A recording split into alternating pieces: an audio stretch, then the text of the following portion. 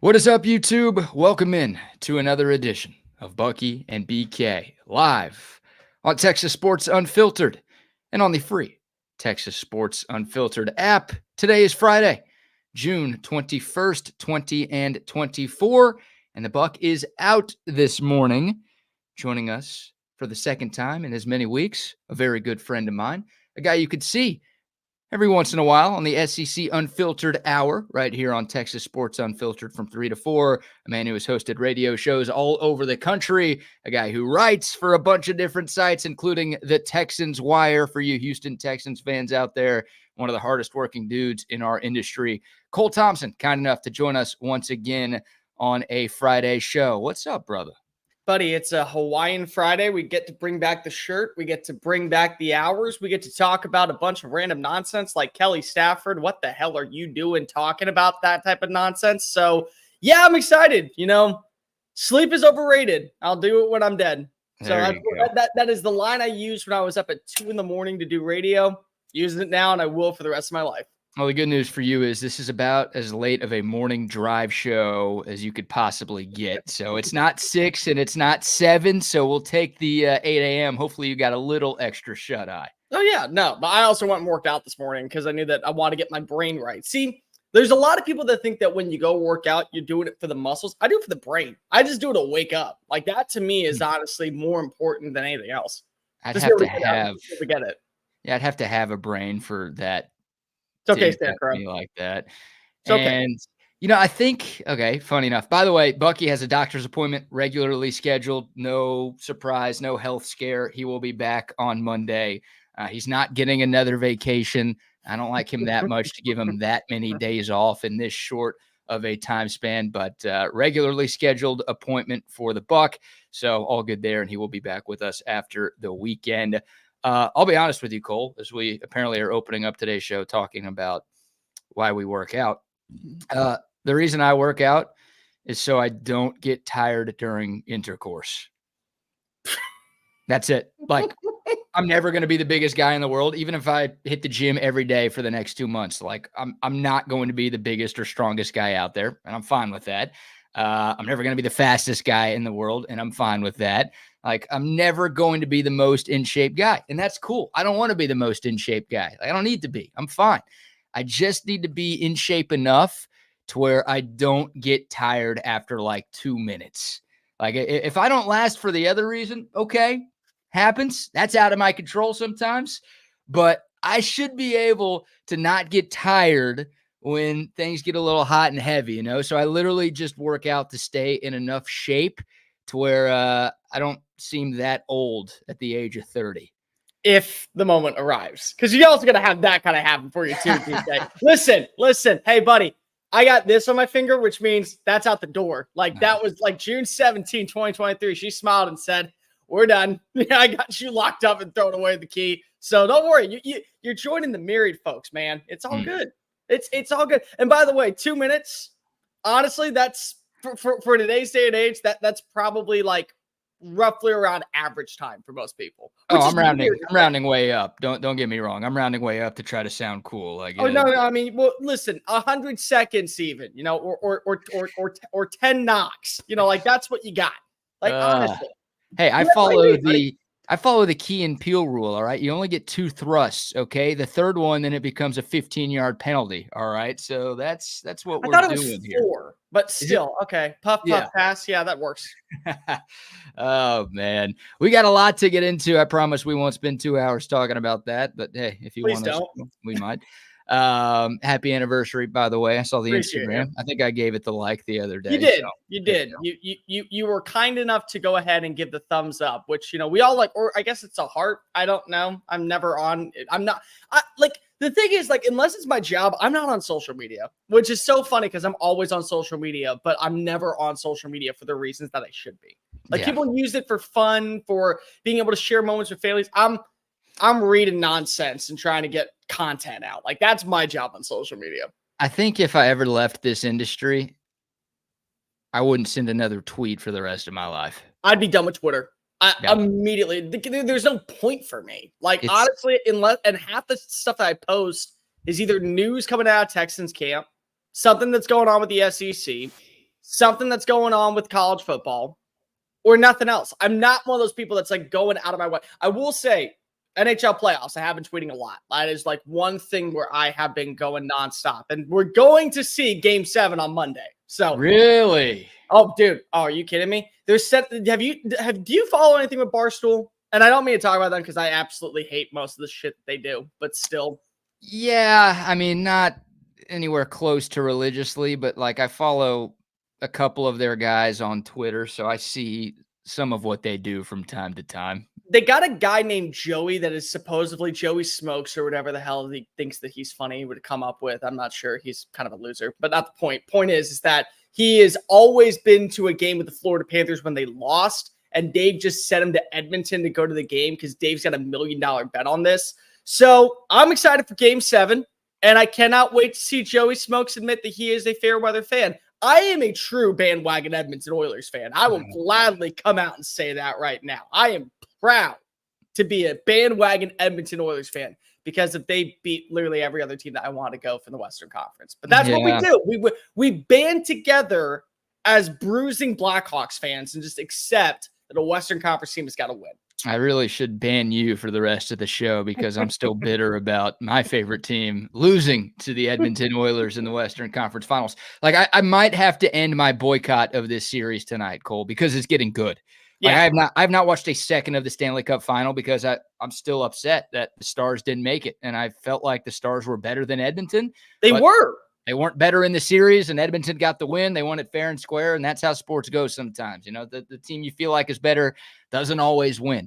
So I've been like boycotting this, and I thought Florida was going to mop the floors with the Oilers, and they went up 3-0, and it looked like they were about to mop the floors with Edmonton. But yeah, the Oilers had that Game 4 blowout win, and they went back to South Florida in Game 5 and held on for dear life to get it done, to force things back to Alberta for a 6th game. So I'm such a big hockey fan, I might have to watch because this thing is just starting to get good. I'll be rooting like hell for Florida. I'm not one of those fans, and I want to get your thoughts on this, Cole, because some fans are like, oh, they beat my team, so it makes my team look better if they win the championship. I'm like, dude, if you beat my favorite team, I hope you get swept in the next round because I don't want you having any other success. No, for me, the rule is that if you're in the conference, that's who I root for. Like that's the way I go about it. So if the Stars would have won and they would have been in the Stanley Cup, as much as I hate Dallas, as much as I hate that area because I grew up in Houston, and you know the rivalry. Everyone knows about the rivalry. Like it's real. Unfortunately, it is. To me, when I have that, if you are in the Western Conference, or you are in the American League, or you are in the NFC, or you are in the whatever else there is, I will pull for you. And especially if you're from the state of Texas, because at the end of the day, I want to see championships come to this state. I immediately will pull for you. But I'm not one of those people who will go, oh, you beat my team, so no, I'm not going to actually root for you. Like, that's stupid. Like, I'm sorry. If you're the better team and you're going to give the better matchup, I want you to win. Like whatever. That's the way that I've always been.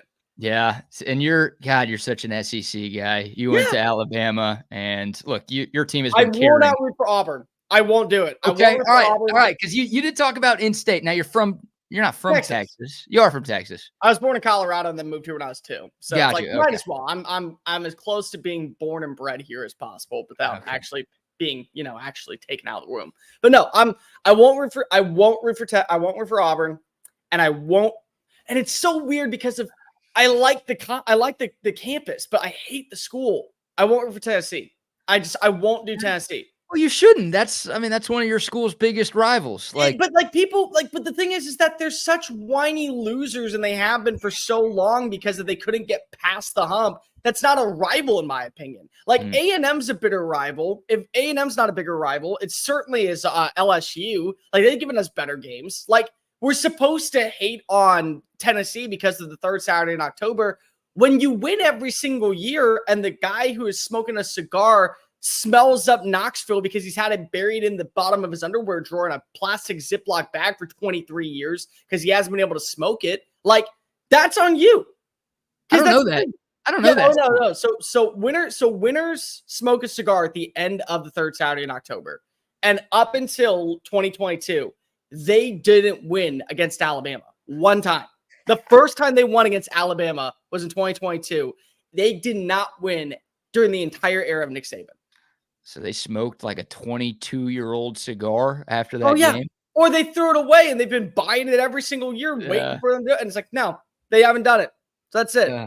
That's Which so is weird. good. And again, I love the campus in Knoxville. Like, by the way, real UT belongs in the Lone Star State, and we're gonna have to make sure that that's a done deal. And I've been preaching that like crazy to SEC fans. Like, you may think that you're UT, you're not. You're not. We know what UT is. We would cannibalize you in this state, even though you were a volunteer and sent down one of the greatest frontier men in Davy Crockett to defend the Alamo. Like, you may have been done that, but we're the real UT.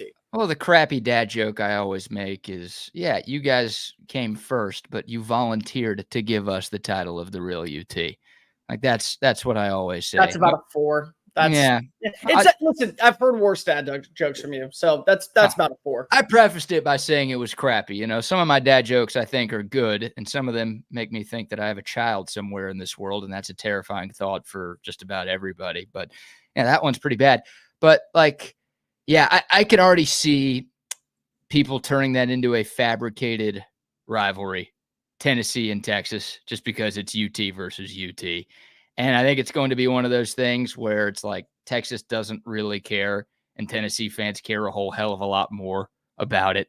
And every time they win a game against Texas, they're going to be like, oh, we're the real UT. See, of course we're the real UT. Of course they are. Like that's a storyline that's coming that I don't know if a lot of people realize, but that's going to happen whenever the Horns and Vols get together in any sport, but especially football. I mean, Tennessee's got to be able to beat Texas before they can actually talk that crap. So, I mean, that's not going to happen. We know that. So, there you go. There you go. That's the problem solved. You can just get to say, we're the real UT. Like, T'Vondre Sweat going to Tennessee and doing that interview was the greatest 5 seconds of his entire career, in my opinion. He straight up went to the Tennessee Vols fans and went, nope, never. I don't get Bart Orange. I will immediately say, screw you. Like, I'm real UT. Proud of you for it. Respect, mad respect right there. All right, so that could transition us into some quick thoughts on the Men's College World Series final, because game 1 is tomorrow night in Omaha. It's Texas A&M and it's Tennessee. From what I've gathered over the last 5 or so minutes, Cole, you will be rooting for the Aggies because they are in the what? No. Well, hold on.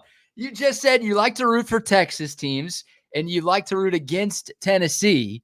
And now you're saying you're rooting against the Texas team in favor of Tennessee? I want to win money, and I have money on Tennessee to win it all. So listen, at the end of the day, green's the only color I care about. That is very fair. That is the perfect excuse and the perfect reason for why you're pulling for the Vols. So when did you make this bet? Was this early in the year? Start of the tournament. Yeah, so start of college baseball tournament. SEC tournament. That's when I actually made the pick. Nice, even better. When can I ask what you got the odds at? I think it was at plus 1,200. It was very little. Like it was small, but at the same time, I knew they were going to win. I felt confident.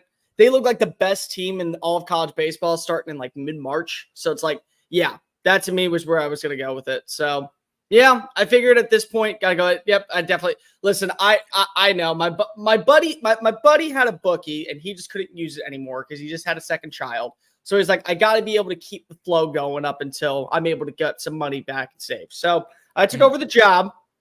And so far, every time I've come on this channel, I have just won like nonstop. You can ask Chip and Zay literally every time that we have made a bet. Mystic Dan, I hit on the Oilers in 6. I hit on Celtics in 5. I hit on, I'm so far waiting to see if I'm going to get Oilers in 7.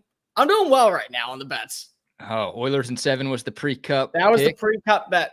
Okay. And you hit on a horse. Do I have that right? Mystic Dan, I did. Here's the rule. BK, you know the rule. The coolest name is the one that wins. Sure. You always go with the coolest name. That's the one that wins the championship. It's like when you paint racing stripes on your Pinewood Derby car. Like everyone knows that you get with the lightning bolt, you're going to come out on top. Everyone knows that. It's it's common sense. I thought you had a wife, so I was a little surprised that you were hitting on a horse, but that's fine, man. To each his own. She was fine with it. You know, she was very fine after the horse paid for dinner that night. Oh, so let me. We'll agree with that.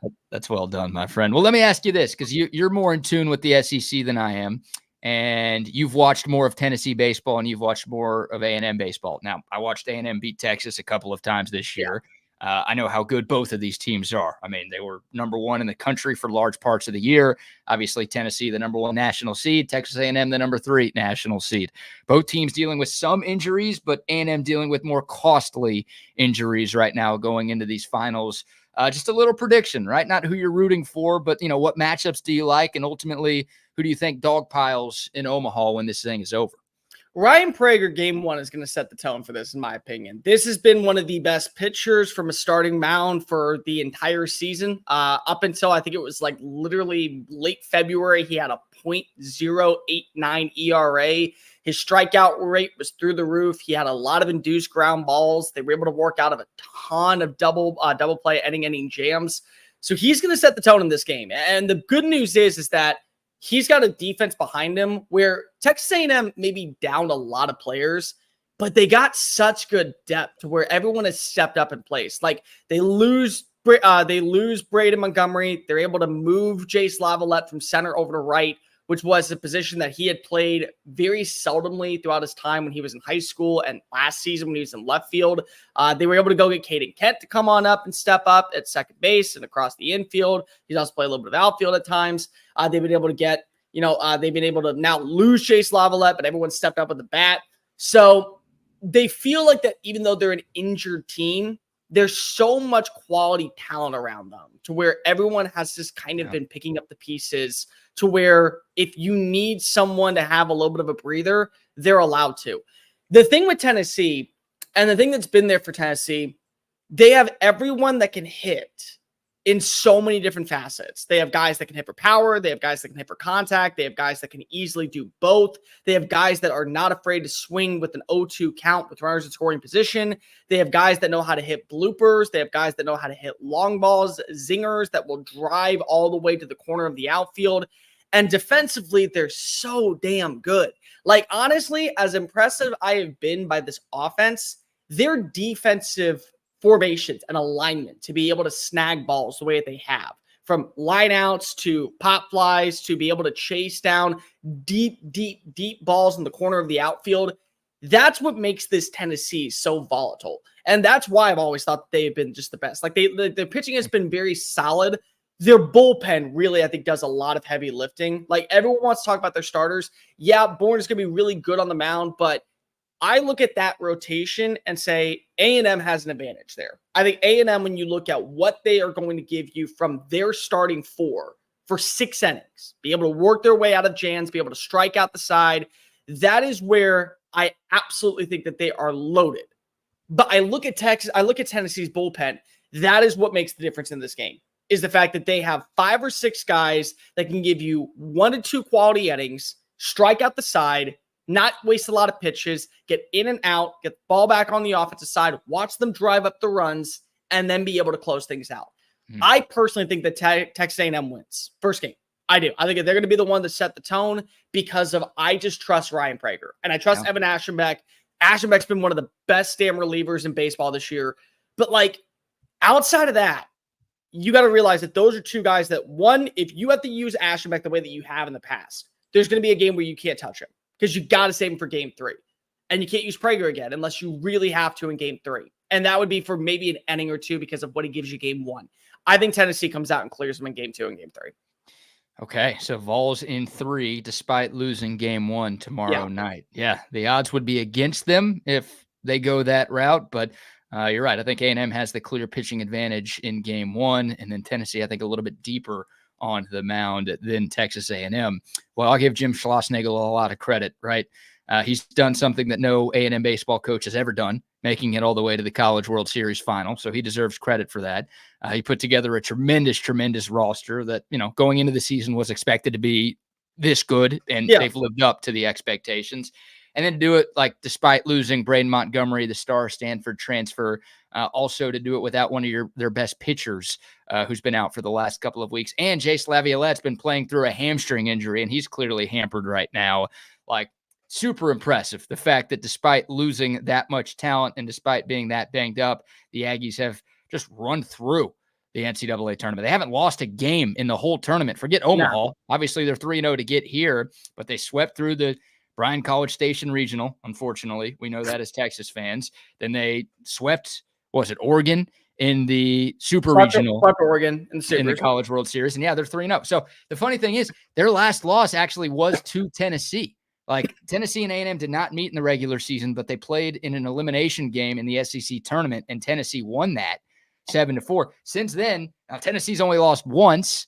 They lost to Evansville in one of those random super regional games, but A&M has been perfect despite losing players. So yeah, I mean, both teams are hot. Obviously you got to be to get to this spot, but man, Texas A&M, what they've done lately, really, really good. And I think I'm picking the Aggies to win this thing, dude. Just like, well, the thing I look at is I'm such a big fan of these random historical stats and trends. God, here we go again with this one. You know exactly where I'm going here. Yes, like, I do. Because we talked about it yesterday. This stat has no bearing on what happens these next few days in Omaha.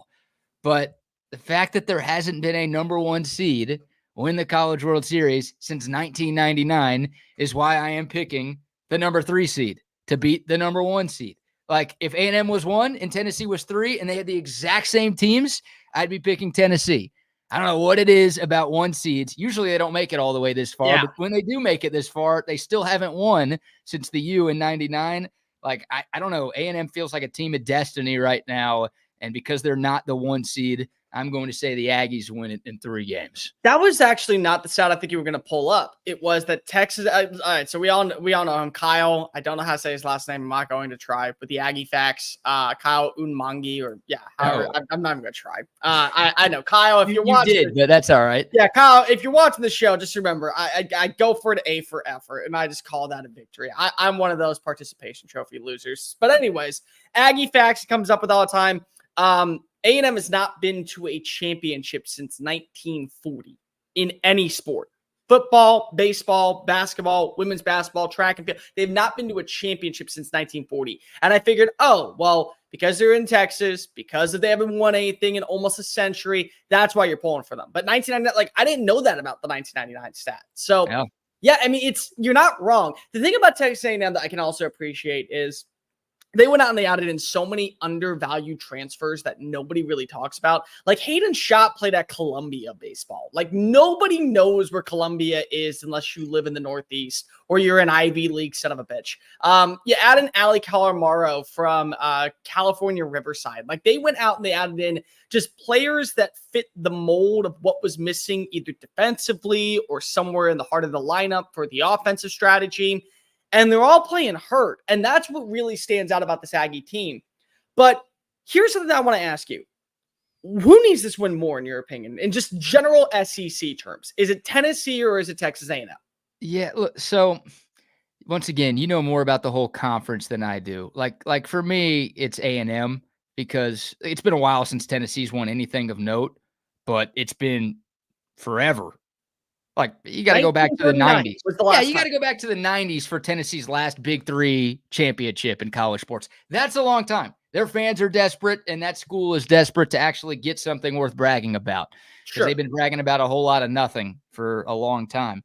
But, yeah, 1939, that's your only Big 3 national championship for Texas A&M, like pre-war World War II. That's how far back you have to go. So, I think the Aggies are probably more desperate. Like they've been the laughing stock of college sports for the last year. Now, football still is kind of a joke, but the fact that they just paid a head coach $76 million to leave, like they've been the butt of everybody's jokes. And that athletic department has kind of looked like it's been in shambles for a long time now.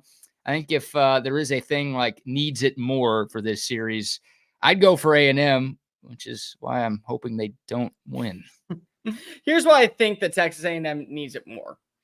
It's because of I look at everyone else in the SEC and I say, this is the shot that you're going to have to actually be able to stand on the ground and say, this is why we belong here. I look at Tennessee football. Is it going to shock me if they go to the college football playoff next year? No, it won't. It won't even a little bit, especially if Nico Iamaleava is as advertised as the number 1 player. Texas is coming on it. Texas just went to the college football playoff. They're going to be good and they're going to be ready and they're going to be well built to hold their own in the SEC. Like I've made this joke before.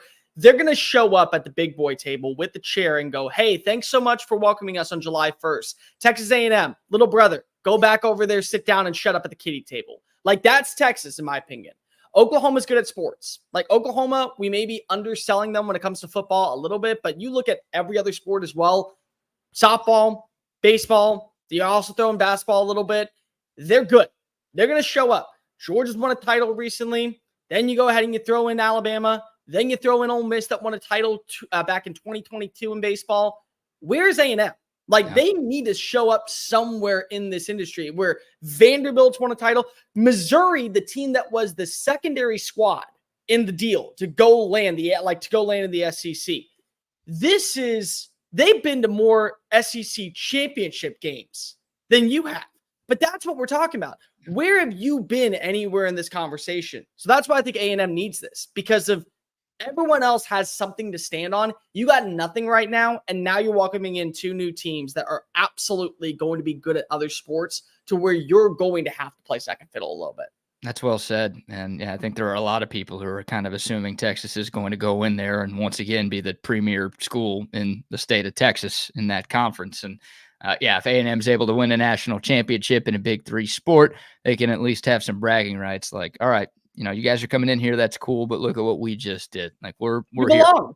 Here. Yeah, we belong is the way that I put it. Yeah, that's well said. No, because they've been looking for something. Now, we know football means more than college baseball, and that's the one that they ultimately have to get right. And that's the one that most people care about. But still, winning a national championship in a Big Three sport is a big, big deal.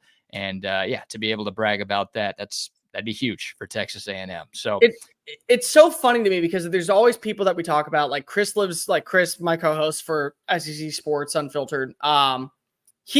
He lives in South Carolina. And so he brings up how they're never mentioned the women's national championship. Like Dawn Staley is a GOAT. She is absolutely one of the greatest coaches in all of history. But you can bet your happy ass that everyone in South Carolina would immediately throw away the women's national championship to be Clemson for a decade straight. Like, that's football. Like, Alabama fans, like, everyone's like, oh, we can win national championships with Nate Oates. You lose 3 Iron Bowls in a row, people are not going to give a flying care in the world about what goes on the court. They're going to care about that. So, like, that's it. But still, if you get a win, you get a win. Like, that's at the end of the day all you care about. It's just being able to say, we belong here. That's a great hypothetical, right? Like if you asked 100 Aggies, what would you rather do? Would you rather win the national championship in college baseball or beat Texas this year in football? Texas, 100%. 100%. Well, okay, here's the way I think about it. What age group am I asking? Because there are some Aggies, and just from covering the team for the last few years, there are some Aggies that don't care about this rivalry. And I'm like, brother, sister, welcome to 2024. I promise you, after that first game, when Texas beats the living dog shit out of you for the first time, you will care. You will care about that rivalry. Like, you will. So you may not right now, because if you didn't get to grow up the way that we did with it, but you will care when you have Texas fans immediately coming in the mentions all at Northgate at 1 a.m. talking that mad crap. Yeah, I think you're right. They will, and you could say the same thing for Texas fans. You go to Sixth Street after a game at DKR, and Aggie fans are just whooping up and down, and you go, Jesus, Milkman, shut the hell up. Like, you get that, the same thing. You would immediately say, I don't care at all about a baseball championship. David Pierce can be here for 25 more years as long as we win against A&M in football every year. See, I'm not like that. I'm the opposite, but most people, I think, agree with you. Exactly. And yeah, it just shows you that football is king here. So I love that prediction, though. You think Texas goes into Kyle Field in November and dominates the Aggies? I know that we're going to talk about it soon, and trust me, I have this theory that that's going to be the one game where Texas A&M wakes up for, and even still, it's not going to be enough. Okay. All right. We'll take your thoughts. The Coda text line, 512-222-9328. Of course, the YouTube comment line is open as well. If you want to chime in this morning, who are you rooting for in the Men's College World Series final? I got a hunch most of our audience is pulling for the fake orange team out of Knoxville. But we'll take your thoughts. Before we shift gears here, we'll get into some Texas football hypotheticals, because we just brought up a hypothetical a moment ago, and I have a few more written down that I want to get Cole's thoughts on here in a moment. But first, a couple of sponsor shout-outs. we will start with a TV spot from our friends out at Covert Bee Cave. They treat you like family. My husband and I have bought several vehicles from the Coverts over the years, and it's always just been easy and effortless. By the time we walk into the dealership, paperwork's ready and we're ready to buy. I walked in, literally signed a couple of things, and I was 10 minutes in and out. They just take care of everything. I personally feel like people took care of me. I feel like as they're taking care of me, if they take care of other people that I know, it's just that much of a plus. Covert, born and raised in Austin, where you are always treated like family.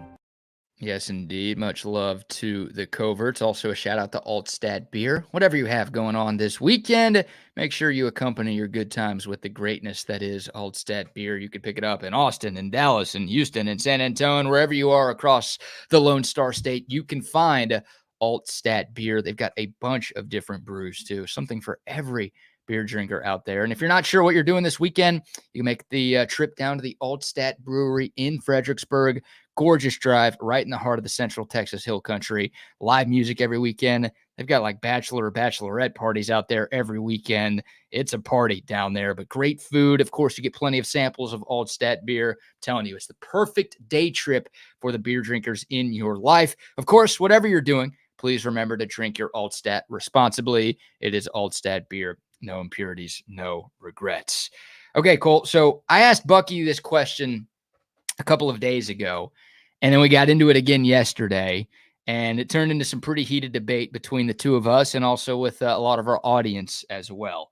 So I will ask you, put yourself in the shoes of a Texas fan here when it comes to this question. All right. In 2024, would you rather go 10-2 with losses to Georgia and Michigan, or 11-1 with a loss to A&M? Now, before you answer, in both scenarios, you make it to the SEC championship game. Let's just say, right? Because in 10-2, one of your losses in a non-con game, and it's only one conference loss. And let's just say the dominoes work out to where you're in either way. So you're 10-2, losses to Georgia and Michigan, or you're 11-1 with your loss being to A&M. Which one are you going with? Yeah, I don't care. I will always take, without a doubt, no questions whatsoever, 10-2 with no loss to Texas A&M. I will. I'm sorry. I will. I don't care. And I get it. Here's the thing. So I will say this from an Alabama fan perspective, because this is the only thing I can hold my hat on. In 2012, Alabama ran the table. They went 13-1. They lost to one team, and it was Texas A&M. That year, they curb stomped everybody. I came home that summer, and I had a bunch of buddies that went to College Station that lived up there. They were there nonstop. And my one friend, Tyler, would always go ahead and introduce me. Hey, guys, this is Cole. He goes to Alabama. And for the next 5 hours, I would hear, hey, man, 29-24. Hey, man, 29-24. Hey, man, 29-24. Yeah, we won the national championship, but we beat you in Bryant-Denny Stadium. Yeah, but we won the national championship. Yeah, but we ended up having the Heisman Trophy winner. Yeah, but we won the ultimate title because of we had a but 29-24. They don't shut up about it. They get one win. They will never stop bragging. You can go to the playoff, even though it is going to be a much more rigorous path, if you lose to Michigan and Georgia. You can easily win again against Georgia in Atlanta. And honestly, I think that you would win against Georgia in Atlanta or Tennessee or maybe Alabama. You would win those games. LSU, they could win those games. You would 100% be able to make that work. A&M fans would never stop bringing it up. And they would 100% bring it up because of they last time lost by the clutches of Justin Tucker kicking a game-winning field goal at Kyle Field, and the game's at Kyle Field. They would brag about that like it's their Super Bowl. And so I would much rather have a more rigorous pathway through the playoffs to be able to get to a national championship, because of I think that Texas A&M would just never shut up about it, and I wouldn't want to hear it as a Texas fan. You're definitely right. I mean, the Aggies would be talking about it forever, but I'm looking at this as a big picture question. And by the way, Bucky was on your side, and most of our audience who responded was also on your side. Because they're right. They're smart people. And we put out a Twitter poll yesterday, and 65% of the few hundred responders we had agree with you. They'd rather go 10-2 with losses to Michigan and Georgia than 11-1 with the loss to A&M. Dude, I think of the SEC championship game. Yes. Could you beat Georgia in Atlanta? Sure. Yes. Sure. Would you feel great about it if they came into your house and beat you? Earlier in the season? I don't know. But like there's too much at risk there. Like if you're 11-1, Cole, you are guaranteed a spot in the college football playoff. If you win the SEC title game, you're probably the number 1 team in the country. At worst, you're number 2, and you're getting a first round bye in the playoff. Okay. If you lose that game, you're still 11-2. You made it to the SEC championship game. You're probably the 6th seed or the 7th seed at worst. You're guaranteed a spot in the playoff if you go 11-2, which means you're guaranteed at least a shot at a national championship game. Obviously, you got to win games in the playoff to do that. We know that. Sure. If you're 10-2 going into the SEC title game and you lose that game, there's no guarantee you're getting in. Like a third loss, could you? Sure. Could you be the 11 or 12 seed? Sure. But there's a lot of hoping and praying that other teams lose in that scenario. So for me, like, hey, A&M, you beat Texas this year, hang a banner if you want. I'd rather hang a banner for winning a national championship. Once again, making the playoff does not guarantee you winning the national title, but not making the playoff guarantees you won't. So for me, it's like, give me the best chance to make it to the playoff and have a shot at a natty. That's the one I'm going with 11 times out of 10. All right, let me go ahead and try and persuade you this way, since we want to live in this hypothetical world that you think of all the time, BK. So let's just go hypothetically. You lose to Georgia and you lose to Michigan. Well, Michigan ends up going 10-2 and they're right in the hunt of a college football playoff berth. And Georgia ends up going undefeated and they beat up on everybody this year, including Clemson, including Alabama, including Tennessee, including Texas. And let's just say in both those games, you lose in game-winning field goals. You lose by 6 combined points to a team that last year won a national championship and a team that last year was ranked number 1 in the country for 30 consecutive weeks. You don't think that the college football playoff committee is going to take into consideration, well, that's just not only that's not only the best 2-loss team in the country. That's a team that easily just couldn't find a way to get one critical stop. Coin flip in an alternate universe, in another scenario, like I believe in, that we live in the multiverse, you are going to see a shot where, yes, 100%, Texas wins that game against Michigan on a game-winning field goal, or Georgia wins that game against them on a game-winning field goal, or whatever it is. And then you go to Atlanta, and a 3-loss team in the SEC championship game for a game that, which you just talked about, not guaranteed to win a championship. You're not guaranteed to go to the college football playoff or the SEC championship. And also this great thing called SEC bias that is factored in. And this other great thing called, Texas bias with the big brand Longhorn logo, because they're the only team in the history of college football to actually have their own network. You don't think that that would carry a little bit of extra added weight for you to get into the postseason so long as you make it to Atlanta? Like, that's the thing. But then you have A&M fans who, yes, they're going to put up a banner. We beat Texas. We beat Texas. Yeah, well, you know what? I'd rather you just shut up. I'd rather you just shut the hell up and not worry about a damn thing than even have that conversation to begin with. So I'm sorry. I'd rather you just not be able to talk from the get-go and me still be in the postseason. So that's why I'm going to say, in this hypothetical, I know that you want an easier path to the postseason. I get it. But if you lose by 6 combined points, maybe 7 combined points, whatever it is, to Georgia, that's going to be in the playoff, and Michigan, that I'm going to tell you right now, people are sleeping on. They are 100% sleeping on Michigan going into this year. And you go down to the wire with both those teams, plus the SEC brand, plus the Longhorn logo brand, plus everything else, you still don't think you're going to be in the playoff if you go to the SEC championship? Rather, like, I know this was a long walk for a short drink of water, but I'm going to come up for air. I'm going to let you take the floor.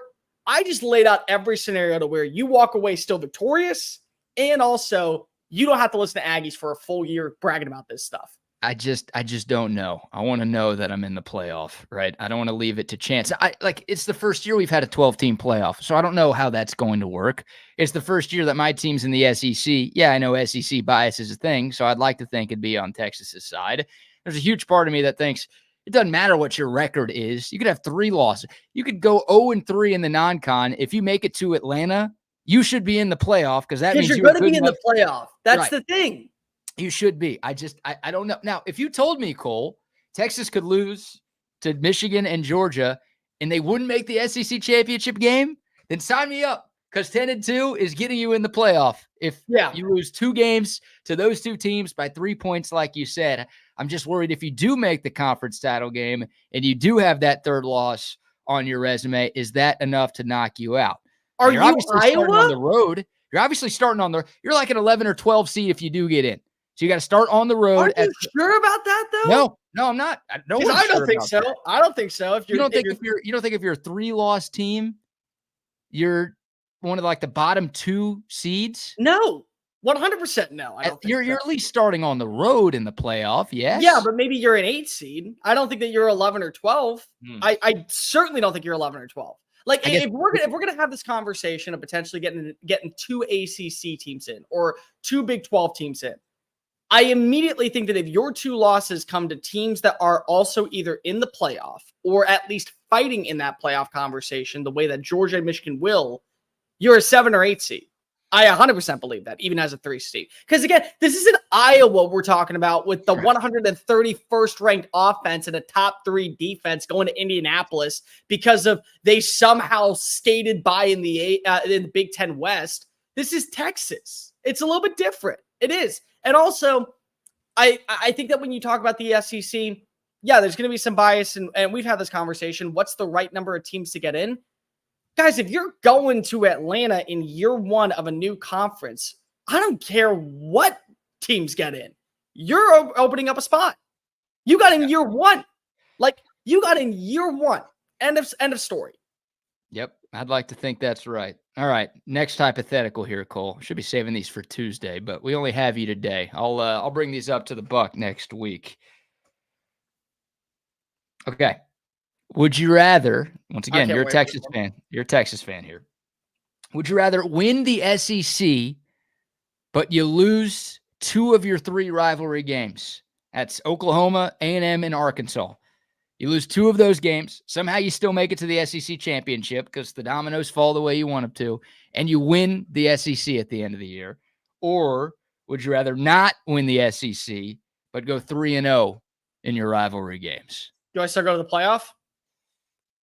Let's say in both scenarios, you make it to the playoff here. 100%. 100% 3-0. Rivalry game? Bragging rights. Bragging rights 100%. Sorry, I would. Because if I don't win the SEC this year, I get it. It's not the end of the world because I still get to go to the postseason. And at the end of the day, I still get to win and potentially a national championship. I don't want to listen to Oklahoma fans. I don't want to listen to A&M fans. I don't want to listen to Arkansas fans. I certainly don't want to listen to Arkansas fans. I don't want to hear that in Fayetteville. I don't want to hear the Hogs calling down. I don't. I'm sorry. I'd much rather. And at the end of the day, here's the thing. People talk about this nonstop. Do you ever hear a Bryce Young's winning season? Like, do you ever hear a Bryce Young being able to win the Heisman Trophy after coming back and beating Georgia? No, you hear Stetson Bennett, and he won a national championship against him in Indianapolis. That's what you hear about. So I'd much rather hear about me winning a national title or me being in that conversation of going to Atlanta for a second time in less than 2 months. Yeah, immediately I would take that. Okay. All right. Would you take the 2 losses? Well, you talk about bragging rights, and don't you get a lot of bragging rights if you win the SEC in your first year in the conference? What if you like, y'all beat us, but like we won the whole freaking conference this year. So congrats on your nothing. We're gonna get a trophy and we're gonna get a top 4 seed in the CFP because of it. And then you lose in the second round of the playoffs. But yeah, you won the SEC. Cool story. Is that not that big of a deal? Winning the SEC sounds like a massive freaking deal. If you could do it in your first year in the conference. Okay, if you are undefeated in those games, and you did not say that they were going to lose to Georgia and Michigan on top of that. So now I'm thinking Texas is 11-1, or now 12, or 11-2 now going into the playoffs. They're the 5 seed. They're going to play the group of 5 school game 1. So that's basically a warm-up exercise for them, whether it be against Memphis, whether it be against Tulane. So that's like playing UTSA on a Saturday afternoon. That's just a tune-up for you. And then you get to be more prepared going into the next game. So I'm sorry. And then it feels like I have still a great shot at going to the national championship. What am I supposed to say? Like, okay, yeah, cool. It's great that I won the SEC in year 1, but also I'm the 5 seed. Like, I'm the 5 seed versus the 4 seed. And if I'm the 4 seed, what if I lose? And then everyone starts talking about the tech of the, and here's the part where people in the SEC, like the Texas fans don't understand about the SEC. When you win the title, you best back it up in the postseason. Because if you lose in the first round, everyone will say, well, now the SEC is weak. Well, now the SEC isn't as competitive. Well, now the SEC has this type of brand. Like, they'll come up with a reason to come to say, oh, the SEC not good enough. Like, the SEC had a down year this year. So you got to carry that weight. So let's go ahead and put it more so, BK. Let's throw another hypothetical at you. You win the SEC, but you lose in the first round of the playoffs, or you lose the SEC, but you go to the national championship. Dude, do you have my phone in front of you? Jesus, did I actually get that one right? I kid you not. I text myself. That's how I do show notes these days. That was literally the next question I had. Would you rather win the conference and lose your first playoff game, or lose the conference but make it to the national title game? Now, you're not winning the national title game. Obviously, that'd be everyone's choice if you are a guaranteed national champion. But yeah, you asked me, so I guess I'll answer it first this time, even though you're plagiarizing my notes. I broke it this morning at 6:30. I couldn't sleep, so I was like, all right, let's go hack BK's phone. This one's a tough one. I think I'd rather not win the conference and lose in the national title game. That is the first smart thing you have said in the last 25 minutes. I am so proud of you. We've disagreed on the other two because, yeah, I'd rather win the SEC and lose to 2 rivals than not win the SEC and beat all the rivals. But yeah, no, I'd rather make the run to the national championship because that feels like a bigger deal than, even though it's the best conference, even though it would be tons of bragging rights to say, oh, really? You guys say this is that hard to win and we just came in here and did it in our first year? Like, to make that run to a national championship, which obviously is a lot harder this year than it's ever been in the history of college football, because it used to be just 2 teams and then it was 4. And now, you got to win a few games to get that far. Yeah, I'll take that one. Here's why I can throw this in there. So let's just say that you are 10-2. Let's just randomly say you lose to Georgia, and you know what? We'll be fair. I'll be fair, and I'll throw in you lose one of those rivals. So we'll pick it randomly. I'll say Oklahoma. You lose Red River, and so you still get to go, and you're in the postseason. Well, then you beat, and let's say you're the 7 seed. You beat a Big Ten school. Maybe you beat Penn State in round 1, and get to host Penn State at home. And you beat Penn State at home, and they're a 10 seed. And then you play against, I don't know, we'll go Michigan in the rematch. Well, now you get a win over Michigan. That's the second win over Michigan. So this year, in year 1 of going to the SEC championship, going to the national championship, let's just also throw in you beat, I don't know, Ohio State in the semifinals. So you beat Michigan twice, Ohio State twice. You beat Arkansas, Texas A&M. You lose to Georgia once, but then you beat Penn State.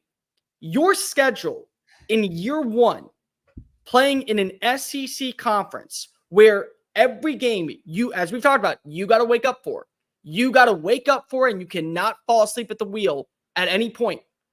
You immediately will have that same bragging right because of the schedule that you went through to get to the national championship was just as rigorous, and you didn't play a Big 12 schedule. You played the SEC schedule. So you don't think anybody out there would immediately say, no, Texas is prepared. Texas is 100% ready to be in this conference. That's the way that I view it. This is you right here. You're Charlie Day looking for Pepe Sylvia, and It's Always Sunny in Philadelphia. You are all over the place with that one. You know what's so funny is that I lost you like halfway through, so I don't even know how to answer. Like, is it good? What should I pick? Yeah, listen. I'm telling you, Pepe Sylvia, so surprisingly enough, that used to be my phone, my caller ID for my brother's phone. Like that exact photo. So it works, I am all over the place, but that's why you bring me in. I look at every scenario out there. I'm Dr. Strange coming up with every single possibility to where you walk away coming out on top in year one. Like, I'm just moving my head around in a million different spins, and it works. It does. Don't hate on the process of how we get here. You get 7 ranked wins, 6 ranked wins in year one playing an SEC schedule, plus you beat Arkansas on the road, plus you wake up and you play well against Georgia, plus you wake up and you play well against Michigan on the road. You go to Lexington, you still find a way to beat Texas A&M on the road, and then you got to go to these neutral site locations and get wins over Big Ten schools where they're talking mad shit throughout the year. I consider that just as talented as you winning the SEC in year one. I do. Yeah. Because I'd much rather, because here's the thing. What if you lost to Notre Dame? Like, what if that random team was Notre Dame in the first round of the playoffs? But you win the SEC championship. Well, everyone's going to start talking about Notre Dame being that team. Or what if you lost to a Big Ten school like Penn State?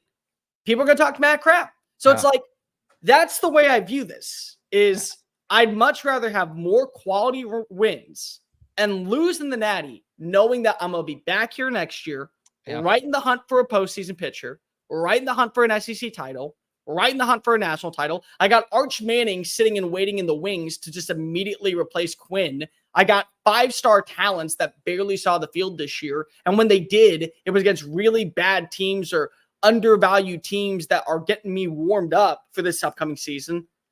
I feel a lot better about being in the national championship than winning the SEC in year one. Because if I lose in year one, then people are going to say, well, how do you come back and beat it? Because now there's going to be an aura around you. Yeah, you would much rather make it to the national championship, but lose in Atlanta. But no, if you win in Atlanta, oh yeah, it's really cool. That's great. But also, hey, now you just have this persona around you that you just can't get done in the postseason. And I'd much rather get done in the postseason. Well, the easiest hypothetical here is Texas goes 16-0 and wins a national championship, and then you got bragging rights over everybody, and nobody can talk trash. But that's it. Yeah, you lose any game. Hell, I just saw it as a Mavs fan, right? Luka goes on this historic run late in the year and through the first 3 rounds of the playoffs, and he's like a god, and then he loses to a better team despite like leading the series in every statistical category, and people dunk on it. Like, it doesn't matter what you do. If you don't win the whole thing, somebody is going to trash you. That's just how it works in sports. So just go ahead and beat everybody so nobody can trash you. No one will have anything to say. That's the easiest scenario for sure. Well, I would do it. Honestly, why not? Yeah. Like honestly. And even still, you lose to Georgia. Georgia's loaded. Like, You go 11-1 or 11-2 and both your losses come to Georgia, yet you still make it to the national title. Nobody is dogging you. Nobody is going to say, "Oh, yeah." If you lost to Georgia 3 times in 1 year, Georgia fans would, and they would own you. And you know what? That's fine. But at the same time, what if you beat Georgia 1 time? Like, do you think that Georgia fans wouldn't be pissed as all hell? By the way, I know this is kind of also just like kind of off subject, and we got a bunch of other things to go to, but I want to get your thoughts real fast. Yeah. With the rivalry games right now, like Michigan and Ohio State, you throw in the Iron Bowl, you throw in Texas versus Texas A&M. Do you still think that they have as much value if potentially you're meeting up with them in the playoff or in the conference championship a week later? Yeah, because a week later, no. I mean, like, so Texas and OU played twice in the same season back in 2018, right? They amended the Big 12 title rules, and it was just the top 2 teams that got in. And by the grace of God, Texas was actually good that season because Oklahoma was always doing its part to get into that game. But like, we didn't know at the time, but Texas won Red River at the Cotton Bowl in October, and it was glorious. But Oklahoma got the revenge game, and that kind of sucked. Like, you had bragging rights for 2 months, basically, and Oklahoma said, cool, you won that one, but we won the one that gave us the Big 12 championship, and that's the one that ultimately matters more. So, yeah, you don't know. Like, if you know going into the game, if you know going into the Iron Bowl that it's Alabama and Auburn, and, oh, shoot, we're going to get this same game the following week, yeah, it won't have that same weight. But obviously at the time, you usually are not going to know if you're going to get a second matchup. So, yeah, after the fact, you could say the first one didn't matter as much because the second one is the one for the conference. But in real time, more often than not, it's not going to feel that way. It's still going to feel like as big of a deal as it always is. That's the thing that I've been arguing with people about, like this, about with the new games and the way of the conference and how they got rid of divisions. So it's just only you could have a rematch. There's one that's almost always guaranteed to be in for rivalry week. And then that last game of the season decides who's the other one getting in. And there will be years that it will be Michigan beating Ohio State. Because they beat Ohio State, they'll get to replay them.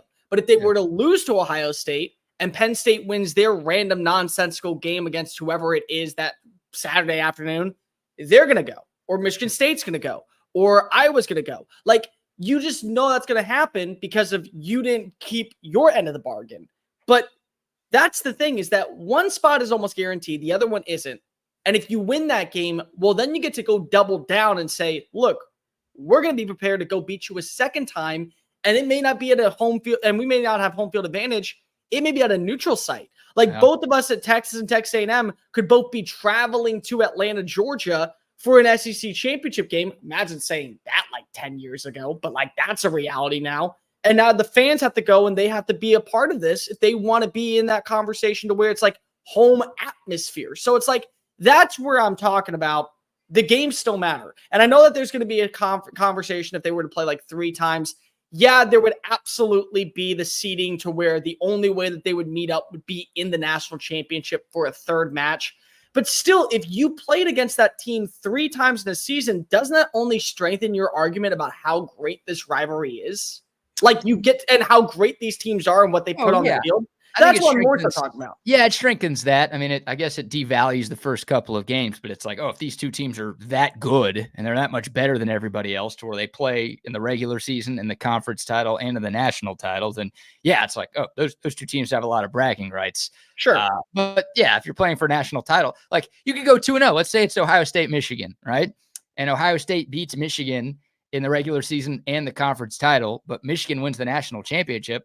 Sorry, Buckeyes. No one's going to give a crap that you went 2-1 against us this year. You lost the one that matters. Yeah. So it does devalue the other games, but yeah, like it shows that this rivalry is pretty damn good and these teams are pretty good. And I do wonder, Cole, like a couple of years ago in the Big 12, because Oklahoma and Oklahoma State were kind of good at the same time, they moved Bedlam. They're like, we are so scared that we're going to get back-to-back games of OU and Oklahoma State. I remember this now. One at the end of the year and one in Arlington at the conference title game, that they put that game middle of the year. Like, do they consider doing that for Ohio State and Michigan? Like, no. To me, that game belongs at the end of the season. But if we get like 3 straight years in this new Big Ten, which I don't think is going to happen because there's too many other good teams in it now. But if we got like 3 straight years in this new Big Ten where it's literally rematches of those two teams, would they consider moving that game? No, 100% not. And the part that's also really interesting that I think that we got to at least kind of decide on, that still raises the stakes, in my opinion, if you're Ohio State, Michigan in the national championship, because you got the 2 wins in the regular season and then the conference title game. But don't think for one second that Ohio State fans don't know, or that Texas fans don't know, or that Alabama fans don't know that their little brother, that their other opponent, the team that ends up winning the national championship, if we don't wake up and play that game, they are going to eviscerate us throughout all the offseason. Sure. So they're going to wake up and make sure that they're ready for that. And they want the clean sweep. So no matter what, even though it does maybe undervalue what those games meant during the regular season, you won't know in the moment. Like you'll know after the confetti has fallen. Like, okay, well now Michigan won, so it really wasn't that big of a deal. But for that moment, for those 3 hours on the field, it will matter. Leading up to the game, it will matter. Throughout the entire week, it will matter. Like, that's where I'm talking about. I think that you need to at least add in that value. And to me, that strengthens it, and it strengthens the value of the game. Welcome to June Sports Radio, everybody. Exactly. We are all over the hypothetical. Some people love this stuff. Some people absolutely hate this stuff. But we're talking college football here on Texas Sports Unfiltered, and we are counting down the days to the starts of the 2024 season.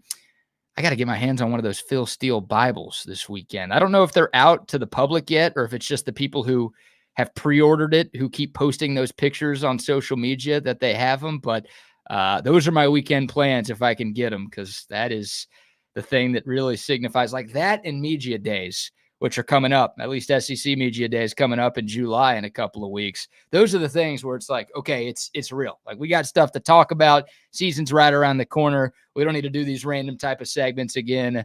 College football is finally upon us, and that's a beautiful thing. Is media days at AT&T Stadium? Is that where it's at, BK? I'm not sure. No, it's at the Omni Hotel. Yeah, no, I know it's at the Omni Hotel. I just want to make sure I want to hear you say about this because we're going to go live from the studios. We're going to do that too. Big 12 Media Days in the past has been at AT&T Stadium. So there we go. Make sure you got that figured out. Big 12 Media Days in Vegas this year, which is hilarious. But I'd go. Hey, I was about to say, I would immediately go. It doesn't make sense at all. But if you're a member of the media, it's like, okay, I'm from Dallas. I love Dallas, but Vegas, I get to go to Vegas instead. Sign me up for that. All right, we got to get into this Kelly Stafford audio here, and we'll do that momentarily. But before that, a few more sponsor shout-outs. Some love to our friends at Sue Patrick. If you're looking for the best selection of Texas Longhorn gear in the city of Austin, they've got it for you at Sue Patrick, 5222 Burnett Road. That's the side of their storefront. You can shop online, and you don't have to be in Austin to shop online. They will ship it anywhere in the country right to your door. Tons of great gear, the clothing, the hats, the accessories. If you are a Longhorn fan or you know a Longhorn fan, you got to get them the perfect gift at Sue Patrick. Tons of great ladies' clothes, tons of great accessories, and Austin staples as well. Sue Patrick, been around a long time. They are the best in the business. Go say hi to Jay and Sue and the whole team out there. Sue Patrick, 5222 Burnett Road. Shout out to 7-Eleven as well. Last Friday I went to 7-Eleven twice in the same day. I might make it 3 times today. I might make it thrice at 7-Eleven. It's the best convenience store in the world. They've got everything you need. Whatever you have going on this weekend, make sure you fuel up at 7-Eleven. Of course, you can get a Slurpee to cool down. You can get some ice cold beer. You can get the great pizza, the tiny tacos, the taquitos, whatever you're looking for. They've got it at 7-Eleven. And of course, there's a 7-Eleven location near you because they are all over the world. And a quick shout out to our friends at Waterloo Printing and Graphics. If you're looking for hats, if you're looking for shirts, if you're looking for posters, signs, banners, anything that's going to make your business stand out, you got to reach out to our friends at Waterloo Printing and Graphics. They're the best in the business. Great people as well. You can find them on Instagram at Waterloo Printing. You can see some of the work that they've done in the past, and you can shoot them a DM for more information, or you can give our buddy Adam a call, 512-300-9641. Quick turnaround time, great customer service, and most importantly, they are going to help your business grow with promotional products that elevate your business to a whole nother level. It's Waterloo Printing and Graphics. Okay, Cole, I know you've seen this before, but we did not get the chance to talk about it on the morning show yesterday, so we're going to talk about it today. Kelly Stafford, the longtime wife of Los Angeles Rams quarterback Matthew Stafford, made a recent podcast appearance, and she was asked about the origins of her and Matt's relationship. They started dating when they were both in college together at Georgia. Obviously, they ended up getting married. They're still married. They have kids. Seems like a nice, big, happy family. Well, the way that this relationship started, a little bit different than the way most relationships start. And Kelly Stafford was very open about how she got Matthew to fall in love. Check it out. Wait, so was he trying to casually date and you were all in? Oh, yeah, girl. Anyways, long story short, it wasn't that cute of a relationship at first. I hated him. I loved him. I dated the backup to piss him off, which worked. Yes. He was like, that'll do it. He was the bad boy, too. Like, Matthew's so sweet and Southern gentleman and all that stuff. And the backup was the complete opposite. Yeah. Ooh, and it upset him. So they lived in the same dorm because athletes lived in the same dorm, and he would see my car there. And so at one point, he waited and followed me out and got in my car and wouldn't get out. Stop. And he was like, this is so hot. I was like, this is amazing. It's working. Yeah. I was get out of my car, and he was like, he's not right for you. And I was like, what? You can't tell me that. Okay, so there you go. Kelly Stafford admitted that while she was at Georgia with Matthew, she dated the backup quarterback, the guy on the depth chart behind Matthew Stafford, to try to get Matthew Stafford's attention. And apparently it worked. According to her story, Matthew got jealous and ended up trying a little bit harder to keep that relationship going with Kelly. And she got her wish. I guess they both got their wish because they got married and they're still married. But your thoughts on Kelly's tactics, number one, Cole, And then number two, her going on a podcast, which everyone has access to these things. Like this was obviously going to blow up, and it has. Your thoughts on her admitting what she did all of these years later? Have you seen what the dude looks like? So I pulled up a couple of pictures. Yeah. There are two candidates here. No one's exactly sure which backup it was. If it's Joe Cox, which I think is the one that many people are trying to put it to. Yes. So let me pull up picture. I'll pull up a picture of Joe Cox because Joe Cox was there with Matthew Stafford longer. Yeah. So most people are assuming that it is this guy who Kelly Stafford was dating. And you assume if she says dating, there was hooking up involved. So, yeah, people say that this was the guy that Kelly Stafford was also sleeping with during her time at Georgia with Matt Stafford. Here's the thing, buddy. There are times that you just pretend like it didn't happen. People know about it, but they'll look. They're not going to want to look up information. You take this one to the grave. You take that to the grave, and you just let it die down immediately. Because I am not admitting to any of that at all. And then on top of that, it just makes my husband look awful because if this has nothing to do at all with the way our relationship founded. But there are going to be people in Los Angeles's locker room that will constantly bring up this face. They will do random nonsense. They will go into the locker room. They will find a way to just make this a huge staple. They'll go in the middle of like passes during drills and go, Joe would have made that throw. Joe would have done. Like they'll find a way to make this sting for days on end. And then Kelly's going to be like, well, I just was telling our sweet love story. No, there's parts of the love story that you leave out. There's just, you don't need to tell every bit of the treat. Like there's been times I've gotten into arguments with my wife and I've been like, why didn't you tell me this part of the story? Because I knew it was going to make you mad. Because if you want to know what, it was not worth the 45 minutes of an extra fight that was going to happen. So let's just let this die down. This is one you take to the grave. Like sometimes you don't need to go and make sure that every bit of the puzzle is told. You just don't. This is one that you don't have to. I'm with you. Here's the picture of Joe Cox. Now let me pull up the picture of Logan Gray, who was another backup quarterback at Georgia at the same time.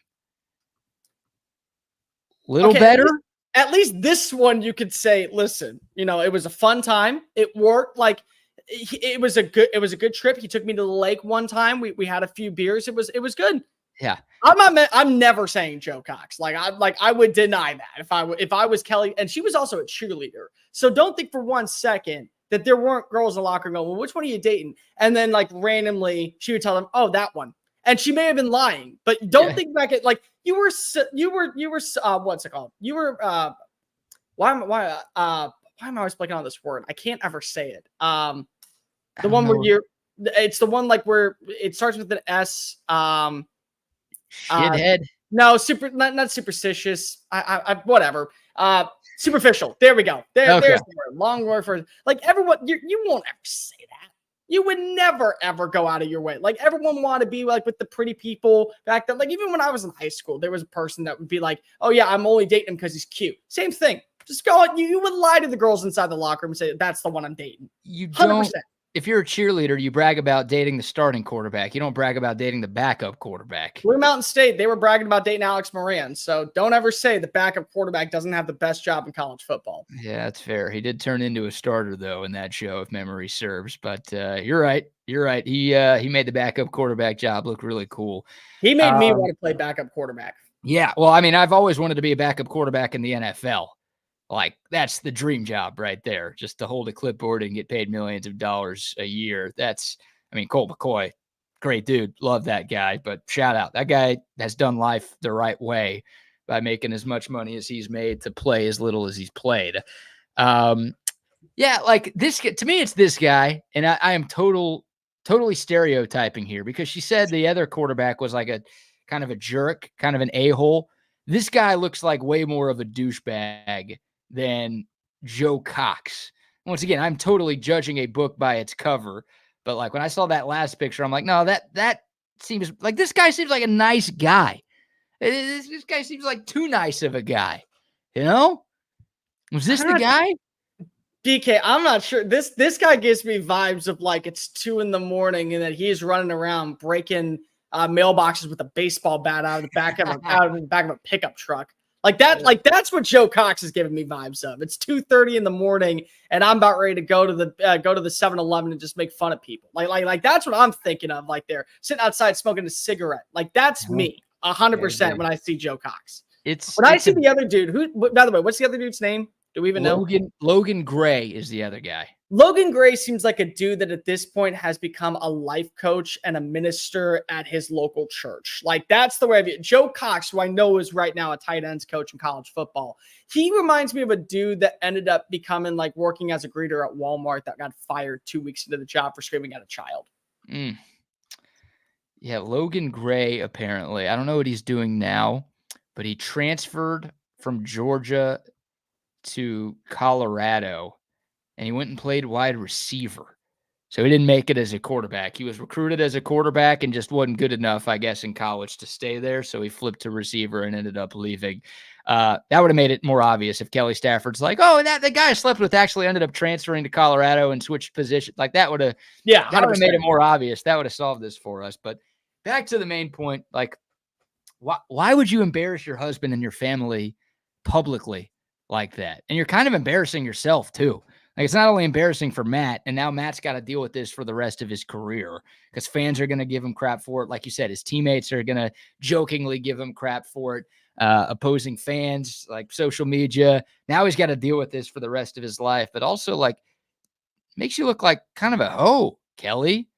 Like, I'm sorry. Like it does. You're just dating two people at the same time. Like that's the reputation you're going to get from this. So it's not like you're making yourself look good by telling that story. You're making your husband, you're making your whole family look bad by publicly admitting that. Like you said, you take that one to the grave. I'm sure there were some friends and family who knew that story beforehand, but now we all know that story. That's just dumb by her.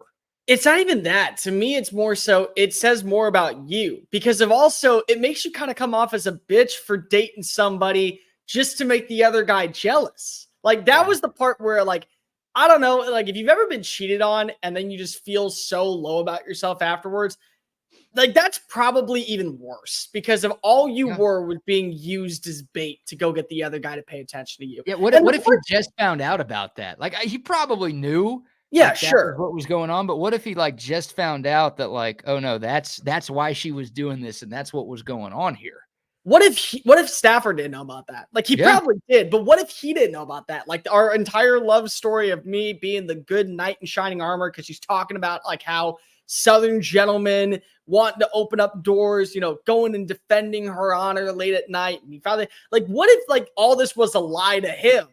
Like that's what I'm talking about. Like, it makes no sense. Like there's no way that you walk away a winner in this one if you're Kelly Stafford. None. They have 4 daughters together too. I don't know. It's just embarrassing. It's a bad look for her and a bad look for them. And I'll tell you what, you know who the backup quarterback for the LA Rams is right now? Oh, Stetson Bennett, baby. Oh, it's also Jimmy Garoppolo. Oh, sweet Lord. I forgot about that. I forgot about that. That's even worse. Yep. So hold on now. Jimmy G, who I think is still single, and he dates all these models and adult film stars, but he's like, backup QB, you say? Interesting. I could be that. Hell, I am that already. You know, it's going to be really funny. There will be some, because it's out in Los Angeles. There will be a paparazzi member that just waits for the moment that Kelly Stafford talks to Jimmy Garoppolo to start the rumors. You know that's going to happen at this point. Oh, yeah. There's going to be a picture of them on the sideline, like chopping it up. Yep.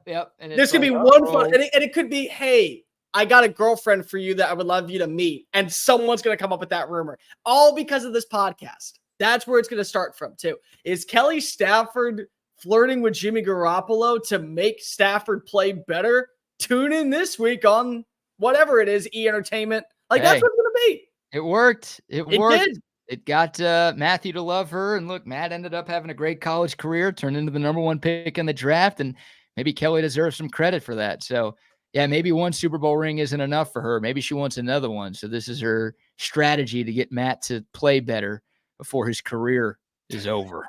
I just saw this in the comments section. I can already hear Max Crosby on the field when they play the Raiders. Oh, my dude, God. holy! I didn't even think about that. because it's one thing that, you're going to get a lot of crap inside the locker room. Opposing players, especially defensive ends like Max Crosby, they got a Rolodex rolled up already, waiting for this to come. I'll tell you what, like, look, every relationship is different, right? I don't like to give too much relationship advice because I'm so far from an expert on this thing. But to me, it's like, you hear that your girl is doing that. That's one thing if you're married and you have 4 kids like the Staffords do. So Matt's in too deep. But like, if you're dating someone for a few months and she's like, no, I was sleeping with this other guy to try to make you jealous, like, that's a red flag to me, is it not? I'd be staying away from somebody like that. So I'd always be worried that that could happen again sometime down the road. So I don't know. I'm just lucky enough to have somebody actually care about me with my wife. So I'm not going to give out dating advice. I've been cheated on. So it's like, I already know how that feels. So it's like, you know what? Just personally, I would understand it both ways. I would, but same time, it's great that you're married. I still hope that for the fact that your husband is still in the NFL, he's playing really well. The Rams have a good shot of keeping this energy going after last season, what they did. They just lost Aaron Donald, but they added in some really good players in the draft. I would do everything as much positivity around my husband than try and give a negative cloud right now. All for me to go help my friend to get numbers on her podcast. Like, and everyone, and by the way, that might be a sign to where not everyone needs to be buying podcast equipment these days. Maybe we need to cut back on the podcast. Hey, good for her. Like, I'm sorry, I didn't look up the name of the podcast, and that's bad research or no research by me, and that's unprofessional. But whatever, y'all will get over that. This is great for her. Whoever hosts this podcast, like, it's not her fault. She got a great guest, and the guest told a very controversial story that has blown the podcast up. Like, I'm sure this episode already has more listens than any other episode that this woman has ever done. So I don't blame her for starting the podcast. I don't blame her for getting Kelly on as a guest. Like, it's all working out great for her. I blame Kelly Stafford for, it's more of maybe you don't need to have everyone on as a guest, or maybe you don't need to open your mouth about everything that happens in your personal life. You can keep some personal stuff personal. Well, she has a podcast too. So I'm gonna be really interested to see her response to this video. I can't be the guy who says like, "Oh, we need less podcasts," because I literally quit a non-podcast job to start a podcast. So 100%. No, and listen, I'm not gonna say anything about that. Like, we all podcast. Like, that's our job. We get paid to be able to talk sports, and we love it. But I want to hear this response. And to be fair, if that's what she did to be able to get more views for her podcast, more power to her. She pulled the alpha dog move just to tell that random story that would get people to go pay attention to her rebuttal. It's a couple of questions. Are we sure Stetson Bennett was not the backup at Georgia at that time? May have been, honestly. Like he was there forever, so maybe he was around when Matt Stafford was around. And then do we think we get an apology from Kelly for this? No. Just let it go. I wouldn't. Steer into the skid. At this point, the damage is done. You might as well just continue to go down this pathway. Could you give us a name though? Like, honestly, at this point, can you give us the name? Give us some more clues. Speculate anymore? Yeah, we need more tea. Was it Joe Cox? Was it Logan Gray? Was it somebody else? Who was What it? if it was the 5th string guy? Like, just random, like the straight up dead last. Walk on. That dude. I don't even know who that would be. He's probably not even on the depth chart for that season at all. Right. I'm with you on that. Yeah, that'd be real bad. Like, this is how low I'm going. This is how much I want you to fall for me, that I'm willing to do this with the walk-on quarterback who's only on the team because his grandpa's a booster. That's the guy I'm sleeping with to get your attention, Matthew, Mr. Highland Park. Oh, man. That's how much I care. I do this because I care about my future. That's really amazing. I did not think we'd be talking about Matthew Stafford's wife cheating on him with Timu Andy Dalton, but here we are, Cole. Here we are. Oh my God, that's a good one, Timu Andy. That's actually that BK. That has been in your top 5 favorite sayings I've heard you say on the show. All right. Timu Andy Dalton is fantastic. Yeah, he's a redhead. He's got the same number, too. He wears number 14. Like, it's Timu Andy Dalton right there. I was going to say Ginger Sid from Toy Story, but still, I guess that kind of works. That works, too. That's a good one as well. All right, we'll take your thoughts. Daryl says plot twist, it was all of them. Yeah, she's sleeping with every quarterback on the Georgia depth chart. If she would have said that, then, oh boy. We'll keep the text coming. The code to text line 512-222-9328. No Bucky today. He has a doctor's appointment, regularly scheduled doctor's appointment. He's known about it for a while. Everything's okay with him, but had a morning appointment. Couldn't get anything later in the day, so he is out, and he will be back on Monday. All right, before we shift gears here, we got to get into J.J. Redick getting the job with the L.A. Lakers.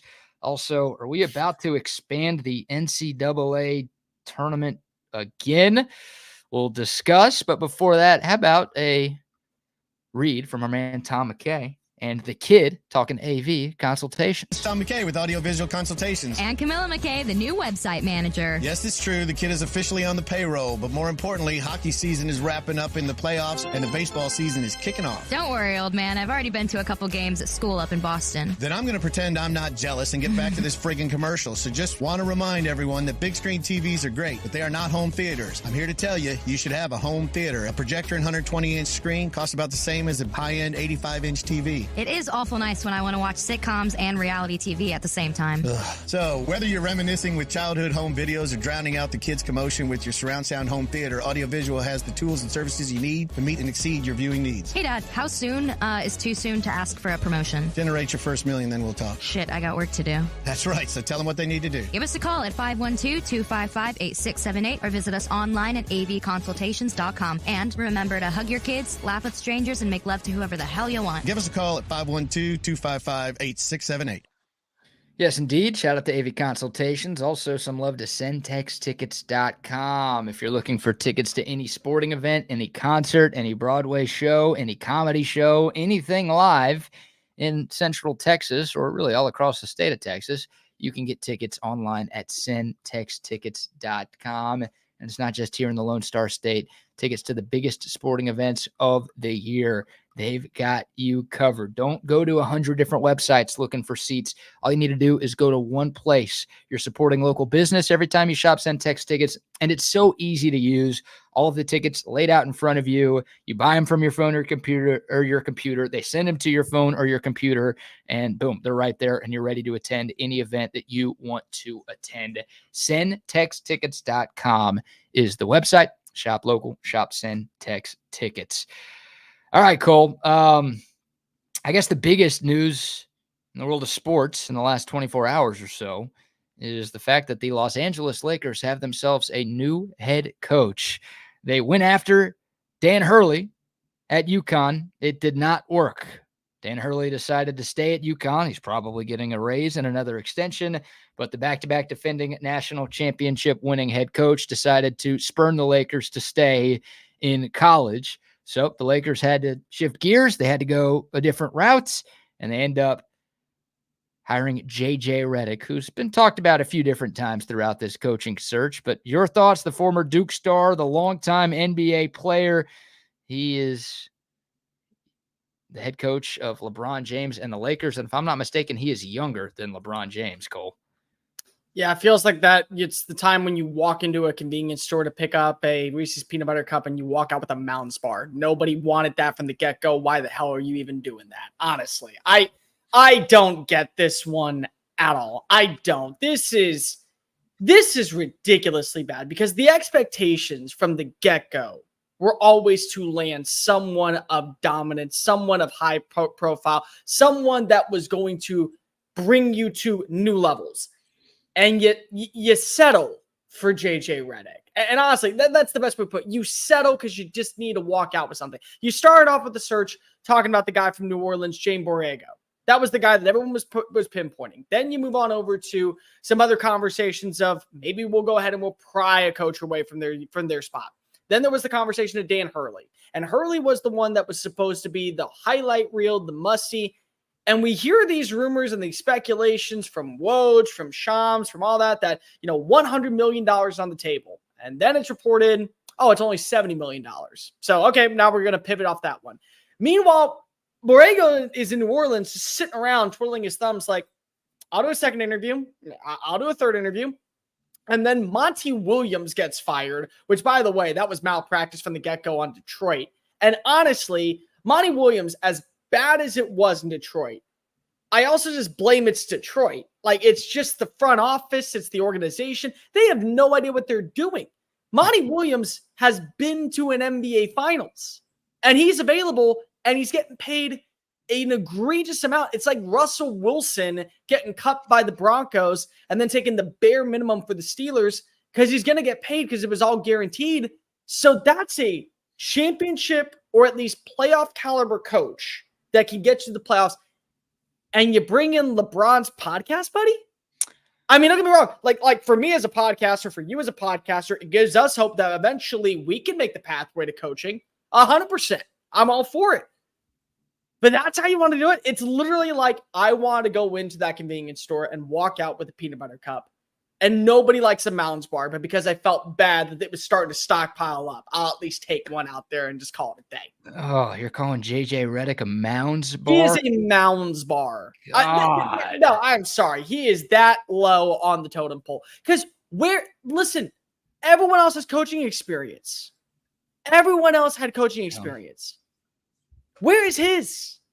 It's the podcast buddy of the guy that right now has what? Maybe 2 more years at most. And he's going to maybe finish out with Los Angeles if they also draft Ronnie. And also like we got to go back to what was initially the thought.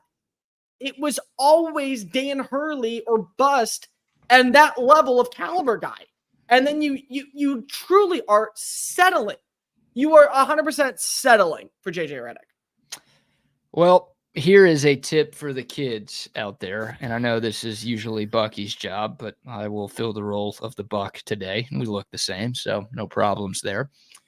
Kids, in this life, it's all about who you know and not what you know. Yep.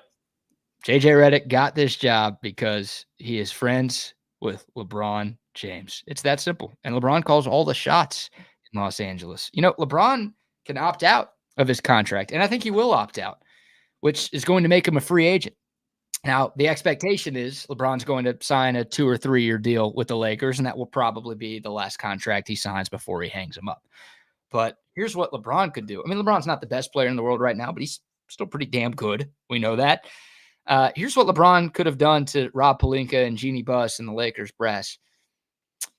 Yeah, okay, I would have been cool with Hurley, but now that you can't get Hurley, if you don't hire my friend, I'm going to opt out and I'm going to go sign somewhere else. And then what do you have, Lakers?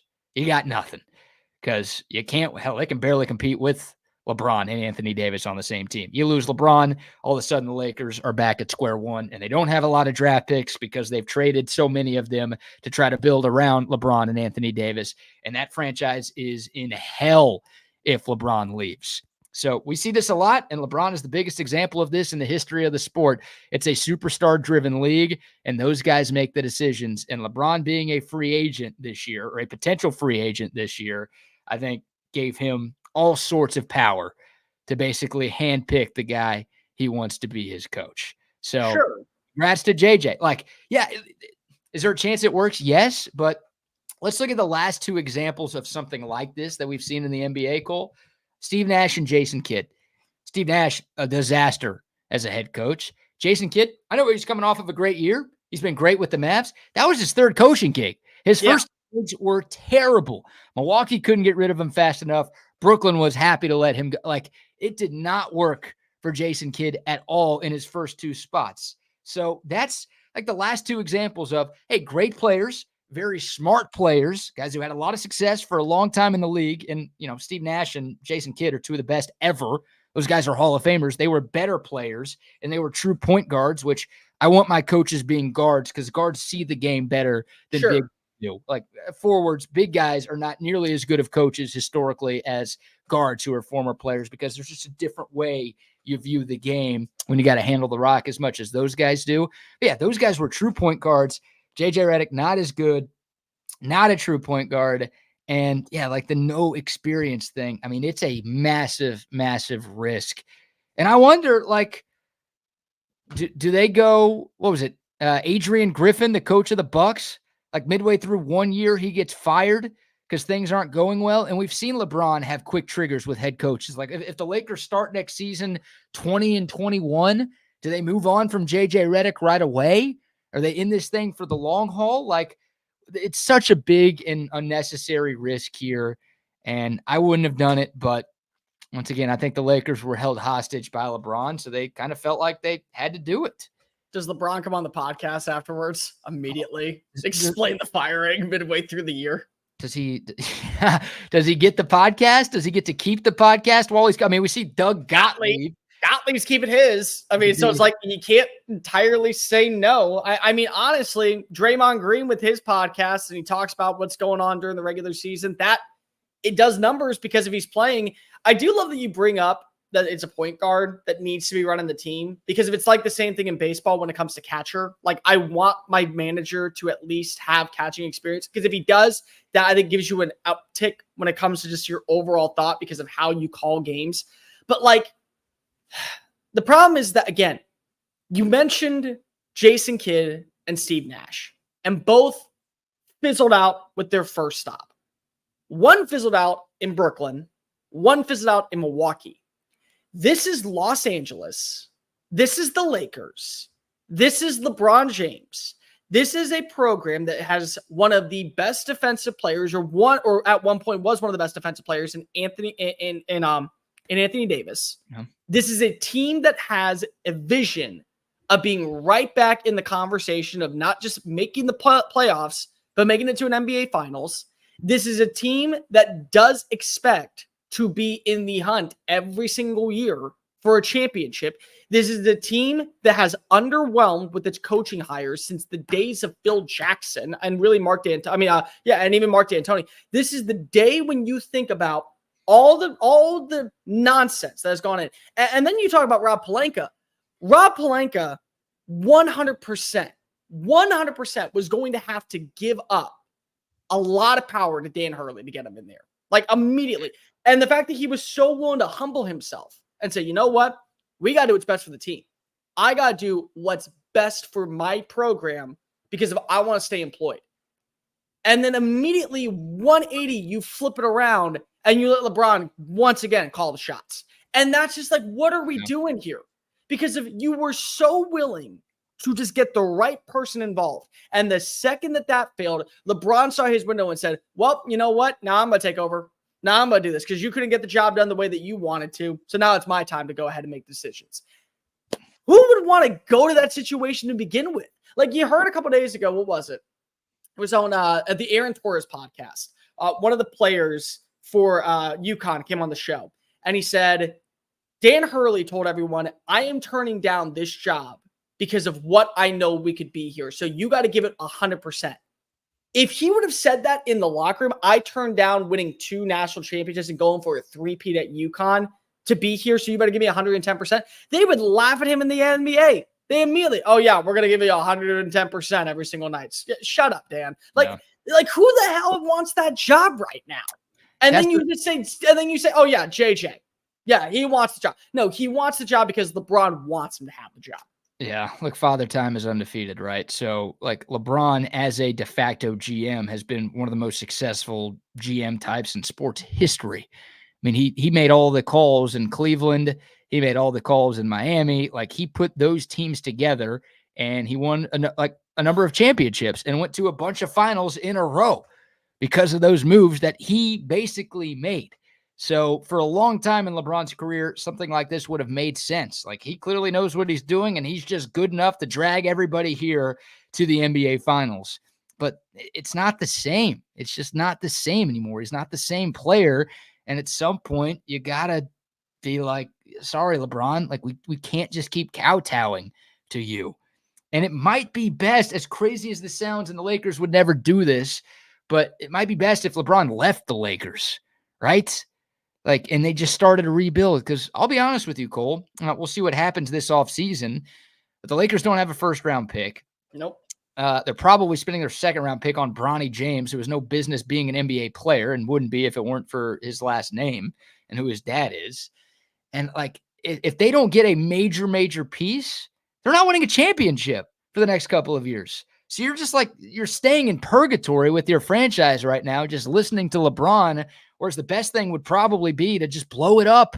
Like if you trade LeBron, you do a sign and trade for LeBron, you get a bunch of young players and draft picks that you can actually use to start your franchise. Remember, look at the Celtics who just won it all. This whole run that they've been on, 2 finals appearances in the last 3 years, and obviously just winning the championship. It started because they traded Paul Pierce and Kevin Garnett to Brooklyn. Yep.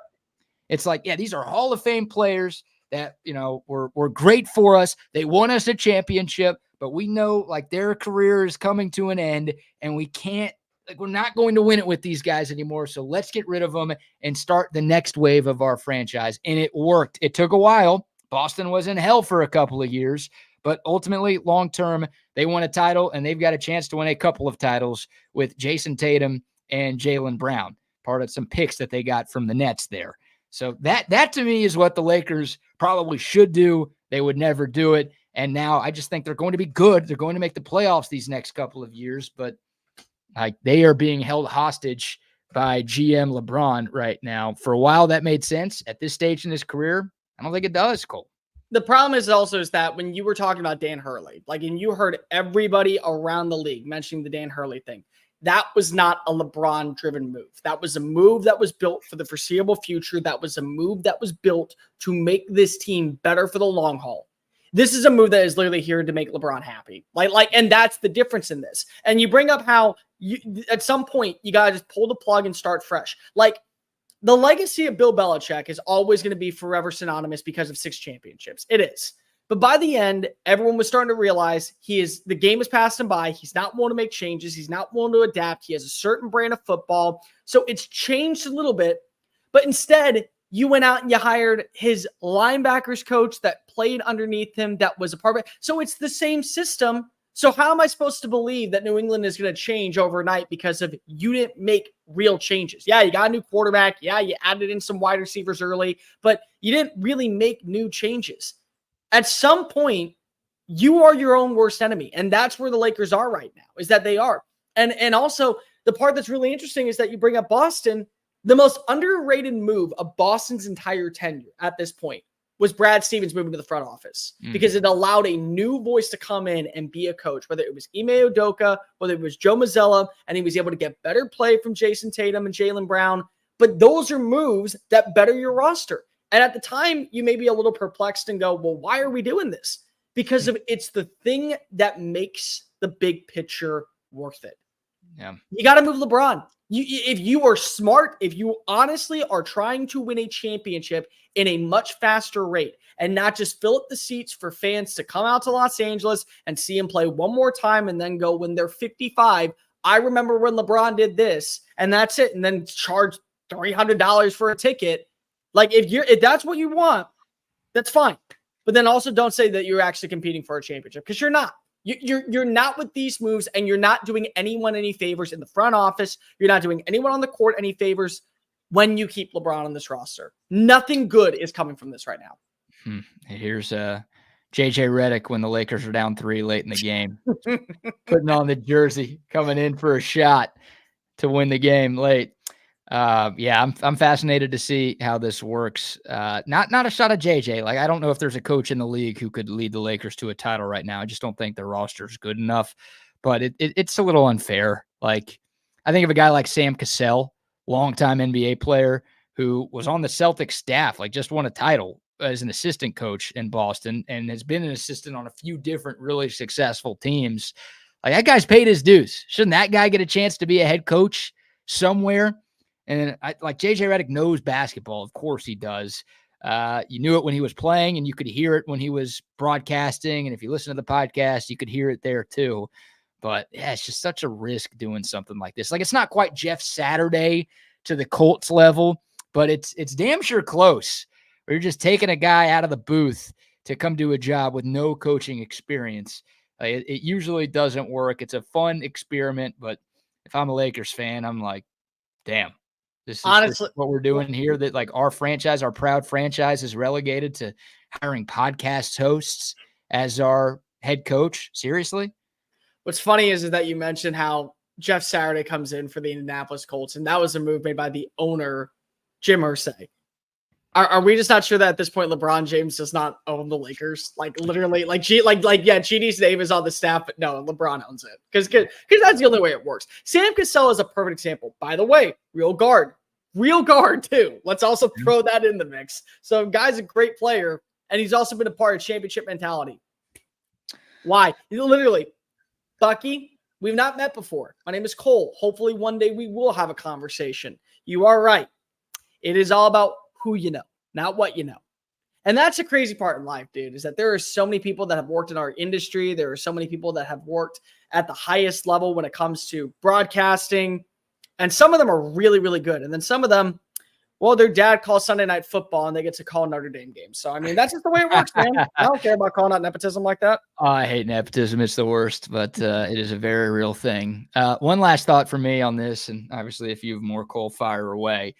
But I think it's funny that ESPN parted ways with Jeff Van Gundy last year because they were worried he wanted to get back into coaching. And then the guy that they hired to replace Jeff Van Gundy just left them to get into coaching. I didn't even think about that for a minute. Now, Van Gundy did take a coaching job, which maybe he would have even if he stayed at ESPN, but he just took a job as an assistant with the Clippers. I think that's a great move by Ty Lue. But I think that is like ESPN just can't get out of its own way with some of the decisions they make. And yeah, they literally got rid of Van Gundy because they're like, well, we can't have a guy flirting with NBA teams. We need somebody who's going to be here for the long haul, so we don't have to worry about him leaving all the time. And then literally 1 year into JJ Redick's tenure with them, he gone. Breaking news, JJ Redick has hired his first assistant, Kendrick Perkins. We're going to miss you on First Take, buddy. You know, you just can't get out of your way, ESPN. No, we won't. Would that shock you, though, if he didn't just go out of his way to hire some random person that was like a buddy of his on a podcast? Like, oh, yeah, we're talking ball on the show. Maybe you could talk these players up on a Saturday night. You know, we don't know. You don't know. Udonis Haslam's doing a pretty good job on First Take. They're just preparing for life after Kendrick when he becomes a coach. What about Doris Burke? Just get the other analyst from the finals off the screen. Honestly, though, and let's be real. Would people not be excited that Perk is off television at this point? Oh. That's the thing. Like, to me, like, that might be a win. Like here, listen, JJ, you can take the job. You got to take Perk with you. Man, I don't want to deal with him either. It's like, listen, man, we'll pay you the money in the contract. You got to take Perk. Get really Stephen A. Smith out of here. Take Stephen A. while you're at it too. That guy's making more with ESPN than I think any coach in the league right now. Dude, but honestly, at the same time, I think that would be the line. I think ESPN would draw the line. He's like, listen, I want to give Stephen A. shot. Listen, we need him. Yeah. You don't need him. We actually need him. You have LeBron. You have Braun. We need Steven. Yeah, we need our guy to talk about LeBron all the time. I did see that Rajon Rondo apparently is in the mix for an assistant job. I don't know if that's true. Another guy that was on the podcast. Exactly. I don't know if that's true or that's just people making jokes on Twitter. But yeah, that could be an interesting pull there for the Lakers. We'll see how it works. But yeah, JJ Redick getting the job in La La Land. Oh, man, what a world we live in. Real fast. Yeah. Over, under 1 year after LeBron is gone, he is fired. Under, for sure. Under, I go over. I go 1 full year. I think they give him 1 full year if he's not already fired. I don't even think he makes it to the end of LeBron's career. Like, they just love finding scapegoats, and LeBron loves finding scapegoats. And when things go wrong, even though him and JJ are boys, hey, JJ, sorry, you got to go. Here's a lot of money, though, so don't hate me too much because I got you this nice buyout with this gig, and you're going to go get a job at ESPN again or some network talking ball. So, yeah, taking care of a friend, and JJ will be a scapegoat, and he'll get let go when the Lakers underachieve, even though it should be LeBron who's probably going at this point. We'll celebrate with red wine and Taco Tuesday. We'll call it even Stevens. Be careful. He invented Taco Tuesday. He did invent Taco Tuesday, apparently. Make sure you Venmo LeBron a couple of bucks for using that on our show here. All right. We got a funny story to get into. Let's do that now. We might have time for the NCAA tournament expansion towards the end of the show, but I saw an article that included a graphic about what temperature you're supposed to leave your house or apartment at. to save energy, but also be comfortable. So I'm trying to scroll down and find it. Okay, here we go. But while I do that, let me tell you all about some of our great sponsors. Shout out to Olipop. Great tasting soda that's actually good for you. If you haven't tried Olipop yet, you are missing out. This stuff is all over the place. And our buddy Tom McKay of Audiovisual Consultations, he's a huge Olipop fan. He actually texted me yesterday that they're doing some specials at HEB right now. If you buy in bulk, hell, it's $1 off for every 2 cans and $3 off per 6-pack of Olipop. So if you're headed to HEB this weekend for whatever reason, you can get some discounts on Olipop. They've got it wherever you buy your groceries, Whole Foods, Target, Walmart, Costco, wherever you go. You can find all of the great flavors of Olipop, and they've got tons to choose from. Once again, it's soda that tastes like soda, but it's actually good for you. Hardly any calories, very little sugar, 9 grams of fiber in every can, ingredients that support your digestive health. But for me, I really just care about the taste, and Olipop knocks it out of the park. If you haven't tried it yet, get you some Olipop. And a shout out to Woods Comfort Systems. Something's wrong with your air conditioning unit. Get it fixed, please. Don't try to tackle that yourself. You are going to fail and fail miserably, and it's going to end up costing you way more than it would if you just called the experts at Woods Comfort Systems. And when I say experts, I mean it. They've been around Central Texas for almost 70 years. That's right, providing the best HVAC services in town, and they also do plumbing as well. Speaking of things you don't want to mess with, call the experts at Woods Comfort Systems, 512-842-5066, or you can find them online at woodscomfortsystems.com. Woods Comfort Systems, where comfort is our middle name. All right, Cole. You live in Texas. I do. You are married. I am. Not that has much of an impact on this story, but you know, your experience with your wife can be brought into this. So here is this was on the news a couple of weeks ago. We've got thermostat recommendations for your place of living. And these recommendations come from Energy Star. And they are saying that, okay, here are the temperatures you need to have at your place to be comfortable, but also to conserve energy, maybe save you some money on your electric bill every month. And I will screen share here, but I will tell you before I screen share that this is hell, dude. This is asinine, and there is no way you can live in the great state of Texas, whether you're in Austin like me or Houston like you or Dallas or wherever, with these temperatures. So the recommendations for the thermostat: when you're at home, 78 degrees. During the day, when you're at home, 78 degrees. When you're gone, they recommend 85 degrees. And when you're sleeping, 82 degrees Fahrenheit is the Energy Star rec. Cole, your thoughts on any or all of these temperatures? I can deal with the first one. I can. It is 77 degrees inside of my apartment right now. It is like that is one I will say. I survive. I sweat. I shower twice and they're quick and I'm in and out and I call it a day. I'm good with that.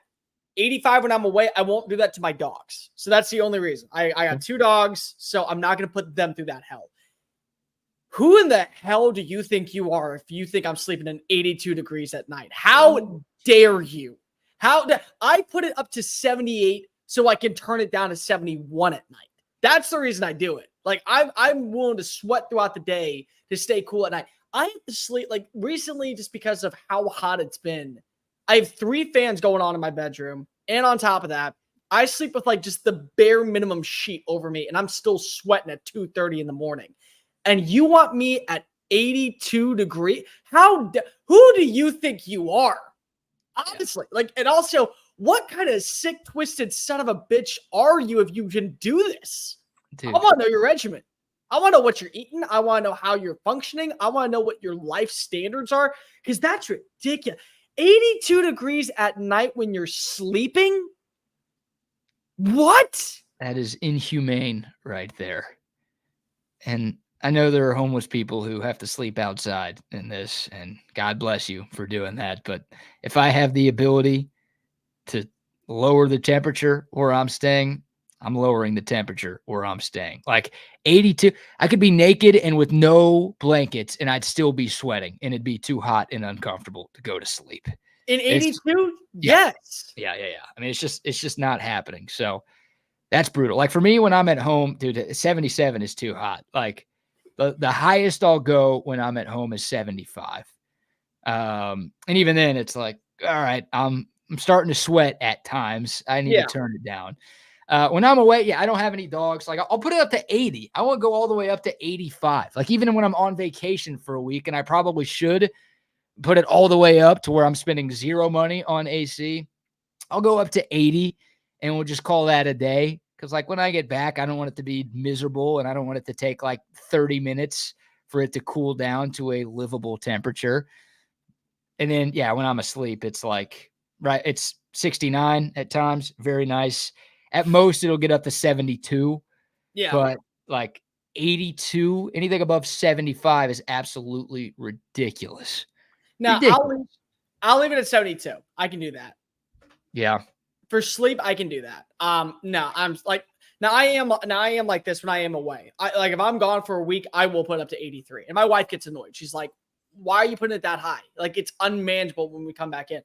I don't care. I want to save money. But like if I'm going to pay, if I'm going to pay the same price of what I would to have it around 81, 82, and I still got to pay $55 a month while splitting it with my wife in terms of monthly bills. No, I might as well just turn down to 72. I see in the comments section, I am glad that I am not the only person that does this. When I go to a hotel, I splurge. If I'm spending $225 a night, I am putting it at 67 and calling it a day. I am good with that. I'm with you. You could bet your ass at the Omni for SEC Media Days next month. It's going to be like 59 in my room. If it goes that low, that's where it's going to be. And hotel room rates are already ridiculous. So I'm taking long showers. I'm turning the temperature down as low as I could possibly go. I am getting my money's worth. I'm using all the soap, all the lotions. I'm stealing stuff. I'm getting my money's worth. I say, do you steal the lotions? Oh, yeah. I did. Well, now at some places, they charge you. Yeah. Like I was at a hotel. It was a resort. It was a really nice place. Okay, start there. You were at a resort. Let's go there, not a hotel. You're right. Hotel and resort. It was for a charity golf tournament, Bucky's charity golf tournament, so I don't feel that bad about it. But there's like a sign on the bottle of lotion in the bathroom that's like, this is all yours, but if you take it, we're going to charge $30 to your room. I'm like, oh, $30 you say? No, thank you. Yeah, I'll go ahead and use a bunch of it while I'm here, but I'm not. That sounds weird. What was I doing in that room? Don't answer that, BK. No need to ask that, Cole. But like normally I'll be taking whatever I could possibly take to get my money's worth, It's the move. I will shower and then sit in the steam for 45 minutes afterwards, breathe it all in. Who needs to go to the sauna downstairs? I got one upstairs in my bathroom. I'm all good. That's all I need, baby. I don't do that often enough. What would you just like turn the shower on? Turn it all the way up to as hot as humanly possible. What you do is you wait for all the smoke and all the steam to come in, breathe it in, get that nice flow, get your lungs open up, and then 3 hours later, go take a quick shower or a long shower, whatever you want to do, and enjoy yourself. It's not my money. It's your money that you're wasting. 3 hours. Yeah. Why do you have a towel under your door? Are you smoking? No, not smoking. It's just we're keeping the steam in here. That's all it is. I mean, honestly, would anyone notice if you did anyways? Why is the smell? True. To be fair. Yeah. That is funny. 82 while you're sleeping, dude. That is diabolical right there. That is straight to jail. If you're 82 degrees while you sleep at your place, that is a disaster. And it's 69 out of principle seems like something that makes sense. I do that at my place a lot, but that is absolutely brutal. 78 when you're home, 82. Why is it higher when you're sleeping than it is when you're home too? I don't know if anybody actually lives that way. I feel like some people have around 78 when they're home, but when it's bedtime, you lower the temperature a little bit because you're getting under covers and you got that warmth there. And if you're sleeping with somebody else, you got their warmth too. Like you need it cooler. Who does this where it's hotter when you're going to bed? Who turns up the heat when they go to sleep? I don't know anybody who does that. Bro, I got 2 dogs and a wife in a bed that's a queen size. Like there is already enough heat bearing off me, and one dog is 60 pounds and the other one is like 10. So it's How like, do you yeah, all exactly. sit in the bed? Like, oh my Just like this God. all night.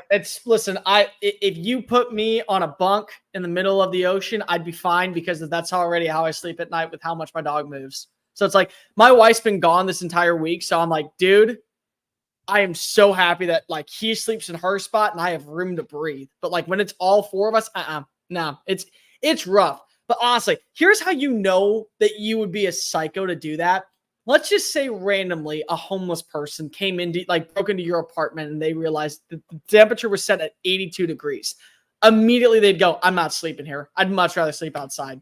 There's no difference. Yeah. Like the homeless dude that literally is trying to steal, like this just wants a place to crash, would go, there's no difference between this and the other spot minus a bed. The temperature is the exact same. Dude, I'm looking at the lows in Austin for the next few days. 73, 72, 71, 75. It'd be hotter for them if they slept at your place than it would be if you slept outside in the summer in Austin, Texas.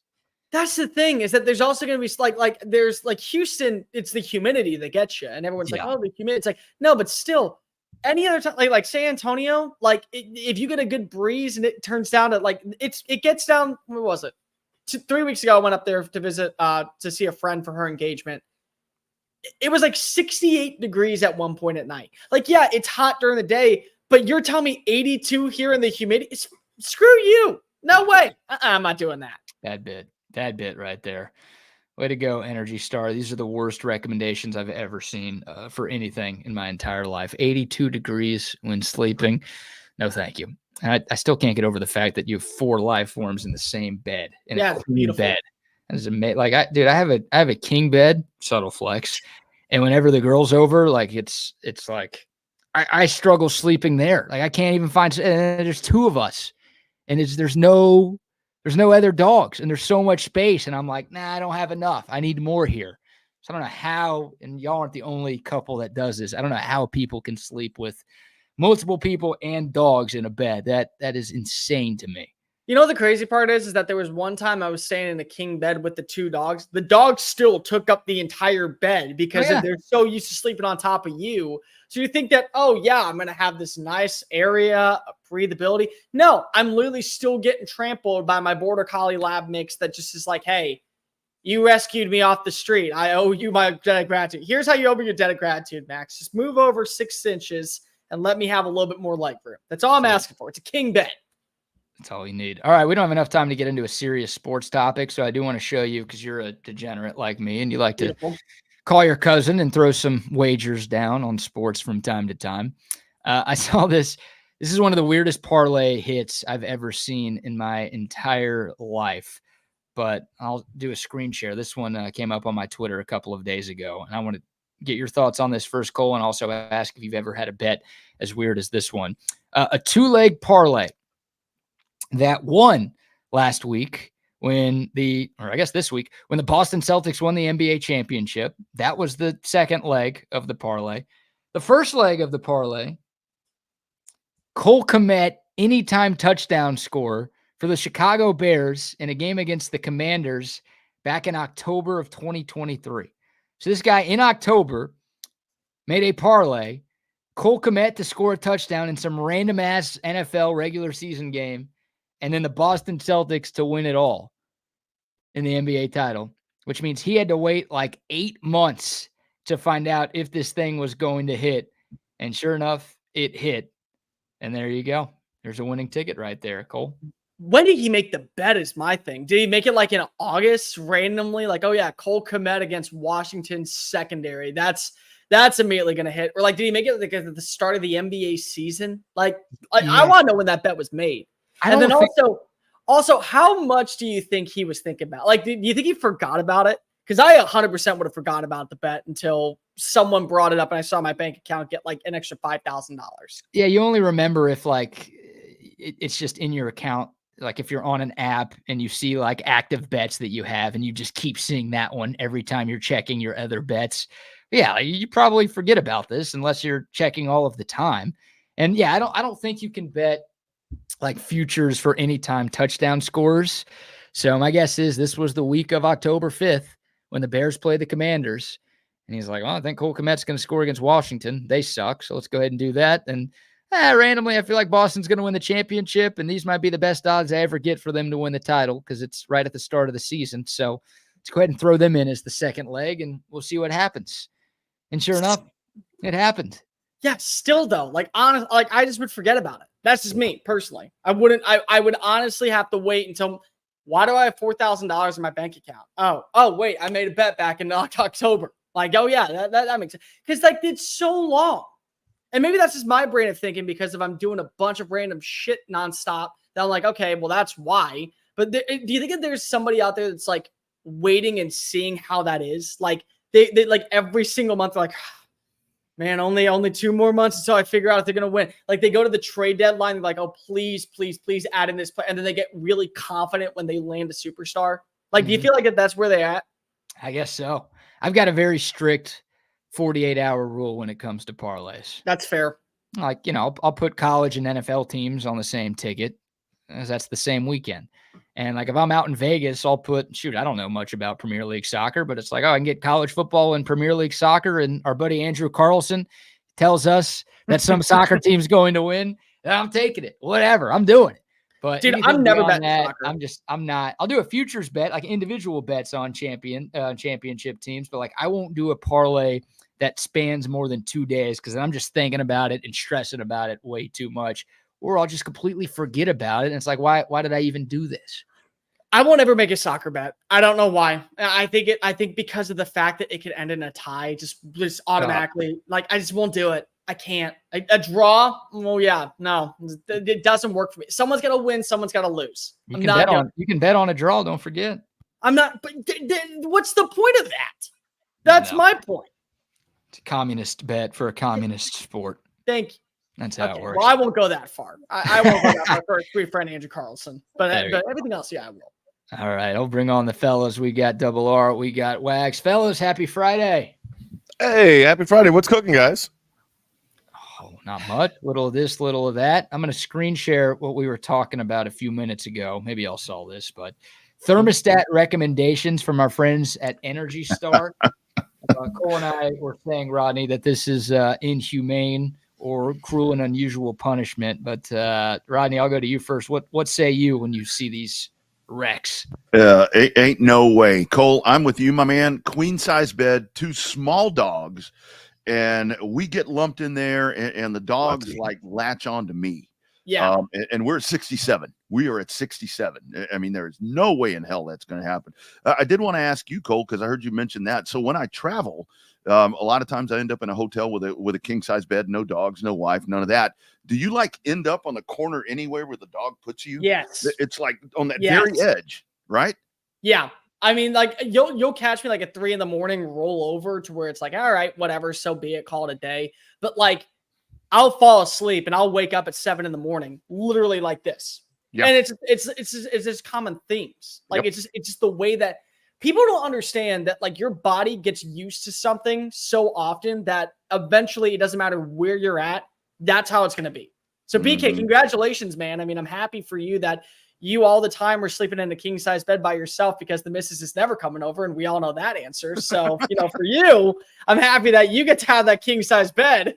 Yeah. But no, for all the rest of us in king size beds, we're like this because of the dogs take over. It's crazy. It's usually a hot box in my bed too, Cole. So yeah. Do your dog sleep with you, Wags?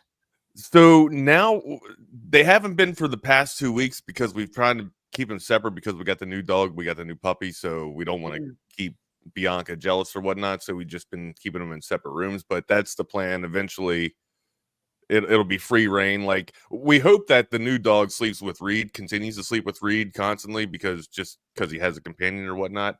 But I'm gonna have to take it. I got to ask like one. Okay, where, like what temperature is power? What are they called? Energy? Is it energy company? Yeah. What are they keeping their thermostat on all damn night and all damn day? That's my first question. And 2, I'm not up that high. I'm usually around like 71 to 73. Sometimes when we're not here, we like to leave it on 75 or 76 just so we are trying to conserve. But yeah, man. This is absurd. Nobody sleeps with this. What do you don't even have it on then at this point, right? Well, actually, you do in Texas, so it's going to be in the 90s if you don't have it on.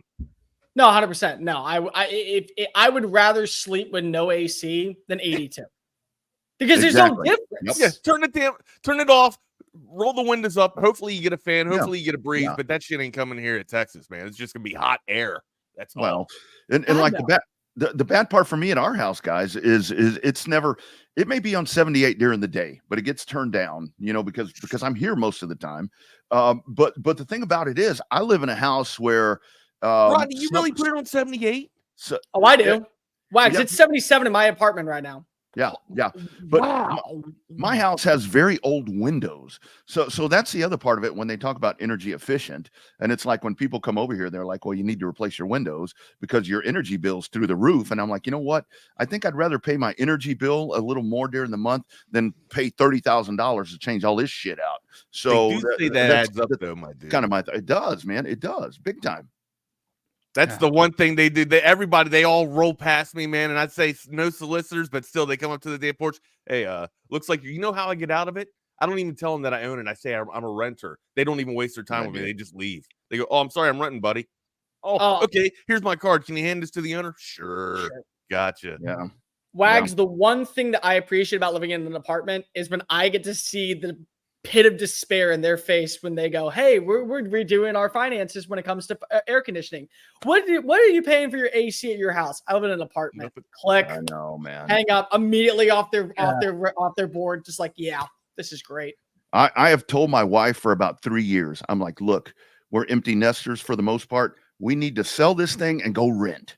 I don't want to deal with anything. I don't want to have to deal with this shit anymore. Just get a little condo.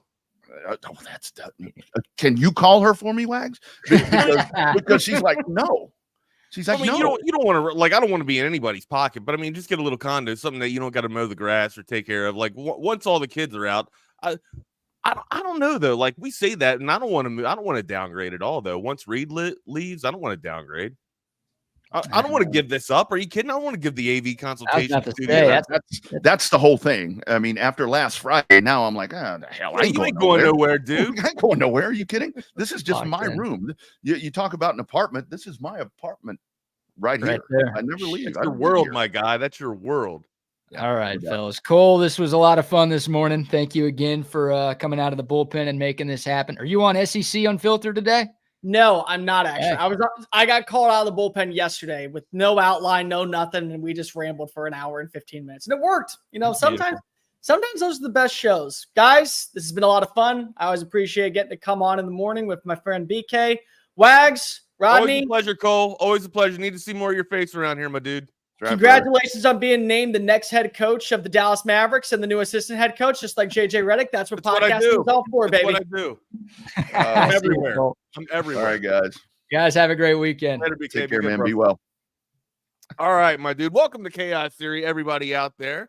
It is Wags and Double R. You can find me on Twitter at NotFakeWags. You can find Double R at the Rodney R, and then on the Instagram at the _Rodney R. I'm on the gram at the Wagner Wire and all other social media platforms. So I believe Rodney is too. I never get this right. It's the Rodney R on all other social media platforms, right? Or is it? I think that's right. I need to, man. I know you got revved up Rodney Rodriguez on one of them. I just can't remember. Yeah. It's like, and then I've got so many different names. I mean, I'm Gene Crowley and some other thing, and then another one on Don Quixote. Are you really Gene Crowley? Are you serious? No. Oh. I've got. I actually have that to me on a Friday. I'll believe it. Hell, I believe almost anything every day. I do have on Facebook, because our racing community is one that is always negative about everything, and so I have kind of gone ahead and made a pseudo name to give people shit, because people jump on my stuff and it's like they're always going straight to the negative. I'm like, okay, let's watch this. The name is not Gene Crowley; it's a different name, but I'm like, okay, I can play this game. So yeah. Man, a mini name. Everybody out there that's out and about mobile, make sure you're hitting us up on that Coda text line, 512-222-9328. What is up, CB? What's up, my dude? What's up, Jake? What's up, Daryl G, Rob, Doak, all the usuals. Yeah, man, it's gonna be Jay. It's gonna be a good one. gonna be a nice, fun, fake it till you make it, funked up, feel good, Friday. Yeah. Throw it in there. Put an F in there. F-bomb Friday. We got actually no more F-bomb. We got to hold tight on the F-bomb. So we've been doing good though. We've been doing good. I haven't had an F-bomb. I don't think I've had an F-bomb in about 3 days. Yeah, I'm trying to stay away from that. And hey guys, we're back on the YouTube. Are we? I'm assuming so. And the whole thing is I had some folks that were reaching out yesterday to me, like on DM and different stuff about that. And I'm like, look, we were just trying some stuff. I mean, it's like, as the network continues to grow, I mean, you have to figure out the analytics. Yeah, I thought we explained this. I thought we explained that we were doing tests and we did, but it was still. People think we were in the box or something. You think we're in the penalty box? And that was the cool thing for me, because it was like people were pissed off, and I'm like, okay, so people want to see us, because a lot of times it's the opposite, where goddamn, sorry, man, I wish they would like take you off of there. Sometimes. So I don't know. Yeah, Daryl G's got it right there. People don't listen. All right. Well, I mean, I don't want to sit here and placate to myself just because I'm a Baltimore fan, but Baltimore shellacked the damn Yankees. Butt whooping. Yes, we'll talk about that rubber match coming out here. We got to talk about JJ Redick as well. Being high. It's like as soon as I say something, as soon as we get off the air, they're just like, all right, did you hear what this idiot said? We're going to turn around and show this moron that JJ Redick's probably never going to go to Phoenix or Detroit. Anyways, he lines up in LA. We'll talk about that. 39, and he gets his first job with the Lakers. We'll get into that in just a second here, but it is Friday, man. We've talked about the Belichick thing, just flirted with it. But you and I have not had a discussion, and it's Friday. Let's have a fun Friday here. Yeah. Where are you at with this thing? Because we got some footage of this dude leaving her house. Yeah. So apparently this is like I wasn't really by like I'm just like, okay, like how much is Bill just having fun? Like what's going on with this thing? But I don't want to say it's creepy, because it's not creepy. Like they're both consenting adults, but damn, dude, like 43 years to the senior here? Like 48, I think. 48? Like yeah. This is pretty wild, man. And of course, like I ain't saying she's a gold digger. I'm not. But I mean, what's the conversations about, Rodney? You tell me, my dude. What is the conversations about? We talked a little bit about it on Wednesday. Flirted with it on Thursday with it, man. But I just I've seen more footage of this dude, and I can't get it out of my head. I can't get it out of my mind. I look at this two different ways. Where being an older guy, not quite that old, you look at that and you're like, well, good for him. And like I've mentioned on here a couple of different times, I mean, I have a lot of, just female acquaintances, not anything. I'm a happily married man, have been for 17 years, but a lot of my acquaintances, most of my acquaintances are women. And at this point in my life, they're very young. I mean, under 30 are most of my female friends. So I look at that and I'm like, good for him. Cycling clubs and stuff. Exactly. From that. But then I look at it at the other way, as a dad of a 24 and a 22-year-old girls, where I'm like, it's a little off, right? It is. And that's where you look at this and it's like, bro, I would love to know. Watch the sigh. I don't know if this is a sigh of relief leaving the house or if he's catching his breath. Watch the deep back exhale. There it is. Catches it, gathers himself. It's trying to get through that. It's trying to get through that jam opening right there, man. He's a little thick right up there on the top side, and a little thick in the fatty liver department right there. So, speaking from experience, some of those door jams get a little hard to get through. But honestly, though, here's what I'd like to know. He comes out shirtless. He's beating chest coming out into the wild after a night of ravage. Well, I think Rob has it right here. That is very much a hungover exhale right there. It's like when you get up in the morning, you get up in the middle of the night, you have to go take a squirt, and you're like, trying to get through that bathroom. We've got French doors. You don't think he had already done that? You don't already think he did the crooked pee like Jim Carrey did in myself and Irene after a crazy night of with a 24-year-old or whatnot? To me, that looks like a 70-year-old catching his breath, finding a little bit of reprieve. Maybe even asking himself, is this really worth it? You know what I'm talking about? He's like, what have I gotten myself into? I gotta know what the conversations are about. I mean, this is clearly, how do I get rid of her is what he's going to be thinking here at some point. And here it is right here. He's doing the Bucky Godbolt, going to get the hard copy after he'd already laid the hard copy. Maybe I don't know what he may have been doing in there, but it's that is the thing. I mean, what do you talk about? What do you talk about? I mean, because I don't know. What are the conversations? I mean, I don't know if the girl wants to talk about football.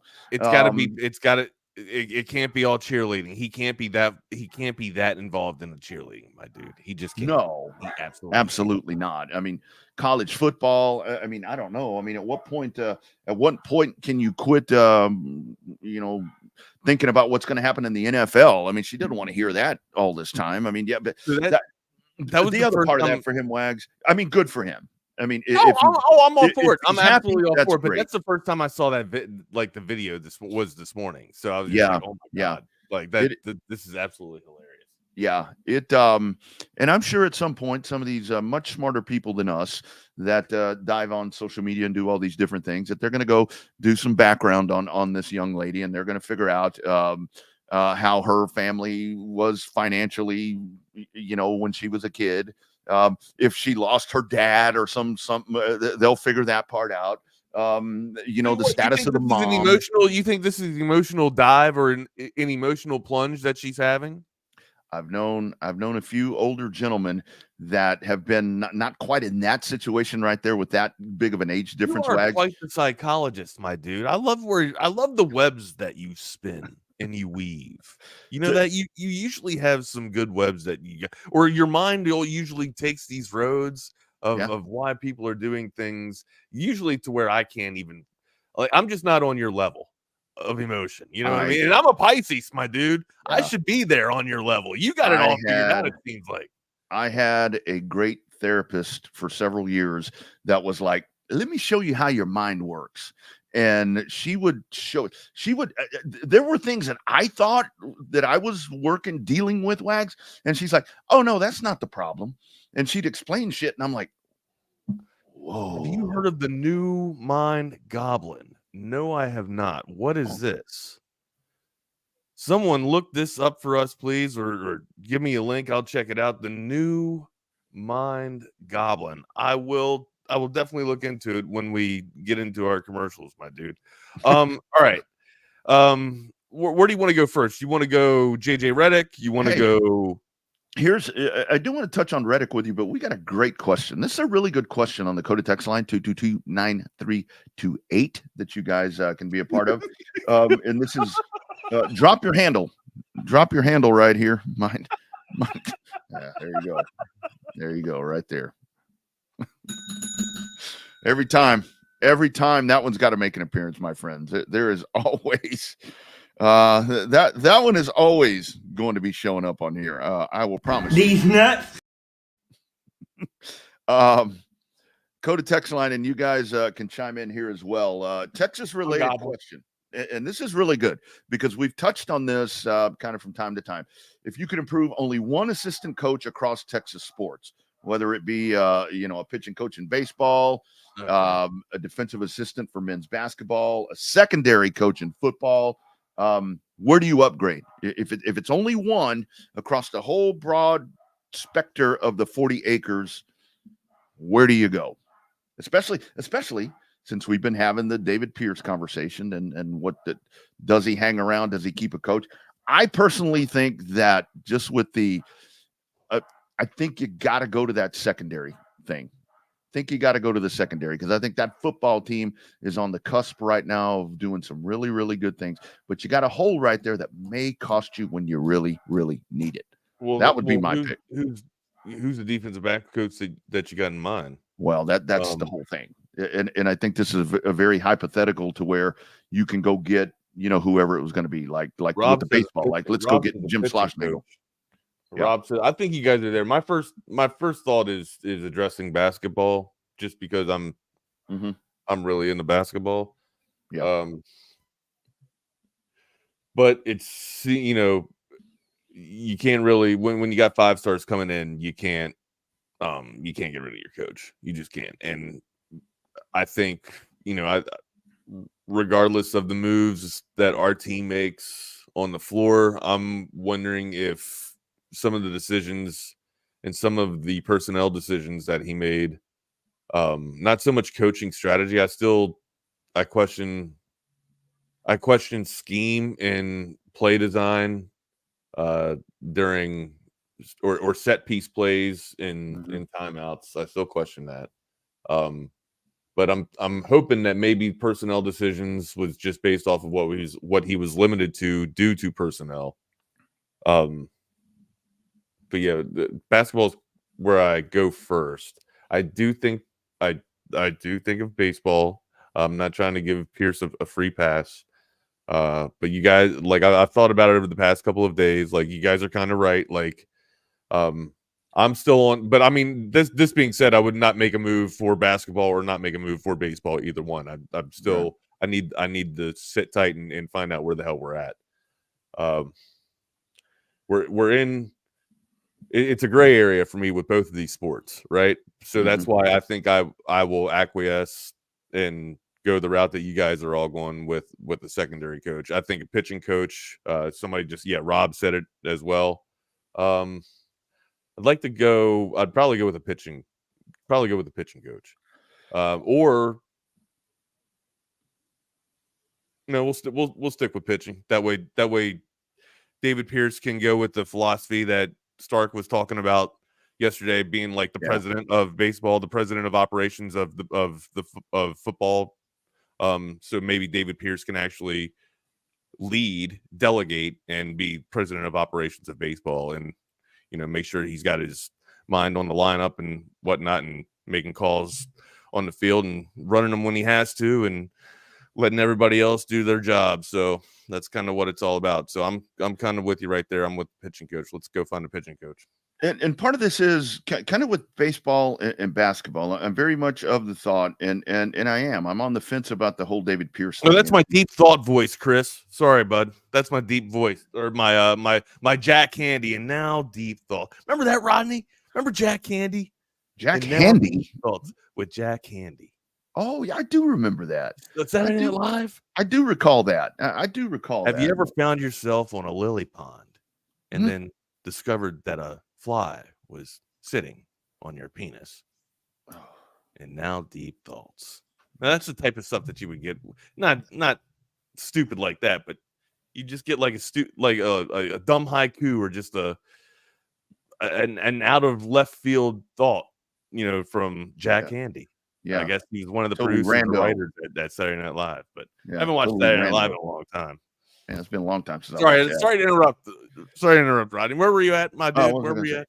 Oh, so here's I know that our man Tom McKay has mentioned a couple of different times that he thinks that one of the kind of not the downfall, but the reverse progression, kind of going down the ladder a little bit for Texas baseball has been NIL and attracting some of those talents or services of some of those players. And I truly believe, in my opinion, that a lot of it is, and I know that we talked about this the other day, where it's not that big money, those big money donors, that it's not there. It's just the fact that the David Pierce isn't their guy. And I think when I go to the whole thing about if you're going to have a coaching change, that's really, and it's sad to say in college athletics, that's really the gist of why I say that, because I think that as imperative that money is right now, to be able to go and bring those said talents in, that you have to have those people have to be happy. And Lord knows it's hard to keep those people happy. I mean, because David Pierce, he probably kept them happy. They were probably happy 2 years ago, but you kind of misstep, you kind of go backwards a little bit, and then they're not happy. Well, the same people though, right? The same people, yeah. Same people. But you know how they can. But my thought with this is like right there where we're talking about Rodney Terry is what concerns me in this whole conversation is that what I hope doesn't happen with the basketball program is that you don't get in the same scenario where folks that are going to be so impactful in what the university is able to do and how they're able to spend these dollars that the donors are going to be doling out, that it doesn't become, well, Rodney Terry's not my guy, so I'm not going to whatever. And that's that honestly concerns me. I see what you're saying. Yeah. You don't think they'll invest in Rodney Terry or David Pierce because they're not the guys. Okay. That's what concerns me. I mean, because we listened yesterday to that Sark sound and we were like sitting here blown away with our jaws hanging on the damn table. And these guys, you know, with Terry and with David Pierce, and to me, it's even more not fair with David Pierce because his resume here has been damn good. I mean, I would think that they would be afforded every opportunity to win. You would think, right? Right. Yeah. I don't think that the pocketbook would be held back at all. Yeah. Yeah. And that's where, to me, I mean, if you look at, again, I know I don't want to say in a fair world that wouldn't matter. I mean, because it's like, it's about the program, but it's not a fair world like you talk about. So I think that both of these guys are in a really hard spot. If we can talk about changing assistants, that's why I go back to the football program because it's established at this point. And baseball and basketball, I think that we're going to be moving some shit around here for the next couple of years, I think, before we're all yeah, but I mean, I've seen the needs that we need to address with baseball, right? And we've been talking about replacing, you know, the skipper for, you know, the past week and a half now. So for me, and one of the main keys of the season's lack of success, all right, or lack of expected success, was due to the pitching, right? So you get a pitching coach in here, you shore it up, and then you teach these boys how to hurl, man. And also you get some recruits coming in, you get some talent coming in. And remember, we've talked about it, man. This is you'll have some juniors probably leave. But yeah, I think there's only 6 seniors on the squad. So it's, expect the same type of trajectory for the Longhorns. I would expect at least a regional. I would have that at the bottom. And if you don't make a regional, then we start having some serious questions. All right. And then we have serious conversations. Okay. Yeah. Maybe we start making a move. Okay. But now I'm with you. Let's get a pitching coach in here and let's sure up. That's a good hypothetical, man. Where'd that come from? Didn't have a name there, but it's code of text line. What also right code of text line? Deep thoughts. Our man Tom McKay sends in a deep thought by Jack Handy. Okay, here's one. This says, and this is a very good one. Get a serious voice. Get a Jack Handy voice. It takes a big man to cry, but it takes a bigger man to laugh at that man. It's pretty good. Ask him about the joke about the tribe or the people that got caught by a tribe. And then they had to die. They died of multiple ways. This is the first time I ever heard a joke, and one of the most disgusting jokes I've ever heard in my life. Disgusting, yes, no. One of the most disgusting jokes I've ever heard in my life. Yeah, exactly. I don't have my contacts in a good position. Does that say on the clock? What are we on the clock? What are we on the clock about? It says clock. Okay, I couldn't see that L there. I'm like, is this back to Belichick here, or what are we talking about? What's on the clock? What do we got going on? I don't know what's on the clock. Are we picking something here? Yeah, I think that they're. I think LB's waiting for us to pick the next head baseball coach and waiting for us to pick the next head basketball coch. Maybe yes. That's yes, he's got it. He's got it. That is the most disgusting joke I've ever heard in my life, and Tom tells it very well. I'm sitting here on pins and needles, like waiting for the actual hook. And then he's just, it might not be that. It might not be that. It might be the other. I think he just texted it. He just texted it, but I can't look at my watch. My phone's in the other room, Tom. I only got my Apple Watch if you're listening, so I can't hear you. All right.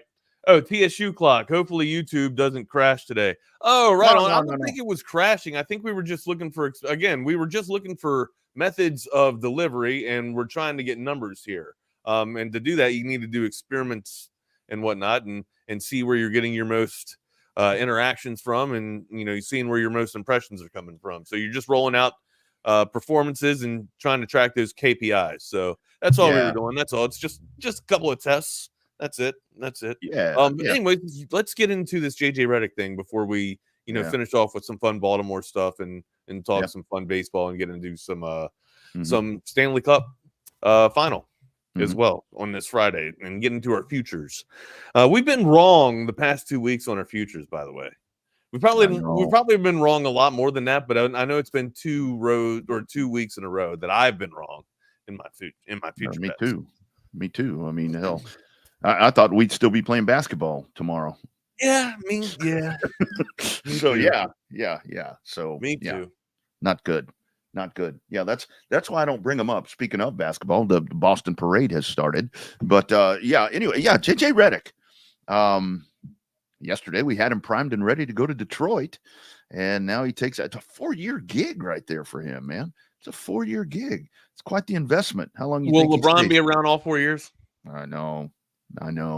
That's the whole thing. So here's my thing about JJ, right? Like, how much, and this is going to be his first coaching job. So how much influence will he have from, other pieces like LeBron, or will this completely be his team? You know what I mean? Like, it wasn't. And again, we don't put an asterisk on the NBA championship that Miami won with Spoelstra. Like that wasn't all Spoelstra. I mean, that was clearly a lot of influence from Pat Riley. Yeah. Or one would like to think, or at least that's where I think, right? Like, sure, Spoels is he's making the actual plays and calls on the floor, in game time situations, but a lot of that influence and a lot of the philosophy I thought was coming from the front office of Pat Riley. I could be completely wrong. That was just my thought and my take at the time. And still is, clearly. But no, like, to me, I'm worried with how much hype that JJ, or how much credit I would think that JJ is going to get, even for the success that they have, right? Like, this feels like if something bad happens, it's all on JJ. If something great happens, JJ gets shared credit. Yeah. Does it not? Or maybe that's just the tarnished view that I have, or the tarnished point of view that I have with LeBron. Now, again, he didn't kill Spoels' career, but he's gotten a lot of other dudes fired. So he goes a lot of other good coaches fired. He goes through them the way I go through. He goes through coaches the way I go through Taco Bell tacos. It's really quick. Boom, and they're gone. And this is where JJ Redick is a killer. He's not just a Longhorn killer. He is a killer. You're talking to a guy that graduated from the Longhorns and grew up a Maryland Terrapin fan. CB, this is one of the most. I respect this guy. I respect his basketball acumen. He is just absolute daggers. And to hear him talk basketball, it's a great conversation. But if there's a player that I hate, or had a player at the top of my hated players list, it's JJ Redick. It is absolutely JJ Redick. When he got to the league, though, when he got to the NBA, I kind of admired him just because he was able to make almost a 2-decade career. And it seemed like he was always in the playoffs. It seemed like JJ Redick was always in the damn playoffs. So no matter which team he was on, he was always getting to the playoffs somewhere. But yeah, man, it's he's just an absolute killer. Rodney, what's up? This is very much a move to where I've always told my kids, speaking of young daughters, I've always told my daughters it's very important as they get into the business world and getting out of college and trying to, be great citizens and everything that we talk about. I'm like, it's great to be educated. It's great to, do whatever. It's great to always want to be better. But the thing that's most important, it's who you know. It is who you know. That is so invaluable. And JJ Redick has just nailed himself the head coaching job of, arguably the most. I say it it's the marquee. It's still the marquee brand name in absolutely basketball, Rodney. Absolutely. It is. Like, absolutely. It's the LA Lakers, my dude. That's right. It's like the Dallas Cowboys. Say what you want to say about them, but that blue star carries so. There's fans. There's purple and yellow and purple and gold everywhere. That's it. And I think the thing about this is, I mean, if it all works out, that's great. But I think this is where, when you think about it, a lot of folks have always mentioned, man, it gets really hard when you go into business with your friends. How is this going to end? And I hate to even be thinking, how's this going to end? Dude probably ain't even punched the clock yet. He's got 4 years to make a plea for it and to go for this journey. Again, not to cop on yesterday's conversation, but I would have liked to see him build, at Detroit, or like to see him kind of manage the backcourt of Phoenix, in a much lower key, lower type of vibe of a city, right? But maybe that's what he wants. Maybe he wants the hustle and bustle and the fast pace and the limelight and every eye on you as a as a LA Laker coach. Maybe that's just it. Now, here's one thing that you do get with LeBron. You do get to soften the load, right? Like, you do get to bounce things off of LeBron. You do get veteran mentality. And honestly, when you're at that level, I would think that you're kind of just managing talent, right? Yeah. Like, let the talent go out there and do what they need to do. Give them a vision, give them basically a canvas to work on, and let the artists just paint. To give a weird analogy like that, but and then if you don't see the piece that you like, kind of bring all the talent back, and then, all right, hey, let's kind of gather this thing. But yeah, usually when you're in a position like this, you're kind of just managing the talent that's on the floor anyways, right? And then giving, hey, this would work in a set piece like this. This would work in in a timeout call. Just using the absolute knowledge that you have in situations to your advantage. Yeah. And as first I talked job about, though, Rodney, first job, my dude. He will figure out if he would rather be a head coach or an analyst. He's about to figure this out really, really damn fast. And where I talk about the whole thing with LeBron, kind of picturing that as being a detriment, which I think it is in a lot of ways, because I absolutely do. Yeah, but you do get some pros. I just think the cons outweigh the pros. You do. I mean, that leash is going to be a little bit better because he's LeBron's guy. So with the ownership, absolutely LeBron's guy. Yeah, he's LeBron's guy. So that's going to help him. That's going to help him. And I think this is going to be interesting to see now LeBron in the, I don't know if I want to say in the waning stages of his Hall of Fame career. No doubt about it. I mean, there's a lot of things that we don't like about him, but I mean, the dude's done what he's done. Does he soften up? Is he going to be a little more?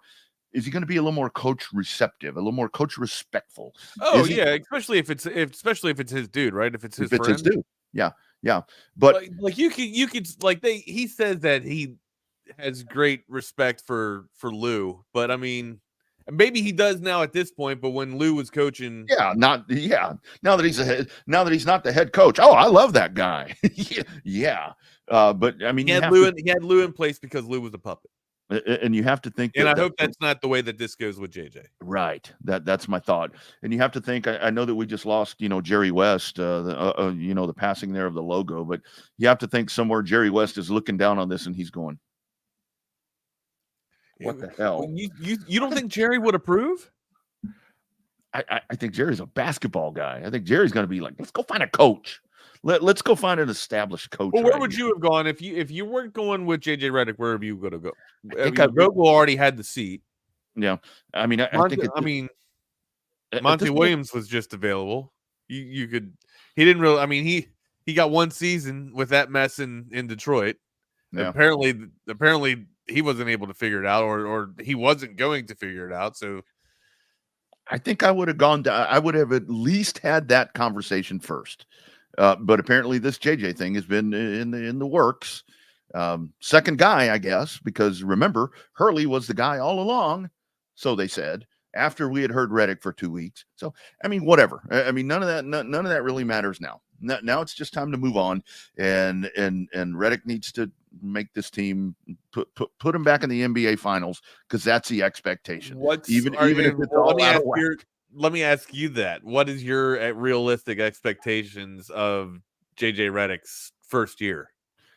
Where are the Lakers Lakers still back in the playoffs? Wags, if they're in a play-in game, I call it good. I mean, if they're in a play-in game, he has hit my expectation, because I just think this is.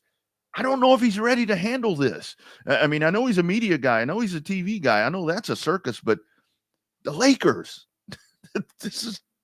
I mean, this is like here's another example. I think we get back to the playoffs. If Deion Sanders becomes the coach of the Dallas Cowboys, which has been thrown around, what is that going to look like? Oh my God! Who's throwing Deion? I haven't seen that yet. I haven't seen that report. Deion Sanders going to Dallas. Several conversations that the Cowboys would, depending what happens here with Big Mike, if he gets through the season, I mean, the expectations are high there. That Deion Sanders could possibly be the next coach of the Dallas Cowboys. And I mean, are you kidding me? I've never disliked Deion Sanders, but that would be like the ultimate. I mean, you want to talk about Ringling Brothers and Barnum and Bailey. I mean, how are you going to have Deion Sanders corral all the egos in a locker room? Can you see Deion and Micah Parsons? No, but I can see him. I can see him leading a college locker room, but I can't see him leading the professional locker room. Yeah. Jake, I know he says stirring the pot. That's what I see him doing. I know he said, and he says he doesn't want to go to the NFL. Yeah, he doesn't want to go to the NFL. Of course, he says that. But when he gets that phone call, hey Deion, it's Jerry Jones. You want to come over? You want to come over and drink some of the Johnny Walker Green? Oh my God! When Jerry opens that bottle, you don't say no, right? That's what they say, at least. That's when that funky Cole Medina comes out, man. That Medina's a monster. As What Tone they played? Loc said. They did not play that funky Cole. They did not play Tone Loc when they were making a move for Mike McCarthy. Are you serious? No, are you just dropping? That's me. That's what he's going to do to Deion. Okay. He's going to get that Medina out for him. Oh my God! There it is. JJ Redick. It's signed, sealed, delivered. Going to Washington, I did it again. Damn name. Going to the LA Lakers. My goodness. Going to the moon. Going to the moon on this Chaos Theory episode. Hey, how about that right there, Wags? Longhorn Bears. 69 days. Let's play a game. Who's the best football player that donned the jersey 69 that you can think of? Tim Crumry, maybe, from the Bengals, dude that broke his leg in the Super Bowl. I think he was 69. He was a lineman for the Bengals. I need to look that up. It was, I think, when they played the 49ers. I think he was an offensive tackle. And 69 is a number you think would be worn a lot more just because of the joke that everybody gives it, right? I know. I'd be, you'd be dying to get that number if you're a lineman. Yeah. Brock Lesnar wore 69. Yeah. No wonder he went into wrestling. No, I'm just kidding. Jared Allen. Tie him up, yeah. Cowboy. Yeah. Jared Allen did good pull, Jake. Yeah, that's a really good call. Good pull. That's a really good call. Yeah. We're gonna play this game. All right, every day we're gonna go and give the number one iconic player. And if we get to the point where we're all naming the same one, we'll list 3. And if we get to the point where we're all naming 3, we'll list 5. So that's what we're doing. Today's 69, so tomorrow's 68, 67. So we'll be at 66 on Monday. Nitschke is the first dude that comes to Ray Nitschke. He was 66, was he not? I'm a homer. I like Kevin Gogan, but yeah, Ray Nitschke, I think, was 66. Gogan's a good pull. Yeah, Gogan's good. Gogan's a good one. Well, but that's Monday. Yeah, so we'll save that. That's come Monday, Jimmy Buffett. That's come Monday. Yeah. Everything will be all right. Speaking of Monday, if you're going car shopping, new or pre-owned car, trucks, or SUVs this weekend, there's only one place to go. Let them tell you about it. It is Covert Bee Cave. It's Friday. You guys be nice to Miss Hayden. You see Covert everywhere.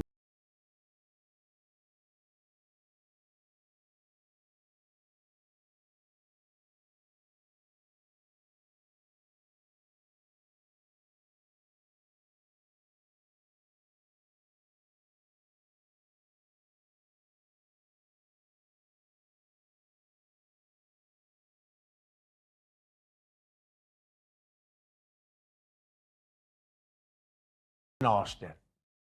Wags, it's 71 days. Nobody beats a cover deal. Not now, not ever. Sorry.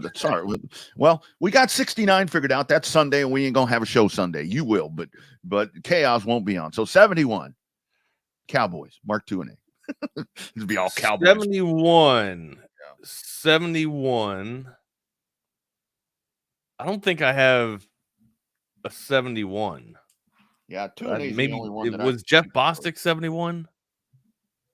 Oh, that's a good call, dude. Was Jeff Bostic 71? He was, man. He's one of the hogs. That's a really good call, my brother. Damn good. Yeah, I like that. Longhorn Bear, it's a leap year. Well, it's all right, Longhorn. That's all right.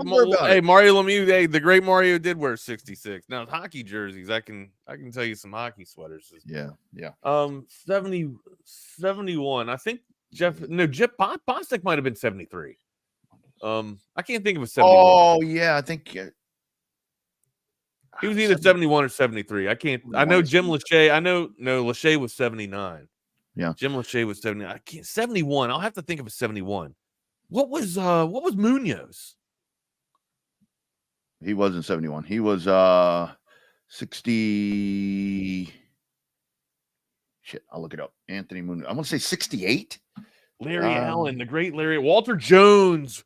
Larry Allen was 71. Munoz was 78. Munoz was 78. Larry Allen was 73 too. Damn it. He was. Yeah. Okay. All right. Yeah. Larry Allen was 71. Damn, we lost him too. Man. God dang. Jason Peters 71. Yeah. All right. Yeah. All right. There's some 71s. Name your 71s. There's some 71s. Oh, Fred Dean. Good call, Pat. 71s in the chat here, and 71s on the Coda text line as well. Throw your 71s. And then have your it would be 68s. Have your 68s ready. Yeah. For Monday. Yeah. 68. There we go. Yeah. There we go. Lael Collins. Come on, man. Whatever. Yeah. Lael Collins. All right, you want to get into some hockey real quick, or you want to get into some baseball? Yeah, man. Let's rock and roll. Let's talk hockey, man. What do you think? We going 7? I think we are. I think so too. I absolutely think we are. I think the Oilers get it done tonight at the Rogers Center up in Alberta. Here's the thing: the buzzsaw kind of came alive. If Skinner can get, if Skinner can give them at least, if you can hold Florida to at least 2, or maybe 3, maybe even allow 3. All right, then I think Edmonton can get past Bob. Bob's been a little shook. He's been a little off lately. Maybe you can get 4 on Bob tonight. I would not count on that. If you're Skinner, you'd love to just surrender 1 and that's it. And then, maybe Edmonton can pot 3 of them. But again, you expect the big line of Edmonton to get after it. Expect Knobloch to roll it out there. They're going to be aggressive. You're going to have to, because Florida's forecheck's been fantastic. You're going to have to counter that, Rodney. And the only way to do that is beat Florida to the forecheck and keep the puck in the attacking third. So, yeah. I love the series. I think Edmonton's playing a lot better than they are. It still should be Dallas. Everybody knows that it should be Dallas. Dallas was the best team. Edmonton just played absolutely out of their mind. I think Edmonton's got the skaters, man. I think they do it tonight. I think it really is Skinner. Skinner has. He has been the key right here, and I think as long as he continues what we've watched here in the last couple of contests, I think we go 7, and I'm very much now in the belief that Edmonton's going to win this series and take the cup back to Canada. I just think that right now, and that's what I'm liking so much about hockey, is where it seems like in basketball you get like that, like in the finals that we saw, you get that little bit of a blip of life from Dallas, but you still knew that they weren't going to, that we were done. This right here, watching what Edmonton's been doing, this thing is far from over, dude. We got a -130 money line for Edmonton tonight.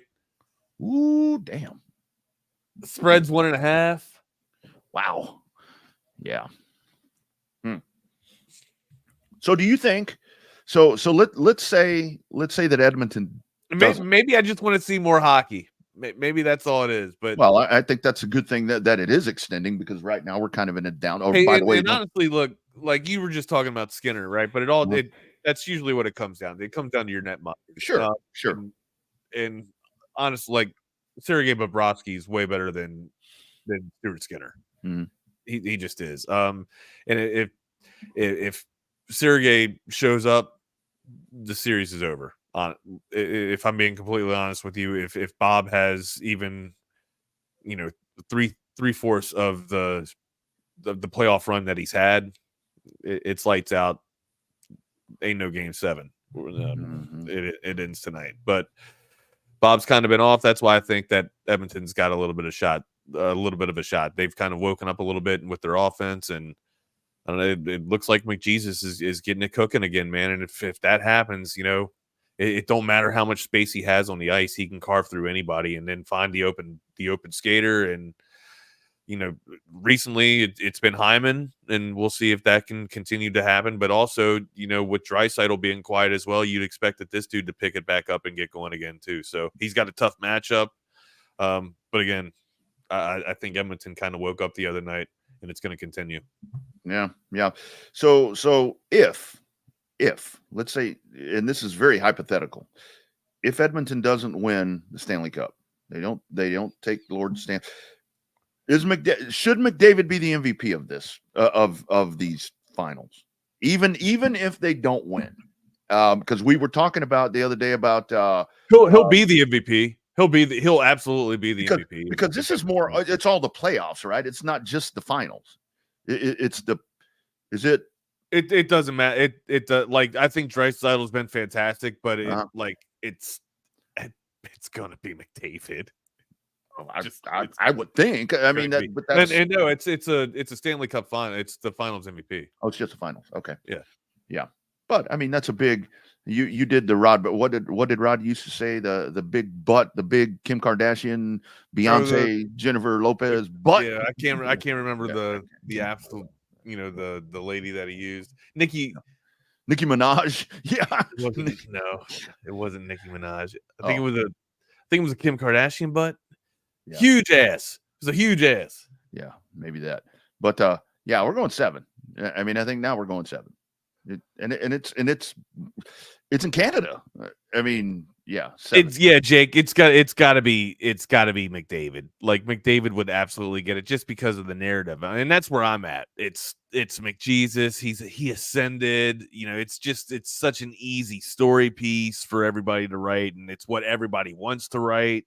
That's kind of where I'm at. Yeah. But not so for me.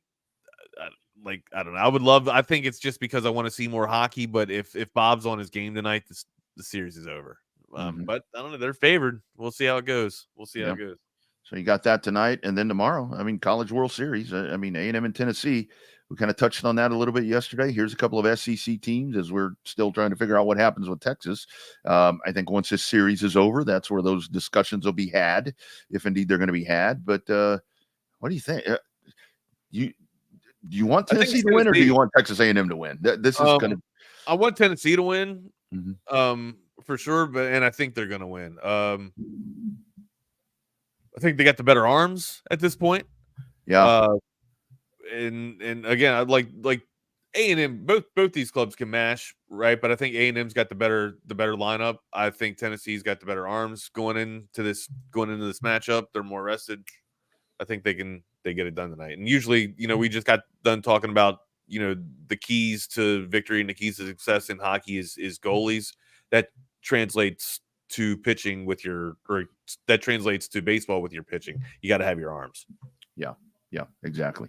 But I think defense this one wins championships. That old adage has not gone away, and it doesn't fail. It doesn't lie. So it's still around for a reason.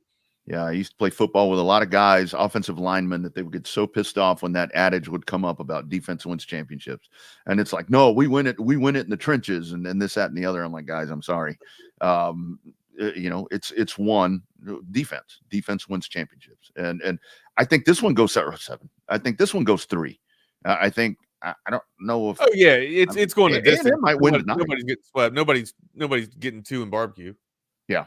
Well, they shouldn't at this point. So it'll be a fun series to watch. I think it goes 3. So I think we get a 7 and we get a 3. And that's not bad at this time of the year when it comes to these sports that we'll be watching. Where are we going to watch them at, Wags? Audiovisual consultations. I ain't going anywhere, man. I'm sticking here right in my little kingdom here that I have. I'm sure you are too, with your 65-inch and your 75-inch thing. And no, I'm not talking about what's below the waist, man. I'm talking about what's on the wall there. Hey, but it is audiovisual consultations. 512-255-8678. That is avconsultations.com. The very best, setting the standard in audiovisual automation. Whether you want the 2 screens or you want the 3 screens that Rodney has, or hell, even the 4 screens where you can put the video wall together. It's all done with avconsultations.com. You don't know what you want? Go to the website that I just mentioned at avconsultations.com and look at the gallery of projects that they've done over the past 35 years. And I guarantee you'll get an idea of what you want.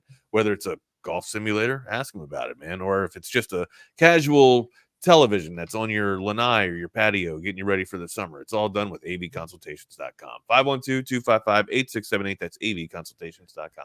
Our man CB hits us both on the Twitter with some Jack Handy. I think a good movie would be about a guy who's a brain scientist, but he gets hit on the head and it damages that part of the brain that makes you want to study the brain. More deep thoughts. And now deep thoughts. Deep thoughts are rolling in. It's good stuff. It's good stuff. Glad I called that guy. Yeah, this is good. It's good. And our deep thoughts are 7 and 3. Did you see Tiger's going to get exemptions for these major tournaments now? I heard the guys talking earlier in the week that maybe Tiger's going to step away here within a year. Going to get exemptions to these major tournaments now, just on his lifetime achievements. So he no matter where he's at, he just gets to walk up and play in a major these major events. Yeah. Like lifetime achievement kind of thing. Damn. Hey man. When you've reached that status, I mean, you kind of can write your own check, right? Oh, man, that I got no problem with it. I'm cool with that. I think I'm absolutely cool with that. I think it's great for the game. I think it's a staple that everybody wants to see, and you can't, as long as the dude stays in shape, right? You can't deny, like, when Tiger's on the 18, the buzz is just bigger. It just the electrics everywhere. You know, the hype is there, and everybody's when that roar when you're hitting your hole or you're dropping your par or dropping your birdie, and you hear that roar coming, you're wondering, holy shit, is that Tiger? Is that Tiger doing that? When I mean, that's just he that's the atmosphere that he brings, man. I'm kind of I'm with it. Yeah. Let him have an exemption. Let him show up and play at majors. I think it's good for the game. And I'm wondering if they're doing this just because of all the split talent. And they have to, right? They have to be doing this with the split talent that's going to PGA and going to live. Yeah. Yeah. I really have no problem with this. And I think the way that it's termed, I mean, it's termed extremely well when you talk about lifetime achievement. Yeah, everything that he's achieved in the game, but Wags, he changed golf. I mean, I know we had Arnold Palmer and all of that, but I mean, golf today would not be in the state that it's in without Tiger Woods. Because like you said, it was like, people didn't give a damn. It's not for majors. It's premium no-cut events. Okay, sorry. Thank you for correcting that. Appreciate that, Rob. Thank you. Sorry about that. But still, even with that, I mean, and I think a lot of that is where maybe some of that conversation that maybe he's going to start stepping away, because now he's got the kid with him. He was with him at the U.S. Open, and maybe that's something kind of the end of the line. When's that succession happen? That's where I'm thinking that maybe that's some of that right now, to where they're thinking, okay, maybe does Tiger want to put that on his son? Oh man, just think about that. You think that JJ Redick thing is pressure? Holy smoke! Yeah. That JJ, you think about Bronny? You think about Bronny playing in the NBA, playing in the association? Man, look at all the pressure we're putting on Bronny, he ain't even dribbled the ball yet. Yeah. Good call, Jay. Bryce. Hell, even saying Bryce is the second coming, and how much better Bryce is than Bronny, and Bronny, Bryce ain't even a senior, or he might be a senior this year. No, he's not. He's way too young. Yeah, he's not. My bad. No, I mean, yeah, you want to talk about pressure. That's pressure, my dude. Yeah. That's absolutely pressure. It's a lot like when we talk about the Mannings, obviously QB 16 here on the 40 acres now. But when you go all the way back to Archie was an amazing NFL quarterback. You go back and you watch what he did. Yeah, he did. 100. And when you go back and look at Archie, I mean, Archie played on some really bad teams. I mean, those Saints teams were atrocious, and you had Archie Manning that was doing what he did, and I think that kind of took a little pressure. Running for his life. That's all I've seen clips is Archie running for his life and then getting back to the line of scrimmage and finally throwing the ball. Yeah, and he'd heave it, he'd heave a pass or whatever because it was. And for 100 yards, from scrimmage and only, accounted for 4 that went down on the stat sheet. Yeah, that's a whole thing where a lot of people talk about, the Manning legacy, and there is very much a Manning legacy. But when they talk about that, it is. I mean, when you watch the Archie Manning highlights, he's doing exactly that with that thin little face mask. He had that kind of thin little face mask. He's out there running around, got all these big monsters chasing after him, and 100-yard run, but he gained 2. Yep. Oh man, that's we got still a little bit of time. You want to get into anything else? What else do we want to talk about? You want to tour the baseball league real quick? Yeah. Let's talk about your Orioles, dude, because that very 14, impressive. I mean, just 14, just a shellacking. Santander gets on the board again for home runs. I mean, you want to talk about the best battling or probably the best bashing club right now.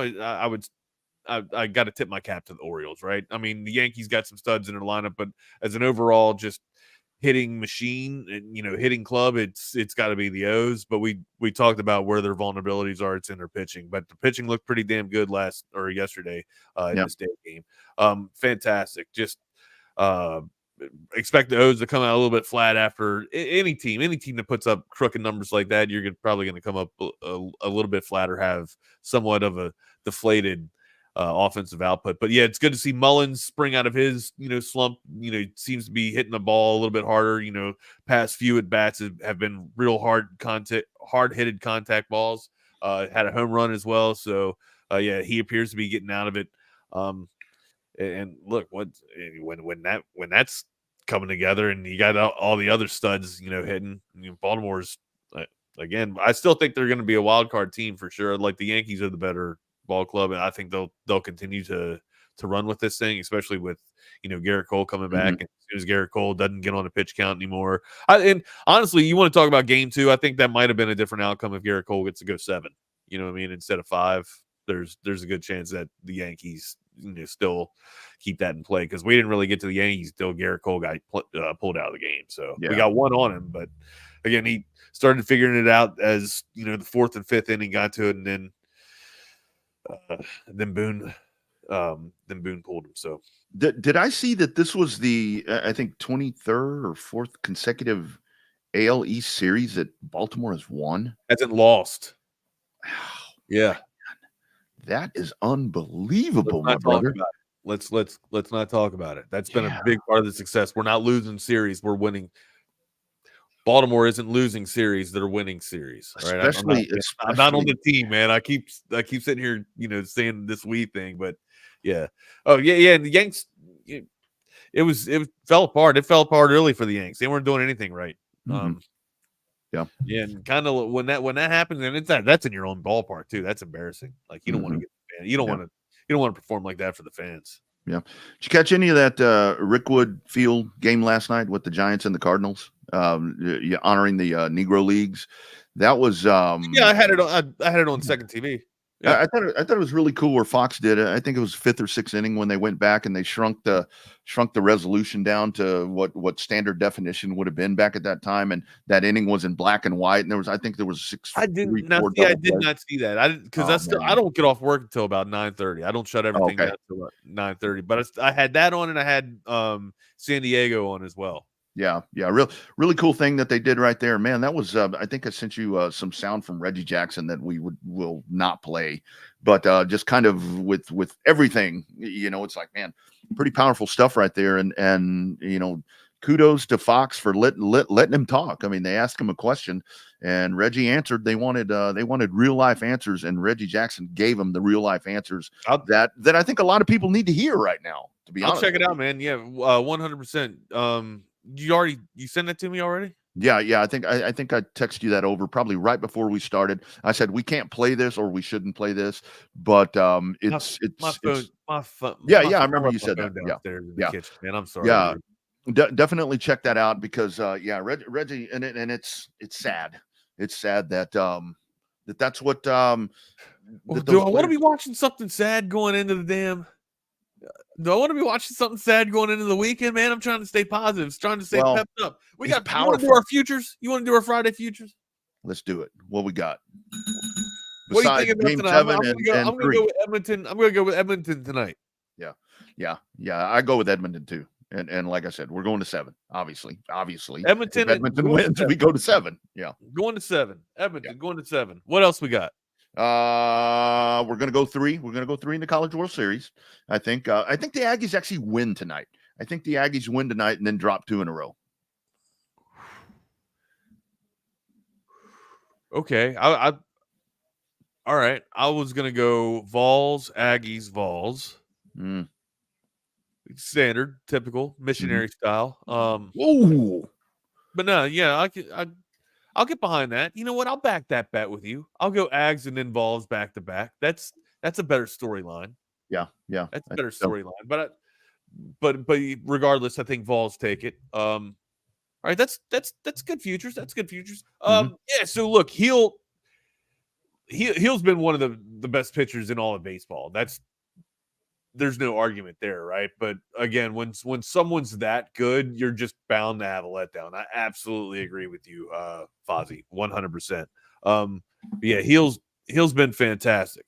All right, you guys. I see the boys in the background. Let's get ready to rock and roll, man. I got to get out of here. I got a meeting on Friday, so I see Jeff. What's up, bud? How you doing, dude? I'm good, Wags. If you need to roll, you can, man. Yeah, man. Thank you, man. I appreciate it. It's closing day for final release, so we got to be at work and everything at 11:30. You don't have to explain it to me, brother. I know how it is. So thank you, man. I appreciate you guys. You guys have a great weekend, man. I'll talk to all you guys on Monday. Come Monday, we'll be doing that game that we talked about with the damn 68. All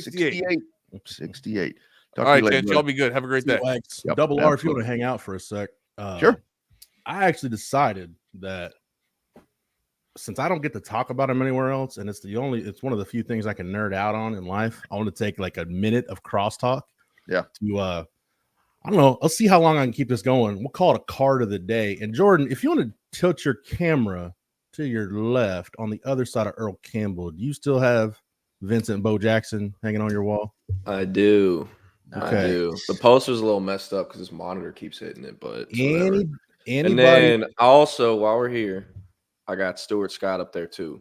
Nice. I don't know who Stuart Scott is. So. Nice. Anybody that collected baseball, football, basketball cards in the 80s and 90s, this was a must-have. It's from 1990 Score Baseball. This is your famous Bo Jackson. Oh, shoulder pads card. Rodney, you remember that? Oh, dude, that was a must-have right there. Yes, sir. That dude right there. Isn't that one of the saddest, most heartbreaking what could have been stories right there with him? Do you know what's crazy about that image though, Rodney? This image right here, the Bo Jackson bat and shoulder pads. This was on posters. It was on magazines. It was everywhere. Yeah. Bo does a lot of autograph shows now. He will not sign that picture. Really? Because I don't think apparently nobody could agree on who owned the copyright for the picture. Was it the photographer? Was it Nike? Was it Bo himself? So Bo's just like, I don't want to end up in a court of law, so I'm just not going to sign it. Yeah. Wow. That's crazy. Yeah. He's better than me. I would have said $100. Yeah. It's like $100. Like, I got my Sharpie right here. Bring it over here. And now there's a deal where I wanted to get a Bo autograph, but Bo will not sign anything, any kind of Tecmo Bowl or Super Tecmo Bowl related items either. So I'm like, man, because what I wanted to do, Rodney, I wanted to get printed out because I saved the screenshot of the time, one of the times that I was playing Tecmo Super Bowl and rushed for 1,000 yards in one game with Bo Jackson. I wanted to print that out 8x10 size and get Bo to sign it, but Bo will not sign any Tecmo Bowl related items. Wow. Well, that's smart business. That is smart business. But there it is. There's your card of the day, Bo. Yeah. A little Bo Jackson from 1990 score. Bo knows. Bo knows. Bo still knows. Bo knows good business. If any of y'all want like get back into cards or whatever, just something fun to do, you can pick up boxes of 90 score baseball. I don't know, $40-$50 shipping and everything, and just go to town. Just go to town and see if you can find out. You also got Frank Thomas in that 1990 score, Frank Thomas rookies. So I just get Nugenics. That's all that I do with Frank Thompson. That's it. Jeff, I need to get you right quick before I dive out here. I need you to look at, my wife has she grew up in Houston, in the Houston area, and went to Astros games all the time. She has about 4 huge books of Astros cards, and man, I think she's got some really good stuff in there. So might get you to look at those sometime, see what you think. I'm always willing to do that, man. Yep, always willing absolutely. To do that. All right, guys, y'all have a good weekend. Chaos Theory, we're back 10 to 11. Y'all have a great show, gentlemen. See you, Double R. Yeah. All right, we started kind of had some crosstalk there between Chaos Theory and It's Only an Hour, but it's Jeff, it's Jordan. We're going to keep you rolling a little past the top of the hour. A little bit of breaking basketball news this morning, just touch on real quick. Arthur Kaluma, who was at Creighton previously, was at K-State last year. I think John Rothstein was probably the first to report this, and our sources at 24/7 Sports have since confirmed that it's going to happen. Arthur Kaluma has an official visit to Texas that is going to start on Monday. Jordan, I said it before, man. I was really excited about the prospects of Arthur Kaluma being a part of Texas's team last year, because I really liked the versatility that he offered when he was at Creighton. Mm-hmm. You look at him last year, points for him were up. Stocks, he's about 1.3 stocks at steals plus blocks per game, 2 assists, 7 rebounds. So his numbers from Creighton were up. The field goal percentage dropped slightly. 3-point percentage went up a little bit. Free throw percentage about the same. The difference was he's playing 34.5 minutes a game for K-State. And that's the thing that I don't know. And I think that's the thing that if this deal gets done or not, that's probably going to be the deal breaker when he and Rodney Terry sit down and break bread and really talk shop, is what are his minutes going to look like? Because we know this is going to be a more guard-oriented team, because Rodney Terry and the staff, they want to maximize the 1 year they got with Trey Johnson. Jordan, this is one of those one-and-dones, and you know this, man. Nobody's fooling themselves thinking Trey Johnson may, on a hope and a prayer, come back for another season. You got him for 1 year, and that's it. So they want to maximize this year. You can use some front court help. Like I said, Kaluma has always been, even when he was at K-State, a really good K-State and Creighton, a really good rebounder. And his rebounding numbers have gone up every year. He was at 5.4 as a freshman at Creighton, 6.0 the following year, and then 7 boards a game last year. Almost about one. He over the last 2 years, he's right around 1.5 boards per game on the offensive glass. And you're looking at a guy, a 6'7", 220-pound forward, more of a kind of stretch 4 type guy, kind of a 4 trapped in a 3's body, real similar to Jason Kent, who they already have. So I just think you're adding another front court body who can bang a little bit, be versatile on defense. But Jordan, I think that's what it comes down to, man. I know you don't follow hoops that much, but if the minutes, and it's interesting because RT's never going to promise anybody minutes, but I would assume they've got a plan for how they want to use Arthur Kaluma. So we'll see how it goes, but that's kind of where things are. They got that one last roster spot to fill, and if they can fill it with Kaluma, then it's probably going to take some time for this team to come together. But they got the makings of a team that can get to the second weekend. Yeah. I mean, Trey Johnson, man. The Dona, like you said, not like the biggest Texas basketball guy, but man, I've talked about it a lot. I got into the media world through doing a lot of photography, videography. Still know a lot of guys in that world, and you can make more money doing basketball than football usually if you play your cards right with the camera. So I still talk to a lot of those guys because I'm interested to hear their opinions. Now, keep in mind, a lot of them are just horrible at evaluating and scouting, and they don't know anything. But the ones I do trust were all over Ron Holland, saying like he's going to turn Texas around. And now the same people are like, "Hey, I think Trey Johnson is actually going to be better than he would have at Texas." So I'm interested to see how that works. Very, very casual basketball watcher.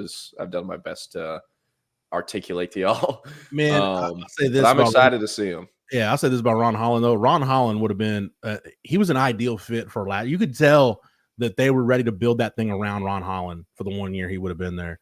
Because really the one piece that team was missing, you had a guy a bucket getter in the backcourt with Asmus. You had a guy that went healthy and he held up for the back end of the year in Dessou, who could get you buckets. You really needed that Timmy Allen type piece who could stretch the floor, be a ball handler at the elbow, and be a guy that you could run the offense through. Man, Ron Holland would have been that guy 100%. And Jordan, you saw him in high school. Ron Holland is for lack of a better term, Ron Holland was a badass rebounder. And that's something that they really missed last year.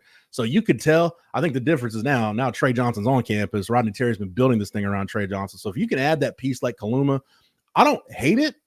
I don't know that I'm necessarily ready to, pencil Texas into the Final Four either. So it'd be a nice ass. I said it like this on the message board this morning. Because by the way, shout out to Jordan 91 who beat me for the implication on minutes are going to be key for Kaluma, because I think that's pretty obvious. But he was like, I don't know how to feel about this, and I'm like, okay, I feel like I don't feel as good as like when Texas added Marcus Carr in June, like going into Chris Beard's first year, but I feel better about Kaluma potentially coming to Texas than about IT Horton's late ad last year. Somewhere in the middle, right? Because one clearly worked out, one not so much. So I'll spare you, Jordan. That's all the basketball we're going to talk today. Well, not a bad time to get into some recruiting. Can I get to this team not hypothetical, but this team bit I wanted to get your take on yesterday, and we'll pretty much do recruiting for the last half plus of the show. Yeah, so yesterday, award season's already starting, watch list season's already starting in college football. Jade Barron and Andrew Makuba were on the watch list for the Lott Impact Trophy. There's a lot that goes into it, but dude, anytime you have a defensive award named after Ronnie Lott, I'm all for it. You know the big tale about Ronnie Lott, Jordan, when he was with the Niners. Yeah. I obviously know he played for the 49ers. Right. But legendary I forget he had some legendary play in his career or something. Ronnie Lott had the pinky issue, right? And they're like, you can have surgery on it and you probably miss the rest of the season, or we can amputate part of it and you could potentially come back in a couple of weeks. He said, cut it off. So Ronnie Lott has, on one hand, his pinky's like a half stump. Got like the top part or third of his pinky cut off, amputated. Yeah. Well, yeah, I knew nothing about that. But hey, but yeah, before, just because I don't want to forget about it. When I read this yesterday, I'm like, I'm holding Jeff and everyone accountable. Okay, first of all, did Keelan Russell not win the Elite 11 MVP? But second of all, did we see the Michael Jordan Defensive Player of the Year stuff? Did anyone notice that? About how different his stats were from home and away because they were lying and making up stats? It was a whole, you didn't see that, Jeff? No. Oh, my God. Yahoo had a big investigative story that showed during his Defensive Player of the Year season in 88 or whatever it was, Michael Jordan averaged 5.2 steals a game at home or something, and on the road it was only 1.2. And it's because all the people keeping stats for the Bulls were all homers. Because Yahoo went back and watched these games. There are full game tapes that exist out there. And he is only getting 2 steals in the game, but it's written down for 5. And there's also multiple instances where a team would have less turnovers than Michael Jordan was credited for with steals. What you mean? What are we talking about, Jake? This is a big deal. This is a big deal. So okay. You see what I'm saying? Yeah, Jeff. That's right. dude. Okay, first off, I want to know who had time to go back and to expose the truth. Watch every one of Michael Jordan's home games from the 87-88 season, right? Second of all, Jordan, okay, I'm looking at the voting here. I'm just now seeing this Yahoo Sports story. Okay. He led the league with 259 steals. Now we're talking. 131 blocks, 3.2 steals, 1.6 blocks, 37 votes, beating Mark Eaton with 9 and Hakeem Olajuwon with 7. Okay. So here's the deal, right? I'm going to question this. I'm not saying what are we talking about questioning it. But look, those stats, it's not like a high school basketball book where you just keep it and it is like you have like the NBA has not in where they go back. They'll go back and I've heard of guys getting triple doubles or double doubles where this guy had was wasn't credited for this rebound and he should have been, or taking away a triple double where you was credited with an assist here but it wasn't, or whatever. Go ahead. This is 26 years ago. This is not in the modern day. I'm almost positive if you keep sound like they were keeping stats on like stone tablets and chiseling shit into stone tablets. That's what I'm saying. But 1988, it's not that long ago. Okay, I was alive. Read the full story, Jeff. Just read the full story, Jeff. Because I'll tell you what, I'll do it. They asked the NBA to verify those stats from his Defensive Player of the Year season. The NBA said no. Read the full story. I know it's a long story. If you get the full one, I think you might have to have a Yahoo subscription. I just looked at a bunch of different screenshots and stuff of it. Yeah, there's the home road. I'm seeing the home road disparity. All right, you know what? Here's an easy way I can do this. There's also a lot of folks are starting to look into John Stockton's like assist records, and that's looking like some of that could have been, talked about too. So, dude, like, okay, okay, Fozzie, yeah, I'm gonna have to disagree with you on Kobe over MJ or Kobe, even Kobe over LeBron. That's beside the point, though. Hey, one day we're not gonna do it today because it's obviously not that important right now. But one day we're gonna have a show dedicated to me breaking down every reason why I think LeBron is the greatest basketball player of all time. And this is going to be one of the examples. Don't get that twisted. If you look at Jordan around that time, though, like the 1.6 blocks a game is not that. It's not that far off. The season before he averaged 1.5. I'm not saying they only lied in 88. Oh, come on, man. He led the league in steals 3 times. Okay, I can see where the 3.2 and 88 might get somebody because the next highest 2.9, 2.9, 2.8, 2.8, 2.7. Dude. In the history of the Defensive Player of the Year award, there's never been a bigger difference in home defensive stats versus away defensive stats than Michael Jordan's 88 season. I'm filing a formal protest on this until I. What are we talking about? They got facts. They went back and watched. I feel attacked here.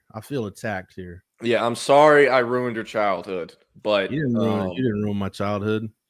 I'll take Michael Jeffrey Jordan over anybody that's ever played this game 6 days a week and twice on Sunday. Yeah, no, I don't even know Washington Michael Jordan. I wasn't remembering that, but yeah, I don't know. You want to get into? I'll just say this to close it out. I'm one of the rare people, probably, and I seem to be in a minority group on this. Michael Jordan is my favorite all-time player, and I do believe he is the greatest to ever play the game. Mm-hmm. But I like LeBron James a lot. I love watching LeBron. I'm a LeBron fan. It's almost like it's almost like politics, right? Well, I like some things about what's going on the left, but I like some things about what's going on the right. Can I do that? Nope, got to be one or the other. Like, why? Why can't I just? Why, like, I can't do a la carte politics. I can't do a la carte basketball players. I can't do a la carte music. I either got to be all or nothing. We gotta open up our minds, man. Just think for yourselves. So I like LeBron, I like MJ, but I'm going to file a formal protest over the weekend until I have a chance to sit down and look at all the evidence, counselor. Well, all right.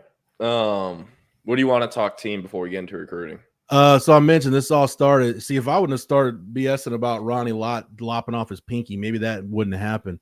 But yeah, maybe Mr. Jordan wouldn't have gotten exposed on Texas Sports Unfiltered. Oh man. Yeah, so Andrew Makuba and Janae Barron are on the watch list for the Lot Impact Trophy. And I started thinking about this, Jordan. Like I mentioned this yesterday. That came out, and I saw Dwayne Akina tweeting about Earl Thomas should have won the Thorpe Award in 2009.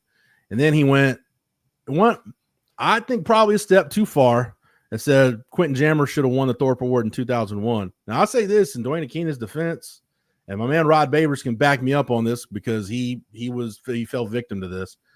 People didn't throw at Quentin Jammer in 01. Like, that was the time where you just didn't throw. And as you know, the byproduct was, I think Rod, like his 2001 total for PBUs, I think it's still top 5, top 6 in school history because he got thrown at all the time because teams weren't going to throw at Quentin Jammer. So at the end of the day, I was like, I wouldn't go because evil Roy Williams in 2001 for OU, evil Roy Williams was a badass. And I mean, there's a reason that like Bob Stoops had a defensive position called the Roy just because like, we're going to move Roy Williams all over the place and just let him go just destroy stuff.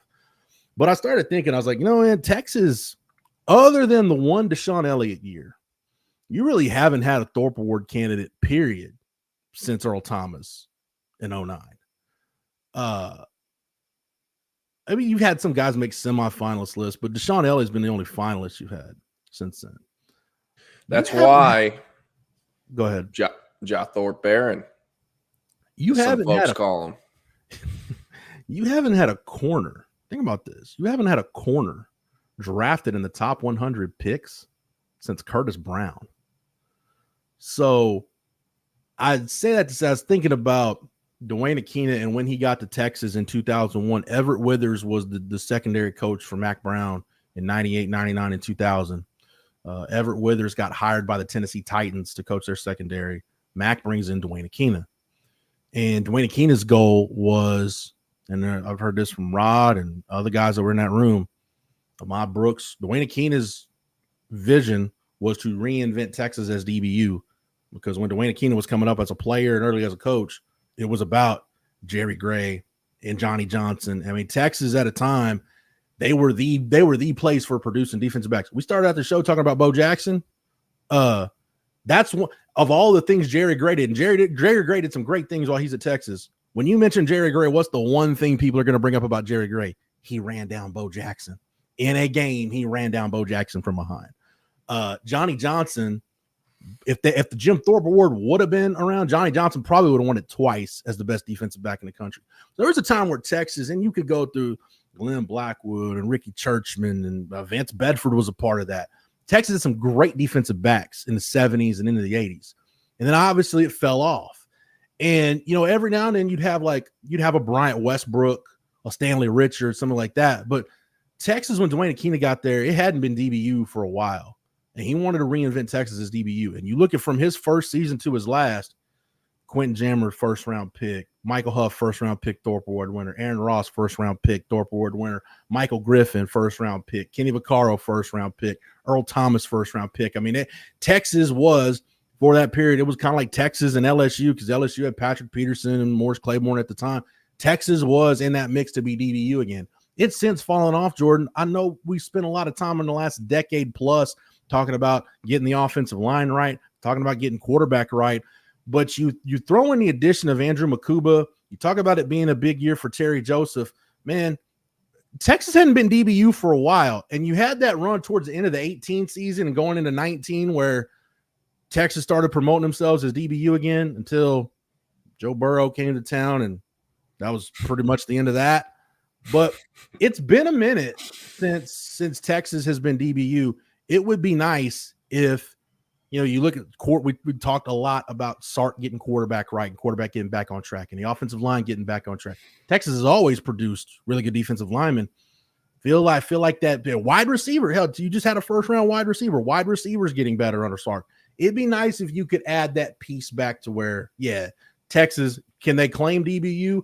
I don't know, but they at least need to get back in the conversation. They're not even in the conversation right now. Look, I struggle to see Gavin Holmes going in the top 100. No disrespect to Gavin Holmes. Malik Muhammad, if he continues on the pace he's on, will 1,000% be a top 100 pick.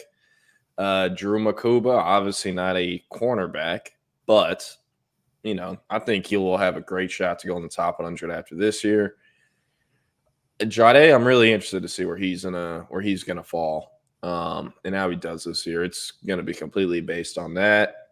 And I mean, he made himself super familiar with, you know, the draft process this past year. Like, we were at the pro day, and I mean, didn't Mike McDaniel say how much like he loves Jade Barron, and he's not even a draft eligible guy? Mm-hmm. So those names, I think Javion Cole potentially, but at the same time, like, he's got to play in the SEC and, you know, play in the SEC before I can comment more about that. Yeah. But I mean, yeah, it has been forever. And, you know, Ryan Watts, I guess, being the first DB selected 3 years in wasn't an amazing look either. And looking through at the DBs Texas signed, you know, I don't ever want to say, you know, you can tell already in high school, but like Jordan Johnson-Rubella is not going to be a top 100 pick, most likely. Wardell Mack is, odds are against that. He was mostly a high school QB that's now having to learn to play corner a lot more because that's now his primary position. I think Kobe Black, the size measurables, how he tests, he will have a great shot. He obviously still needs to be coach developed. Xavier Filsamy, he'll have a great shot. You know, was obviously a 5-star for a reason, had the verified testing and the tape. And then Santana Wilson, kind of a wild card. I think the biggest wild card of the bunch. Yeah. Didn't have amazing testing, but comes from an NFL bloodline. A really high football IQ. Obviously, you know, that gets passed on a lot from Pops, being not only a decade-plus long NFL safety, but now an NFL executive. I could be wrong. I need to look this up. I think Adrian Wilson was an NFL all-decade team, maybe. I don't know about all that, but I'm pretty sure he played for at least a decade. No, he's a 3-time All-Pro, but he was not, and 5 Pro Bowls, but he was not. I thought I could have sworn he was an all-decade safety. But 3 All-Pros, 5 Pro Bowls. You did something of note in your career. Adrian Wilson, I've used the term a lot. Adrian Wilson was a badass, a guy that I think the rules today might hinder him a little bit, but one of the last kind of headhunting safeties that you didn't want to go over the middle with Adrian Wilson. Remember Dante Whitner when he just murdered the Saints? Dante Hittner. Yeah. Yeah. Hey, I remember Texas beating that ass when he was at Ohio State. Well, we're talking about San Francisco 49ers, Dante Whitner. I couldn't care if he went to. To be honest, I didn't even know he was an Ohio State guy until I went up there in October of 2022. And yeah, I'm like, it was October, I think. It would have been no, they don't have October 22nd, 2022. So and I remember seeing him on the walls and stuff, and I was like, what the hell? Dante Whitner went here? But it was funny. I have a funny story from that trip. I don't know if y'all have ever seen the videos of like Ohio State's facilities, but they have this they just have a crazy facility with all their stuff on the wall, right? And they have this whole section dedicated to Woody Hayes. Y'all, you know who Woody Hayes is. They got the video where he punched that dude from Clemson. They don't, but they have. It's cool. They have apparently this was 16 years after he passed away. They found some chalkboard or whiteboard or something. It was a chalkboard with a bunch of football stuff written on it. It was just in the basement of one of the random Ohio State school buildings. But now it's up on this memorial thing. And I just remembered us walking into that room, and I was there with Micah Hudson, and it says Woody Hayes everywhere. And he's like, who's Woody Hayes? Is that a player? Oh, no. And we're all just like, oh, no. And Ohio State is like, oh, it's all good, man. You don't know. It's a 16-year-old. Isn't their facility called the Woody Hayes Center? Yeah. Hey, trust me. Here's the thing. So many fans think like these kids know everything about the school. Like, I get like if I called Aiden Anding probably right now and asked him like, hey, could you name any other players who have come from Texas that or that have come from Louisiana that are at Texas? Probably could not name all of them. You know what I mean? Like these kids, they don't know all the details. No, I get it. But like, I'm just thinking about the way my mind works. Like if I saw Woody Hayes and I knew nothing about him, I'd be like, I'd pull out my phone and Google it. Like, who is Woody Hayes? Like, oh, he was a coach here. Okay, cool. Yeah, you don't want to be on your phone on the visit. I probably wouldn't ask that out loud, but Micah Hudson's a different cat than I am, so I digress. Indeed. Let's. No, but, you want to get away from team? Well, just to wrap that up. By the way, I've always been a Michigan guy compared to Ohio State. I can name the handful of Ohio State players that I've just loved over the years, like Eddie George, Orlando Pace, J.K. Dobbins, and I enjoyed watching Garrett. I enjoyed watching Garrett Wilson, and I loved watching Jackson Smith and Jigba just because I knew what went down in his recruitment at Texas. So I was like, every time he scores a touchdown, I want I don't know, somebody like plumbing to go bad in the Moncrief complex or something. Hey, I will say that Jeremiah Smith kid they got, like I know he was the number one player in the country, but like I seriously don't think people understand how good that kid is going to be. Like Marvin Harrison Jr. is probably the most dominant receiver I'd say that I've seen so far in college football. I think Jeremiah Smith is going to be more dominant than him. Like, I'm interested to see. Hey, well, you know what, Jordan? We'll find out in 2025 because Texas goes to Columbus. So hey, we'll Malik Muhammad. Maybe he's going to need to have a big day. Maybe it'll be like that Sock DeSoto game you went to, where instead of Jonte Cook, it's Jeremiah Smith and Manny Muhammad beating the piss out of each other for 60 minutes. That shit was so stupid because, DeSoto just kept trying to embarrass Malik Muhammad, and he was not going to let that happen. And they both had grown up together, and it was funny. Everyone thought like they hated each other, but also thought they were best friends. It was just weird, but Manny would just press the shit out of him. And like at that time, both of them were a lot smaller than they were now, like weight-wise. So it was just like watching skin and bones just like get pissed and aggressive at each other. And they were fighting like after the whistle, like every other snap for the first half. But I think Jonte finished with like 3 catches for like 50-something yards and a touchdown or something. And he only caught that touchdown because like Manny got spun around and like tripped over himself or something. But that game was hell. It was hot as shit, and it was right after Texas lost to Alabama at home. Yeah. So, and I got bed bugs. oh yeah, I remember that. That's the bed bug deal.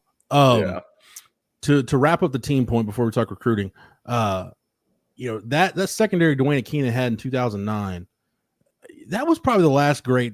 Not probably. I think it was the last great Texas secondary. Just think about it: Shockey Brown, Curtis Brown, Aaron Williams, Earl Thomas, Kenny Vaccaro. I don't think if I'm missing anybody. Blake Gideon was a part of it at that point. Like you had several guys that either played in the NFL or were really good players at Texas. Guys that played a lot of football at Texas, and you had 2 first-round picks in there. You had a Thorpe Award finalist. That was the last great secondary I think Dwayne Keenan had. I think the 2012 secondary, if you look at what those guys have gone on to do, or where they were drafted, or if they were drafted, I wouldn't call it a great secondary, but it just kind of speaks to the issues Texas was having at the time, right around 2012, when you can look at a secondary with Kenny Vaccaro, Carrington Bynum, Quandre Diggs, Adrian Phillips, Mikel Thompson, Adrian Colbert. I'm trying to think if I'm missing anybody there. They had Sherrod Evans and some other guys, but I mean, you had all those guys I mentioned played in the NFL. Most of them were drafted. I think AP and Carrington Bynum weren't drafted, but they played in the NFL. Adrian Phillips is going on to be an All-Pro. Quandre's been an All-Pro and a Pro Bowl guy. So I wouldn't call that a great secondary because the numbers and the production isn't there, but that was the last time you could even say like Texas had a great secondary.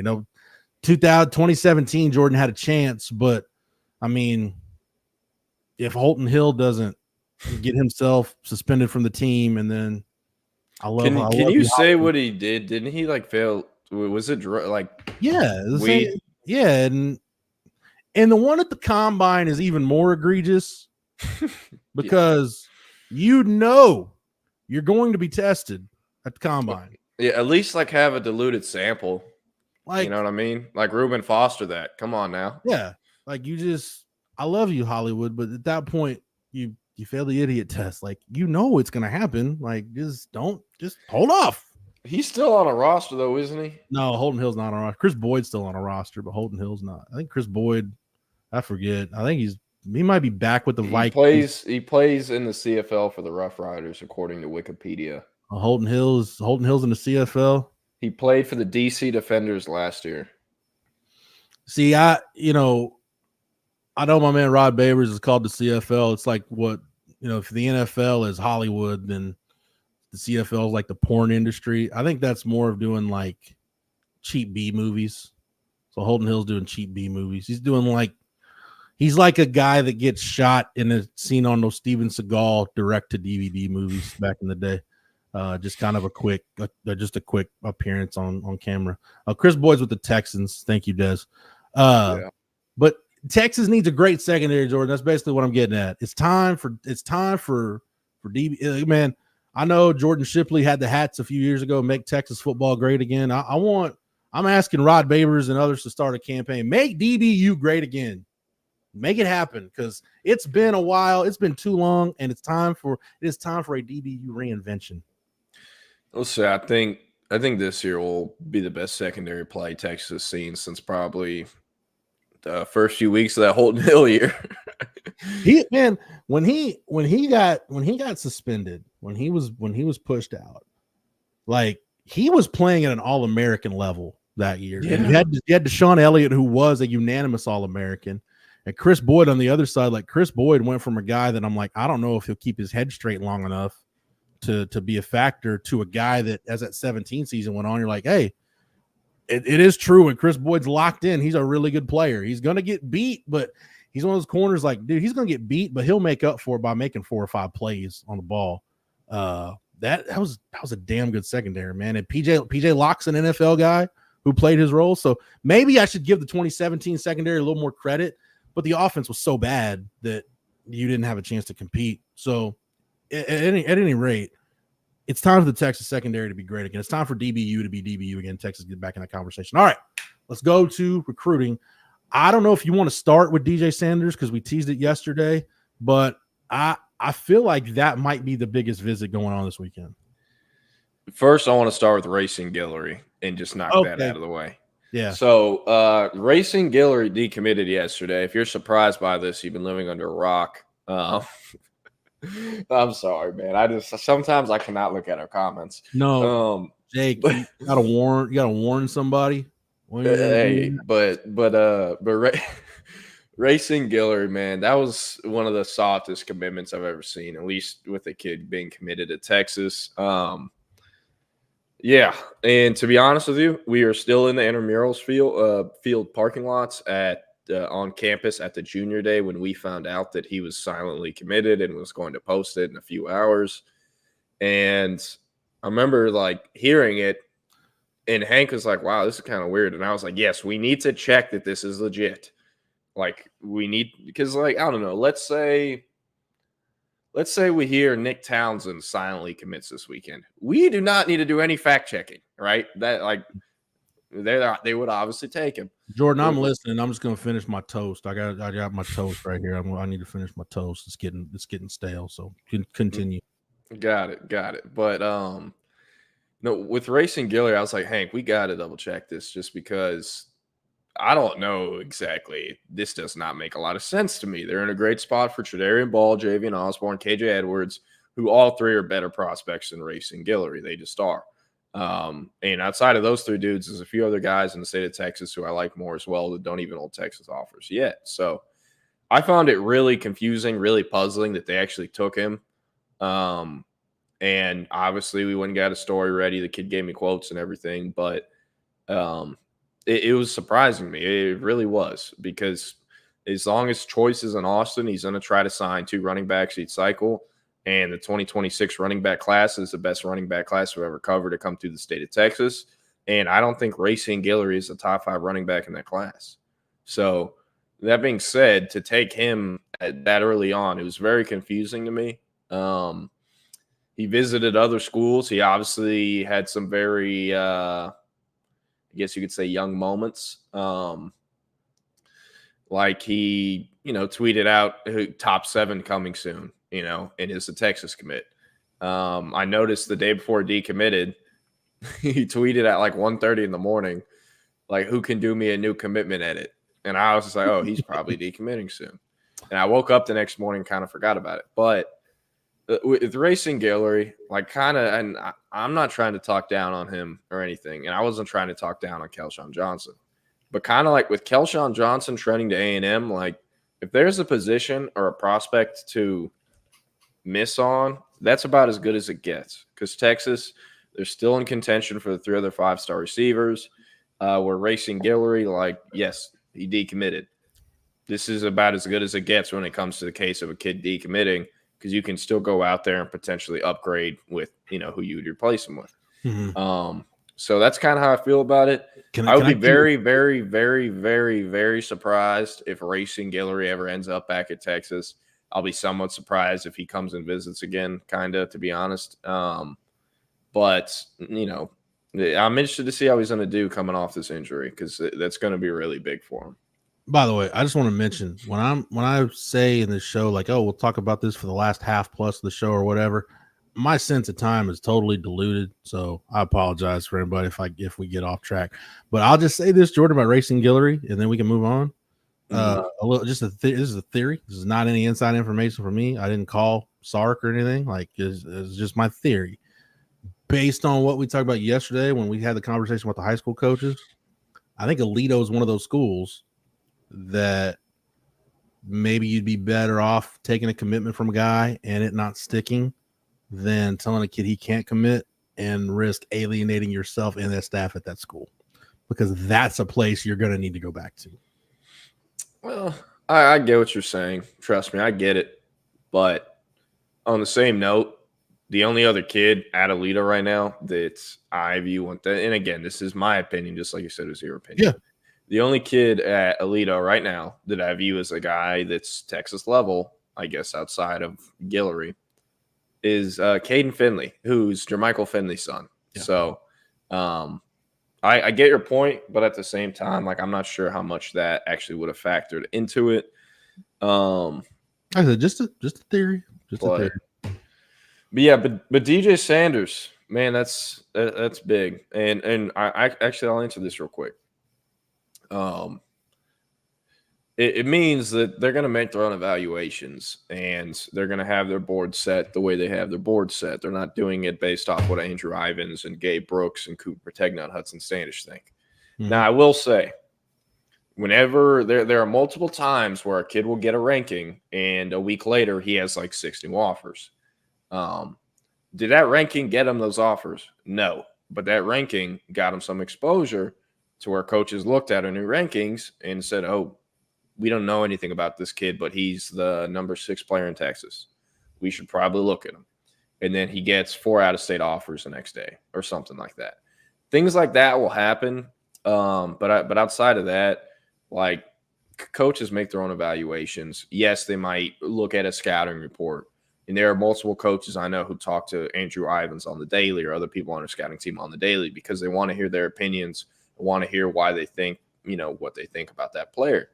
But unless it's a guy like Jimbo who was on the class calculator every day to see if he could get the number 1 class of the 2022 class, or unless you're like Tom Herman who's telling kids at junior day that he makes his board by looking at the rankings so he can get only the top players in Texas, you don't really see it much or hear about it much. So, Did that really happen with Herman? I was told from someone who is now he's the best way to describe it would be he's a handler. He was a recruit back in the day, and early on in Tom Herman's tenure, when he was at a visit, for himself. He was never actually going to go to a school like Texas. I don't even know how the guy finessed. There was a big-time recruit at a school. I'm not going to say who it was. There's a big-time recruit at a school who my assumption was he made the trip with him. Mm-hmm. But he told me, Tom Herman, whenever they all sat down for lunch or whatever on that little fake turf football field that overlooks the city, yeah, he was like, hey, I only want the best players in Texas. So I go to 247 and I go through their rankings and I make sure I get only the top players. Like, that's basically what he said. So, yeah. I hope coaches do their own evals and don't just, dude, that's if Ivans or Gabe, like, if we're wrong, then all right, we may do a mea culpa 3 or 4 years down the road and be like, hey, we got this wrong. We were right on this, and this, and kind of look at why. Dude, if you're wrong, you get fired. So, I heard this. I was watching one of those Caught in the Draft specials on NFL Network where they look back at an old draft, and they were talking to Matt Millen the year when he was the Lions GM, and they drafted a wide receiver in the first round 3 years in a row. They took Charles Rogers, and they took Roy Williams, and then they took Mike Williams. And I remember like it's burning in my brain, and I think this goes for all coaches. Matt Millen said if he had to do it over again, he would have taken the advice Bill Parcells and John Madden gave him, which is make your own mistakes, don't make somebody else's. I think that falls for coaches. Like, don't follow. Our rankings are great, and they're more accurate than they used to be. But man, if you're using that to do your evals, then first off, why are you hiring people in the recruiting department to do anything? Second of all, if you screw up, that's on you. That ain't on whoever did the rankings. That's on you for not doing due diligence. So I digress. And while we're here talking about recruiting departments, like, if you are a parent of a prospect watching the show, or a kid watching the show, prospect, a high school football player, for the love of God, there are whole personnel teams on salary at college. No one is recruiting in Twitter DMs. No one is recruiting in their Twitter comments. Stop tagging and adding me on the highlights. Like, I shouldn't. If you've never played a snap of varsity football, I should not click on the media section of your Twitter and see 100+ posts. Yeah, it's the dumbest. Like, no, stop doing that. So I don't know. Twitter and people on Twitter have been pissing me off lately. Like, I went to my settings yesterday and made it to where you can't tag me on anything unless I follow you. So Rex, I agree. Well, I mean, Jordan lives in Texas, so he has no access to the hub, as we found out by doing our extensive research here on the show. So I don't know if it ain't. It's going to be some unscrupulous side. I mean, well, that's kind of an oxymoron. I mean, is it everything in the adult entertainment industry? Yeah. So DJ Sanders. Jesus Christ. Get me back on track. We'll just start from the top. I'll try to hit on every I mean, there's 17 guys coming on campus this weekend, but only 7 of them or 7 of them are already committed. So only 10 of them are uncommitted. Or one of them is committed to Auburn and they're trying to flip him. We'll start with Michael Fasusi out of Louisville. OU made this really competitive, like Fozzie Wazzie, I'm not talking about you. Like, you're great. And CB, you're great too. I'm talking about, like, the kids who are in class of 2029 or 2028 or literally any class, and I've never seen them in person. I've never messaged with them. I don't follow them. And I'm getting tagged on stuff like camp highlights at, like, a D2 camp. And it's just some kid who doesn't even live in Texas. And I'm like, you don't even follow me. So you're tagging me and want me to repost it and help you get exposure, but you won't follow me. Like, that's what I'm trying to talk about. Or like the spam. And, like, I can always tell, like, in Dallas, there's this one trainer, his kids tag me on a ton of stuff. Like, none of them follow me, and he never tells me about the kids. And then, like, every 6 months, he'll be like, yo, can you make me, like, 20 new profiles for my kids? And it's like, dude, no. So we'll get off that, though. But Fozzie Wazzie, CB, y'all are good. You can still at me on stuff. I just think in terms of like photo tagging, you can unless you follow me. Yeah, I'll say this for me before Jordan gets into the recruitment. If you tag me in something, I may not respond or like it or whatever. I see it. You know, people will send me like jokes or whatever, just something cool. So yeah. But man, I'll tell you what, since Elon fired everybody over at the Twitter machine, dude, have you noticed like the bot problem on Twitter is like it almost makes it unusable, quite honestly. Yeah, no, it's not fun. But bots and political ads, it's I will say, hey, the button that's been a saving grace for me for whenever I would get tagged or added, the mute this conversation button. That's how you do it. Yes, Sometimes sir. I'll do the leave conversation, but it'll unhyperlink your at, and then they'll get pissed at you for doing that. But Horns 24/7, I don't think it's on Threads. I never went out and got Threads. I know people were scared Twitter was going to shut down, so they went on Threads. I never downloaded that app. You could just I think early on you could just like add it. You didn't even have to download an app. I don't think. I think it was just part of Instagram. Yeah. Oh, I didn't even know that. Okay, but anyways, let's talk recruiting and do our jobs here for a sec. Michael Fasusi. This is Texas versus OU with A&M kind of hanging in third right now. There are some folks in Dallas who think if he had to decide today, had to pick one school, that school would be OU. But those folks also made it very clear. A big part of that is because he just visited OU. And also, his whole family was there. He's visited Texas a lot over the last couple of years. He's only ever been there, though, with his father or just himself. So it's going to be his mom's first time seeing campus and his siblings' first time seeing campus, which will be big. They fell in love with OU. They really trust that Beaton Ball would develop him, get him to the league, and then, with the soul mission and all that other stuff that he'd be taken care of off the field as well and developed into a man. I expect Texas to have a great OV weekend this weekend as well. He's the number one O-line target across the whole O-line board and is, one of the top targets across the whole board regardless of position. That being said, Kyle Flood in Texas, they almost never miss on these guys. I'd be pretty surprised if they miss. And, while OU might have a ton of momentum right now, Texas has been the leader for the majority of this recruitment for a reason, right? So even if he isn't going, or even if Texas isn't the leader going into this weekend, I really like the chances of changing that because, again, they've been the leader for this long for a good reason, right? And all those reasons still exist and never went anywhere. Kyle Flood is still in Austin. They're still in the SEC. It's still a team coached by Steve Sarkisian.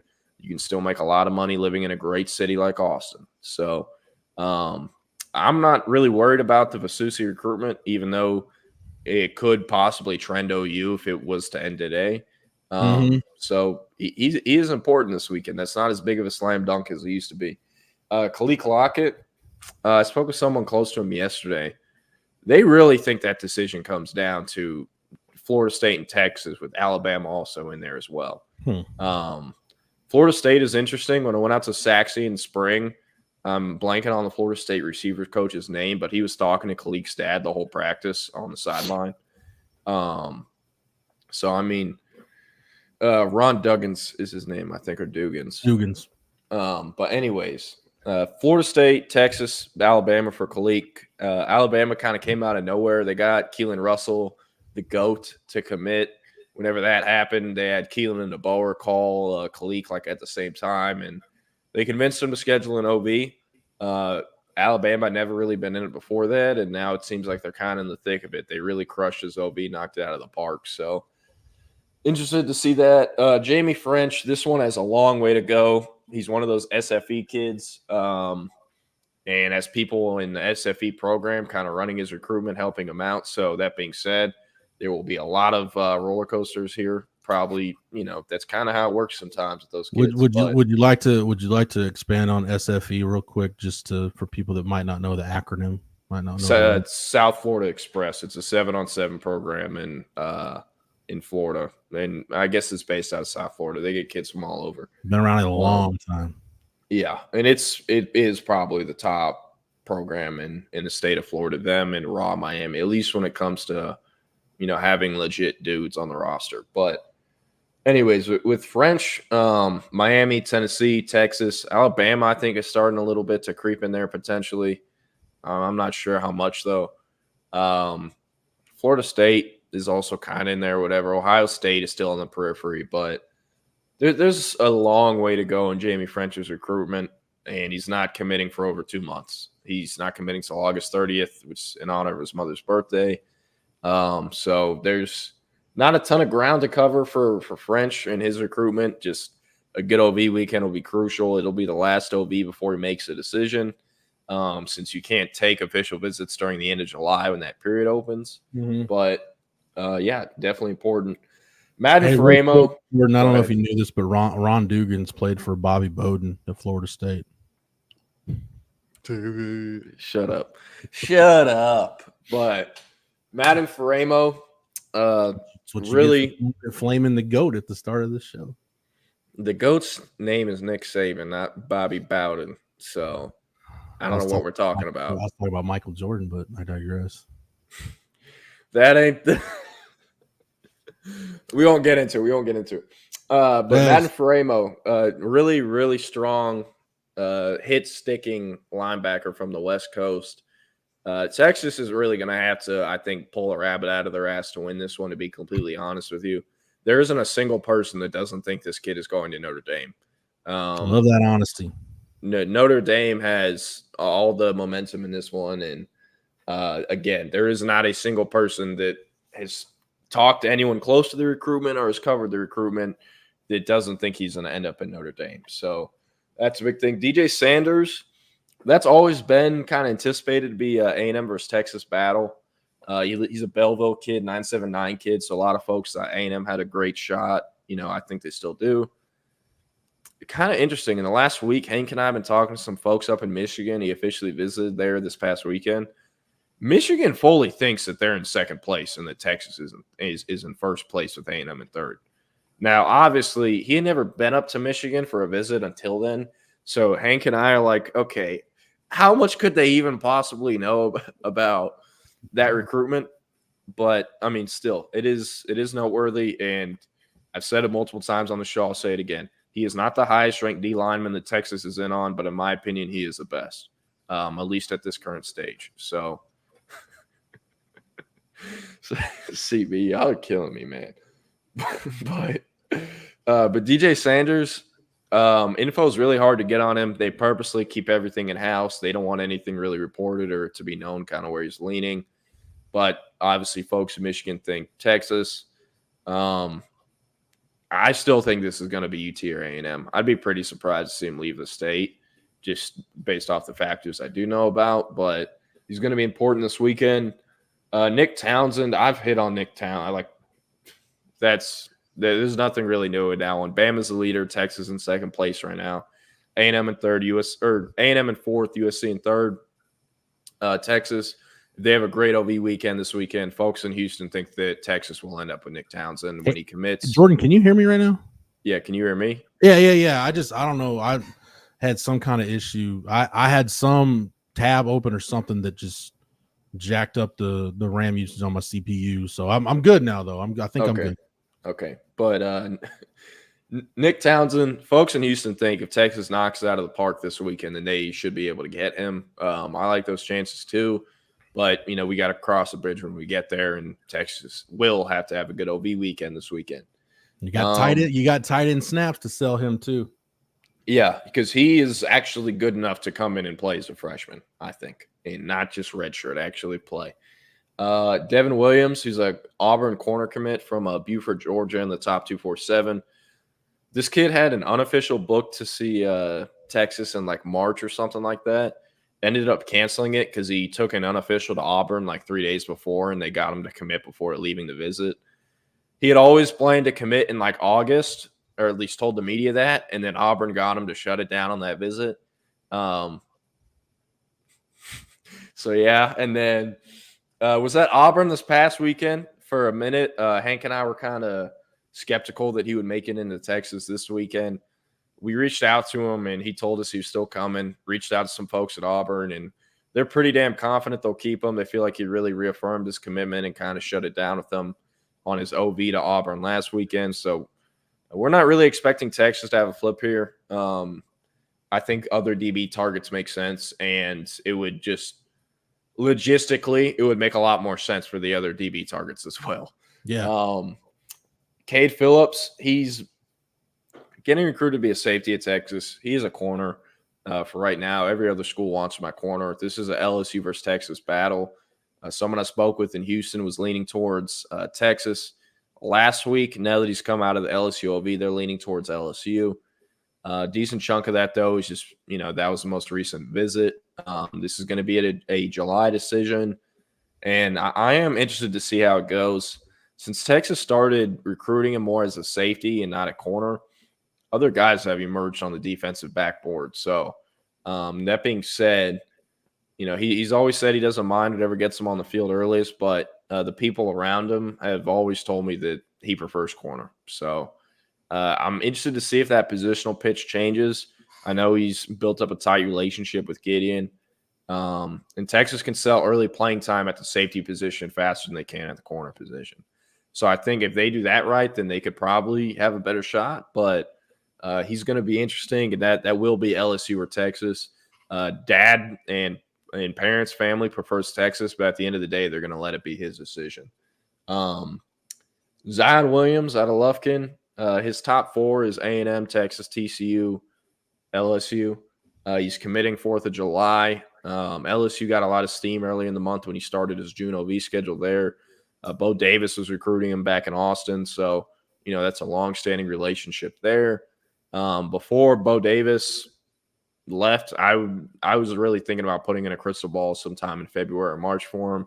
That's kind of just how good I felt about it. I think that if Zion Williams was a regular student and was not an athlete and was given these 4 schools to pick from, I firmly believe he'd pick Texas. So that being said, I don't know exactly how you use that to build up some steam to potentially get a commitment from him. But I do know, he is genuinely a fan of UT and what that school has to offer. Yeah. But Bo Davis has had a longer standing relationship, more of a path of development in college since Kenny Baker's been in the league or at the lower levels of college. So will be interesting this weekend. He's, I think he isn't as elite of a prospect as DJ Sanders, but this kid is also going to be getting paid several hundred thousands of dollars as a freshman. And it's because he is that good. He is an 88 3-star. I don't like that. I think he's at least a 4 in my opinion. He's just a true space eater who has so much frame space to add weight, and he's athletic as hell for, what he looks like right now. Last kid that's coming in this weekend uncommitted, Aiden Anding. I was actually exchanging messages with him while we've been on the show. Wardell Mack is going to be his host this weekend. For another Louisiana native that plays the cornerback position. And he's making the trip down with his mom, older brother, and younger brother. This has felt like a Miami versus Texas battle since the beginning of the spring. We didn't even get to talk about that Venable shit either. But this has been a Miami versus Texas battle since the beginning of the spring, really, when both those schools threw their hats in the ring. Texas, I've always felt like they're in a great spot because of Terry Joseph, his ties to Louisiana, and he's just done a really good job in this recruitment. Yeah. Arkansas has come on strong a little bit. They're in a much better place than they were earlier in the spring. I'd handicap them at 3rd place, but I'd be lying if I didn't expect this kid to end up at Texas. I've seen some predictions are starting to come in for him.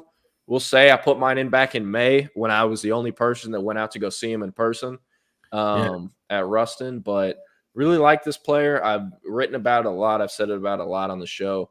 He is a 3-star. I firmly believe this will be a top 247 kid. Okay. So I got to run here real quick, Jordan, but before I go and turn it over to Eric and Keenan, between DJ Sanders and Zion Williams, the 2 big interior D-line visitors this weekend, you think it's more likely that Texas gets one of them, both of them, or neither of them?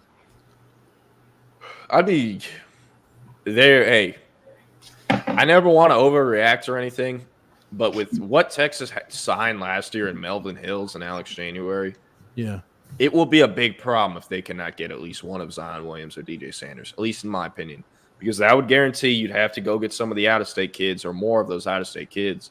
Those out-of-state kids are more expensive, and they're also – Kevin Wynn lives 30 minutes from Athens or however close it is. Yeah. Myron Charles is in Florida State's backyard, and Josiah Sharma's Texas has to compete with Oregon and Alabama for that one.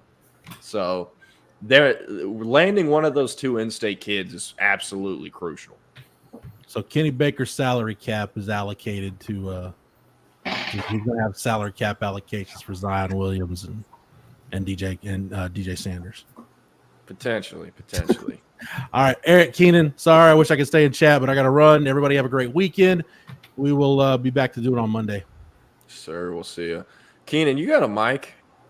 Yeah, I do. I just don't have a close I don't. face. It picks up background noise sometimes, and it did a week ago. I figured out what that was. My wife had a sound machine going, so it shouldn't be any today. Sound machine, nice. What's on the docket for today? Happy Friday, by the way. Hell yeah, dude! Happy Friday to you too. I got a new shirt that I'm very excited about. My favorite band finally got a shirt from them. Widespread Panic, baby. Yeah. What about you, Mr. Henry? What are we looking at for today, this Friday? Oh, man. Pretty steady show. I mean, a lot of NBA stuff. Obviously, JJ Redick got the Lakers jobs. We'll dive into that. That tight end preview. Going to get into that. All right. I think that was – what's up, Jordan? Since I got Jeff's old ass out of here, I know you two have probably seen it. What are our thoughts on this Michael Jordan expose story of his Defensive Player of the Year? Have y'all seen that? I saw a tweet for it. I haven't read it yet. I was Jordan, not gonna lie, I've been too busy just enjoying Kendrick ending Drake's career, and I've watched that whole thing like 4 times. That was pretty awesome. So, I haven't checked it out yet, but I did see a tweet about it. There's never been a bigger difference in home versus away games in a Defensive Player of the Year season in the NBA than Michael Jordan's 1998 NBA Defensive Player of the Year season. There were games, Yahoo went back and watched games where he was credited with more steals than the other team had turnovers. And that's in the stat book. There's also games where it says 5 steals, and there are 2 of them. So, all right, Jordan, hang on really quick. Since you brought it up, I'm going to tell you why it doesn't bother me, right? Because I feel like especially in the NBA, everyone is known. So I read a Sports Illustrated story, Jordan, when I was probably like 10 or 11, because I was that nerd who would read Sports Illustrated magazine when it came in. And it talked about the statistician in Miami around Alonzo Mourning, who would just routinely give him an extra 3-4 boards a game. And the thing is, I guess being on this side of journalism, this side of media, I've talked to the statisticians like before games, not here at Texas, but, in my previous role. Mm-hmm. And they're like, yeah, if a kid, mainly on defense, right? If a kid, we got a guy's a huge tackler, right? We're going to throw him an extra 3-4 tackles if he's just within 2 yards of being around the ball. So I guess I'm just saying, it doesn't bother me too much because I feel like that's just, it happens. That's my thing. Well, they just did an expose. This happened in Memphis during Jaren Jackson Jr.'s Defensive Player of the Year season, or he was I can't remember if he won or if he was a candidate, but they were going back and watching old games. He was getting credited with 2 or 3 extra rebounds, an extra block, an extra steal, and people lost their minds. So if that is truly it depends on how bad the numbers were fudged, because Jordan was obviously an all-worldly defender at the perimeter, but back then it was a lot easier to guard people because there's not nearly as much motion going on. There's not nearly as many off-ball screens. There's not as much shit going on. Sorry, language, but not as much stuff going on, And I hate the saying that Jordan played against plumbers. Yeah, but the athletes nowadays are light years ahead of what they were back then. Look at what high school basketball players can do right now. Yeah, it's pretty. Trey Johnson probably could have played in the league in the 80s. Okay. All right. Hang on. I'm gonna call a timeout here. All right. I obviously can't speak to the 80s. I'm gonna talk about the era of basketball that really introduced me to basketball was the late 90s, right? Sure. Mm-hmm. Yeah, Jordan. The 11th, 12th man on the bench, like Tim Legler, right? Well, no, Tim Legler's a shooter, so I take that back. That's a skill that's transferable. But Rick Carlisle. Right. Yeah. That guy, okay, probably doesn't make the league in today's day and age. No. But I firmly believe the top end guys, the top third of the league, regardless of eras, I'm not going back to the Bob Cousy shit in the 50s, 60s, right? But screw Bob Cousy. Okay, y'all can get behind the Trey Johnson can make the NBA in the 50s at least, right? Can we get that? He'd be a starter in the 50s. Okay. Yeah. Nah. White dudes. Come on now. I can well, there's that aspect too. Now I can get with that for sure. But now, Jordan, just to finish up on your point, I think another thing that is why it doesn't bother me too much is, let's just call a spade, right? Did you guys happen to see the clip of the ridiculous WNBA double dribble? I think it was Angel Reese. Yeah, I did double see dribbled that. 6 times. Okay. Social media automatically calls that out, right? Back in 88 for Jordan's depoy, right? You might get the home games if you're in Chicago. You might get select road games on whatever the national network was at the time, but it's not like every single game was available for fans to break down. Be like, yo, really? You giving Jordan an extra 3 rebounds and a steal here that he didn't get? I think that's why, another reason why it doesn't bother me as much as back then. Yeah, if you could cook the numbers like heavily. It's the reason why, like I talk about, when I was covering G5 football, you know how many dudes in G5 football ended up with like 160 tackles? You go back, it's like, yo, he was like 2 yards away from the play. We're really crediting with a tackle. So like, I guess it doesn't bother me too much. But I gotta check it out though. You mentioned it. I gotta read it. I gotta read it too. That sounds really interesting. I Look love that into kind it, of boys. stuff. Look into it. So yeah, I got CB super riled up and a few other people riled up. And all they did was call me Bron sexuals. I mentioned LeBron maybe twice, and they've been commenting the whole show about I Michael love Jordan, LeBron, dude. So yeah, but hey, I'll see y'all on Monday. Y'all have a good one. Peace out, Appreciate it, Jordan. That was It's Only an Hour. Jeff Howe, Jordan Scruggs taking you up to noon. We are False Start. I am Eric Henry. He is Keenan Womack. It is Friday. K-Wo, what's going on, my man? I'm just very excited about my shirt, dude. I ordered this shirt like 3 weeks ago. I finally got here, and it's the only like band shirt I own. I don't really wear music gear. But yeah, I'm just in a good mood today. I don't know why. It's Friday, got a cool weekend coming up. Seeing my little nephews and niece this weekend. Very excited about that. So good stuff on the docket, brother. I am just laughing at Jake Bales' comment coming into you're a pretextual Bron sexual. That's why. I will let Jake and Jordan resume that on Monday, but we've got a pretty stacked show for y'all on Friday.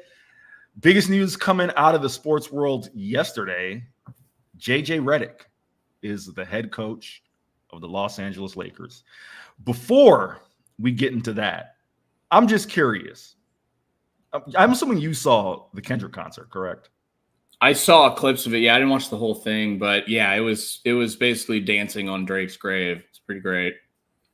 Did you see the moment where LeBron looked as if he wanted to go join on stage with the whole LA Unity picture? I bet he wanted to. And Savannah is shooting him a look saying, if you don't get your ass over here. She keeps him in line, dude. She's good for him. Well, here's the thing. Here's the thing that I can't like emphasize enough. LeBron from Akron, dog. The rest of them dudes from LA. Let Russell Westbrook, let DeMar DeRozan go up there, have their moment, and you just sit in the crowd with the rest of us. Just need to get that off of my chest. But no, what are your thoughts on JJ Redick being hired as the head coach? I mean, I think it's really interesting from my perspective. I thought when Monty Williams was dismissed in Detroit, which talk about a major win, that dude getting paid tons upon tons of bread. It's not even his fault. It's not even his fault. He's getting paid for his troubles, but like you got to fire him because the team's so terrible and the team is just a disaster. But like he should get another job. It's not his fault they were so bad. But I thought that Monty Williams might be a candidate because of the pre-existing relationship with he and, of course, Anthony Davis going back to the New Orleans days. But no, they're going with JJ Redick. And listen, nothing sums up this hire for me more than – and I see people on Twitter saying, oh, well, first-time coach. Like there have been guys who had no coaching experience. Doc Rivers is one that comes to mind for me because I'm a Magic fan. When he got the Orlando Magic job, he had not been a head coach before. He'd been an analyst. That's it. But it's something funny, Keenan, about every time on ESPN they're showing the clips of JJ, right? Usually when you hire a coach, you get the little B-roll of them on the sideline in the suit or, the warm-ups that they wear now and they're coaching. And they're just cutting to JJ Redick highlights of him on ESPN analyzing stuff, spliced in with actual game action of the Lakers. And it's just freaking hilarious to me. Yeah. So, no, your thoughts on the JJ Redick hire? I'm kind of torn because, is it a meme hire? Kind of. Yeah, it's kind of a meme hire for one thing. B, no coach can fix this team. This team is old. This team does not have any depth. This team has no shooting outside of Reeves. I don't know what they're. I mean, yeah, LeBron can kind of shoot, but he's not a floor spacing shooter. You know what I mean? So it's like you have very few.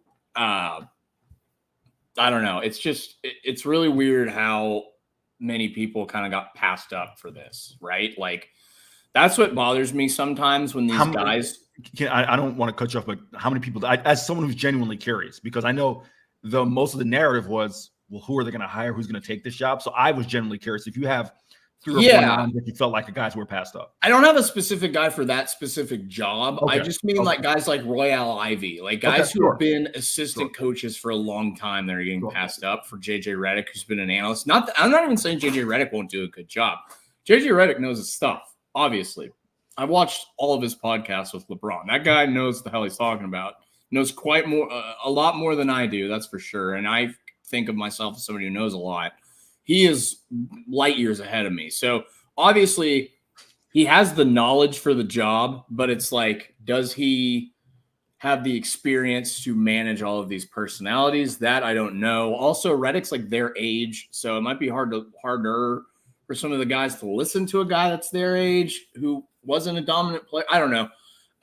Redick has the knowledge to do it. I'm just wondering if they'll respect him. The players, not LeBron, but the rest of the players will respect it enough to listen to him. Because look what happened with the Steve Nash Nets thing. That didn't work out well. My thing is this when it comes to coaching. I mean, it's just as much, and we talked about this with Rodney Terry. We've talked about this with Steve Sarkisian. We talked about this with a lot of coaches. It's just as much managing personalities as it is X's and O's. And I think that's one of the things that gets really kind of buried under the radar. No one's doubting JJ Redick's basketball knowledge. The dude spent, that's why I kind of chuckled when he said he knows more than you. I mean, I'd hope so. He spent 2 decades in the NBA. Yeah. So I'd hope he does know more than you. But I mean, no one's doubting his basketball acumen. The thing is, and I think it was CB who said GM LeBron back at it again. What makes it tough, if JJ Redick, this is the thing that I feel like is not getting talked about. If we were taking him for the Pistons job, even let's just say the Orlando Magic, right? A team with a young superstar and some budding pieces. Young core, yeah. Young core, fine. You're taking JJ Redick for a job in which you have arguably one of the brightest basketball minds in the history of basketball, who is still a top 20 player in the NBA, some would argue top 10, as the superstar. That inherently creates a weird kind of power structure in my mind. That would be analogous in my mind to, and granted, football is different because you have so many players. You have 53 players. You have so many more assistants or some more variables to a game, right? But I'm going to analogize it to, that would be like taking Dan Orlovsky, and hiring him as Tom Brady's last coach in Tampa. Yeah, that's an excellent way to put it. Absolutely brilliant comparison, and really illustrates why this is really weird.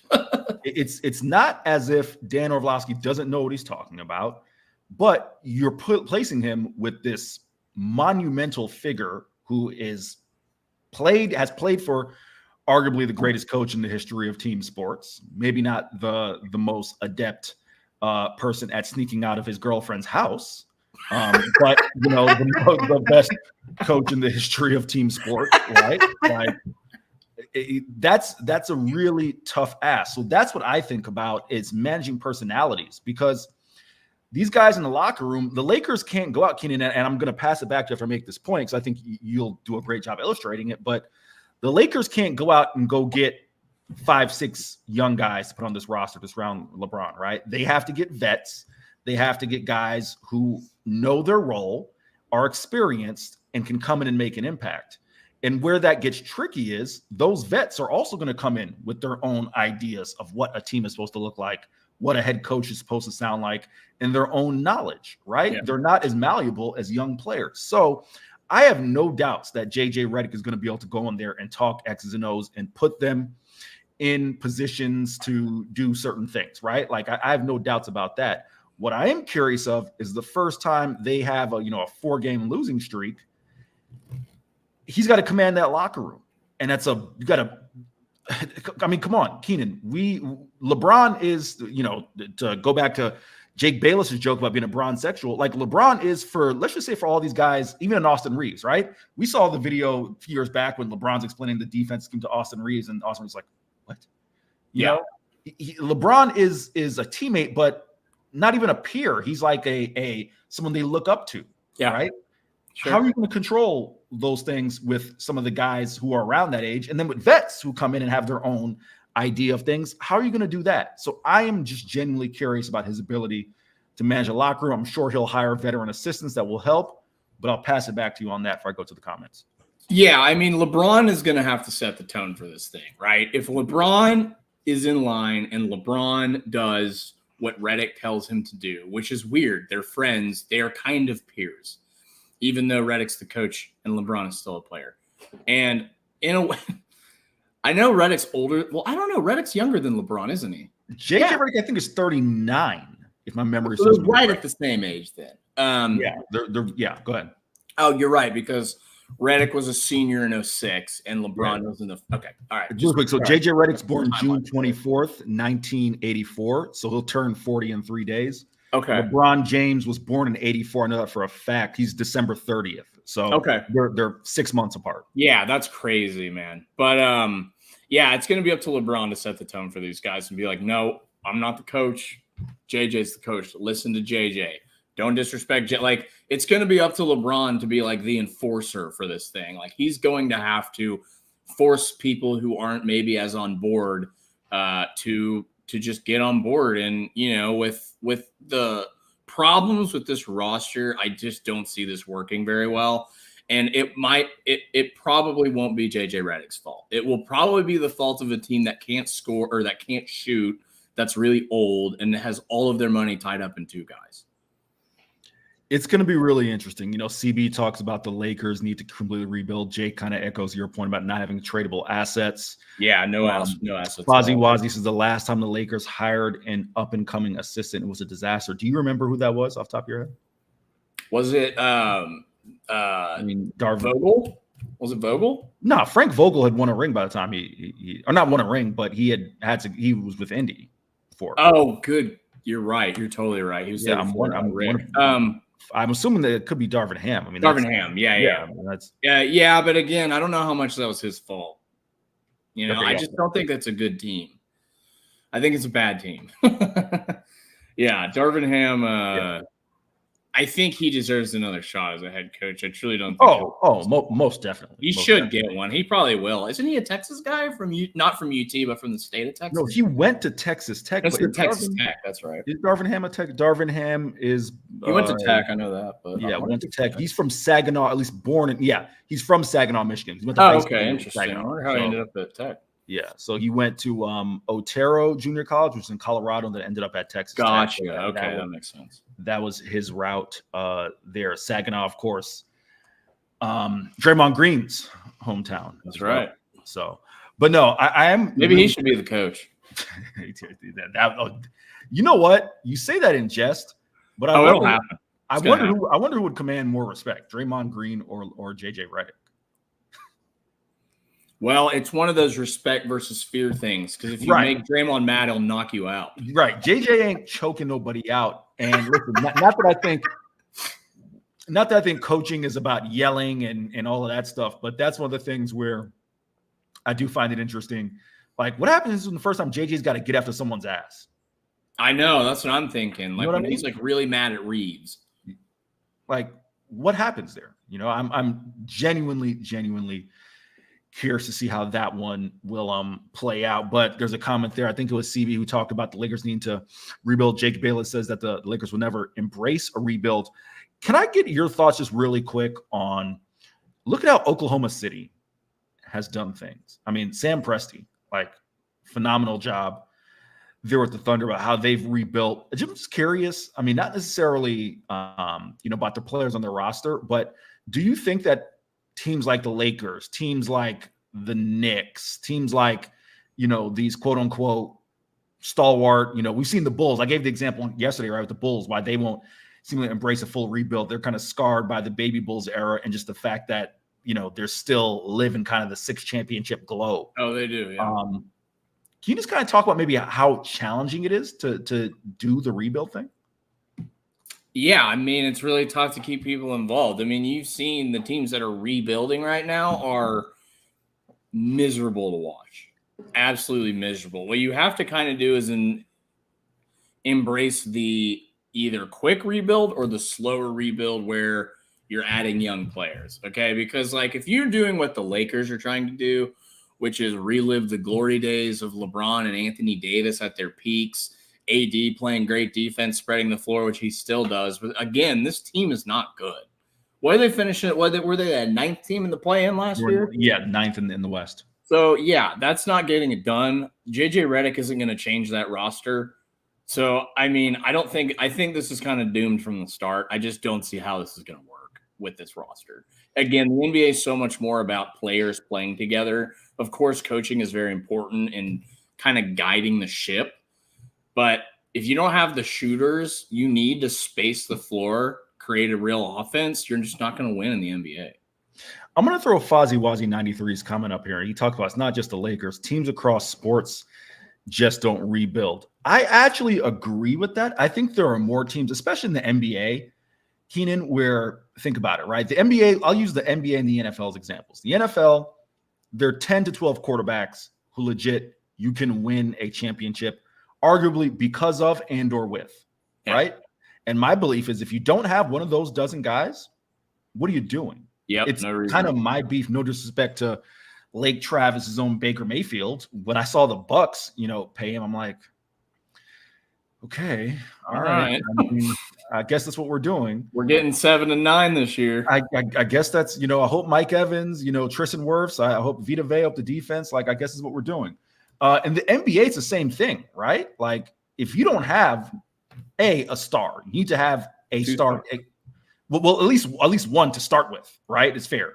What are you doing? I think there are more teams in professional sports who should just say, hey, we don't have it. Instead of trying to compete for a lower tier playoff spot, let's rebuild. That's one aspect of it. I'm going to pause, let you opine. And then I kind of want to transition into Texas because I want to give an analogy I think our entire audience will be able to empathize with. Well, I want to hear what you have to say, actually. Give me the analogy. I kind of liken it to, again, I wasn't here. I'm not from Texas, not a Texas fan. I didn't grow up one. But the end of Mac Brown, everything I've heard is that essentially it was time.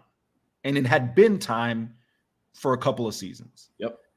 Of course, it's rather nuanced, right? You got a legendary figure as a head coach. It's not like you can just force him out. But what I think fans can buy into, and I'd be curious the thoughts of our audience is, I think if I were a Texas fan, what I think would have me most fed up is I can buy one coach coming in, Charlie Strong coming in. So, hey, we need to tear this thing down and rebuild it, right? It's the endless cycle of rebuilds is what I think fans despise the most because that screams of incompetence. That screams of we don't know what we're doing. I think fans would sign up for, hey, I got to take 2 or 3 years of this thing being a little bit not what I'd like it. We're going to stomach some losses. I kind of liken it to the Miami Hurricanes of the late 90s. Yeah. Under Butch Davis. Butch Davis would tell me this all the time. He said one of the most challenging things was to just keep everyone on the ship, on the path. That his first year, they had 9-3 or something like that. But then they had the NCAA sanctions, right? Which got hit for a ton of scholarships. I think the 96 was the year they went 5-6 or 5-7, something like that. 98, 99, it was like 8 wins, 9 wins. And he was like, I just need everyone to stay patient, trust the course. And if you can see the trajectory, right? In that case, you saw Ken Dorsey come in. You saw Willis McGahee, a Santana Moss, a Andre Johnson, Jeremy Shockey, all those guys who ended up being, Clinton Portis, et cetera, right? If you can see that, then you'll stay the course. I think that's the thing when it comes to rebuilds across sports, but especially I kind of wonder with Texas if it was, hey, we're not seeing guys who seemingly look like they're going to be impact players, or they're being mismanaged. They're not being coached correctly. That's kind of just my overall thoughts on the deal with rebuilding across sports. Yeah, the only thing the fans are really asking for in a rebuild is some semblance of direction, right? Just like, do we have a game plan here? Like, what are we trying to do? Do we have a blueprint for this team so we're not just throwing money at every good player that becomes available? Do we have a plan here? And that's what would suck to be a Charlotte Hornets fan, right? When have they ever been good? And not only do they do that, they signed people. They signed Miles Bridges after what he did. They re-signed him. And so that fan base is miserable. And Michael Jordan's gone now. So maybe it'll get better because I think they're about to draft Ron Holland in the draft, and that'll be a good fit in to replace Bridges. But yeah, that's what's frustrating about it is when you continue to make these big money moves and nothing happens. That's when they get mad. Throw up CV's comment. He says, same with Rick Barnes. It was time. With Augie, it was time. I think that's kind of an interesting point. But gonna transition here because the news that broke right before we came on the air, I want to give you some time to find the story. Show some love to our sponsors is Arthur Kaluma, the name we talked about yesterday. He is indeed going to visit Texas. That is per John Rothstein of CBS Sports. Want to give you some time. I know we briefly touched on Art Kaluma before, but I want to give you some time to really kind of, give your thoughts on what that could look like. Let's just pretend he's on the roster next year, maybe what he would bring. Yeah, I mean, again, before we get too deep into what he would do on this team, like I know what they can offer him, and I don't know if that's enough for him. I don't know what he wants financially. Keenan, is there any chance? Not trying to coach him. Is there any chance that Texas learned from the JT Toppin mistake and is like, okay, we need to fully invest, or is it bigger than that? It's bigger than that. Okay. He just doesn't. RT doesn't have the NIL backing he needs to be as successful as he wants to be. Okay. Straight out. Okay. JT Toppin was in the bag, and as you know, my friend is his agent. I knew that whole story as it was going on, and it did not work out for Texas, and it was a bad luck for Texas. And so they didn't even try to get Coleman Hawkins in because they knew he was going to cost too much. He ended up going for like $2 million to Kansas State or something. So Kaluma, I know the number that Texas can offer. I don't know if it'll be enough, but let's say it is enough and he's on the team, right? Kaluma is like a 6'7". He the only issue is he sort of plays the same spot Tremont Mark does. They're both like kind of 6'7" wings, and Kaluma isn't as good of a scorer as Mark is. He's a little less efficient, but he's a good athlete. He can rebound. They need as much rebounding as possible. I think that's going to be the biggest hole in this team this year is protecting the glass. So if they could get Kaluma on the floor, I mean, shoot, you just slot him in there, play him at the 4, play both him and Mark at the same time. Like, you don't have a lot of options in the front court. So he's a starter. I think if he lands on the team, pretty easily a starter right next to Mark. They just put one of them at the 4, I guess. Keenan, I'm a big CBB analytics guy. I don't know if you are. Yeah. I'm looking at Arthur Kaluma's shot chart from last year. So just kind of run down some of the numbers. He took 358 shots, shot 42% from the field. His adjusted field percentage looked to be about 50%. Took 148 threes, shot 34% from 3, 48.6% from 2. But I'm looking at his shot chart, and I see a guy who was really efficient at the rim. I haven't had a chance to crunch the numbers, so I just pulled this up ahead of time. Sounds right. It looks like he took, between 0 and 3 feet from the rim.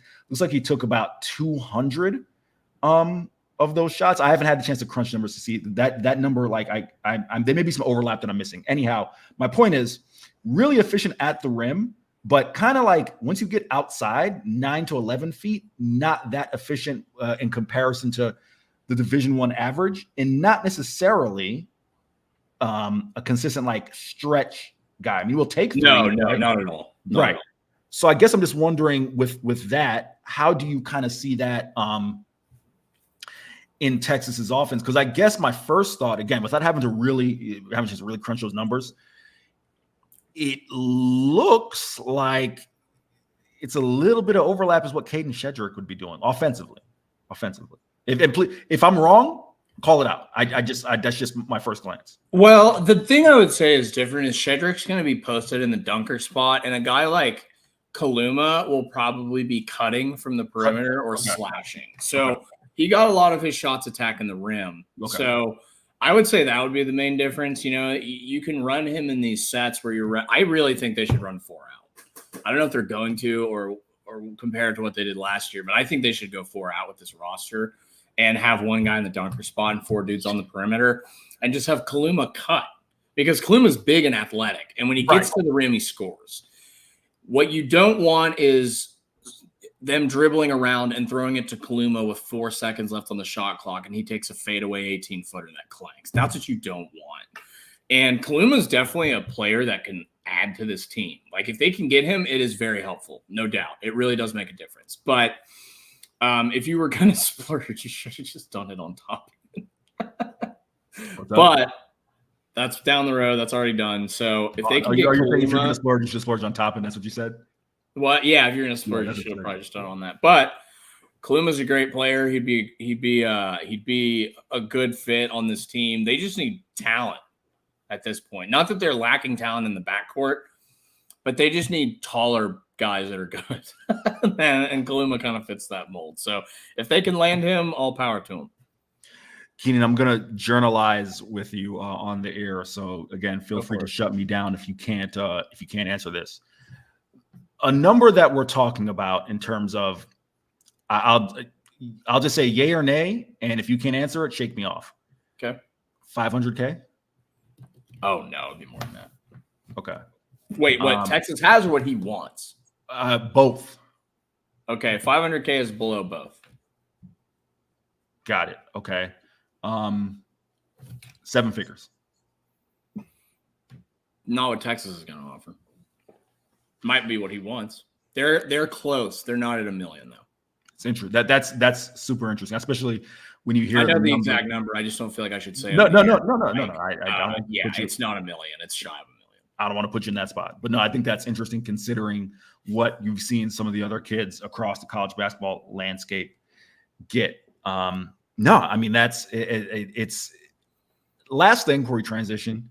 As a Texas basketball fan and an alum, does it frustrate you that they're not seemingly like let's just throw Bestie's comment? Yeah, no, that's what they think. That's literally where they're at with it. Yeah, it's frustrating being a fan of a university that doesn't take its basketball program as seriously as it takes its football or really even baseball, maybe. Mm-hmm. Especially considering they just built this gigantic mecca that cost, I don't even know how much money, probably in the billions, I would guess. I don't know much. You talking about Moody or the practice facility? The Moody. Yeah. Yeah, man. I just it's frustrating for sure because RT's not going to win a national championship here, and it's not going to all be because he can't do it. It's going to be partially because he's not getting the help he needs. And great question by SD. Do you think they would have more NIL with Beer at the helm? Absolutely. Absolutely they would. Why? Because that was their big splash hire, and that's who they all wanted to spend their money on. And that's where everybody was in agreement with that they should be doing that. And then RT was, I don't want to diss RT because he did a great job, and I like RT, and I think he's been doing a fine job. But, he's just not going to win a natty at Texas, especially with the problems with NIL backing. Now, could he get to another Elite Eight? Sure. But he's not going to beat Arkansas in the national championship or Houston or Kansas or UConn. That's not going to happen. Tennessee even. So yeah, it's frustrating to know that they're kind of caught in limbo a little bit. And I don't want to say in limbo like it's RT's fault because it's not all his fault, but the program has kind of caught him in limbo. So Chris Bennett mentioned a comment here, and I'll throw it up so the audience sees. Some jackwagon on Twitter said Texas gave Diabell $9.2 million. No. This is my pet peeve, and I'm not sitting here saying, oh, look at me, I'm super serious journalist guy, or integrity. Look, I'm just saying, and I'm not accusing CB of this. I was a little disappointed how much engagement that tweet got because it's pretty obvious when a troll is being a troll. Yeah. That account had 700 followers. I'm not saying followers are indicative of being serious because it certainly isn't, right? But look at Outkick, they're not serious. But exactly, if you scrolled a little further up on that same account, Keenan, there is a tweet where they say that BYU has a $29 million sponsorship deal with Bud Light. That's to amazing. Advertise on their field. So I think if you had any questions as to whether or not the tweet about Diabell's $9.2 million NIL deal is real, I think that should answer your question right there. There's a better chance. There's a better chance of me walking on the moon than there is BYU entering into a sponsorship deal with Bud Light. That is such a funny troll, though. I mean, the only thing that would have been funnier is if you'd say they're entering a deal with Trojan condoms. Like, that's the only thing that would have been funny. So I think that answers that one right there. But that aside, let's go and give a shout out to some of our fine sponsors. Of course, it is that time in the day in which we shout out our friends, our good friends at Covert BK. Because if you're in the market for a new vehicle, it's only one place to go, and that's Covert. You see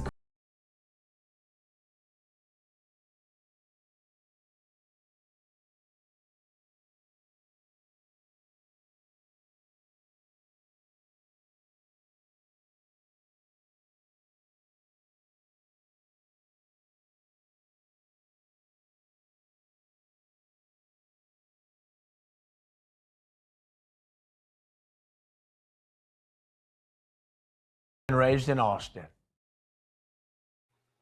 We'll go back to back, Keenan. As I mentioned yesterday, it is heating up out here in the Lone Star State. First day of summer was yesterday, so you got to have your HVAC services on point. Shout out to our friends at Woods Comfort Systems. They're celebrating 60 years of providing top quality plumbing and HVAC services. Our friends at Wood Comfort Systems are dedicated to keeping you comfortable in every season. Seasons, something, Keenan, that I have had to get used to because I am a Floridian and there are no seasons, but they exist here. They handle AC maintenance, repair, installation, heater repair, services, furnace maintenance, ductwork, attic insulation, and they handle plumbing services as well. Their goal continues to be to provide exceptional HVAC and plumbing services in Central Texas and the surrounding South Central Texas communities.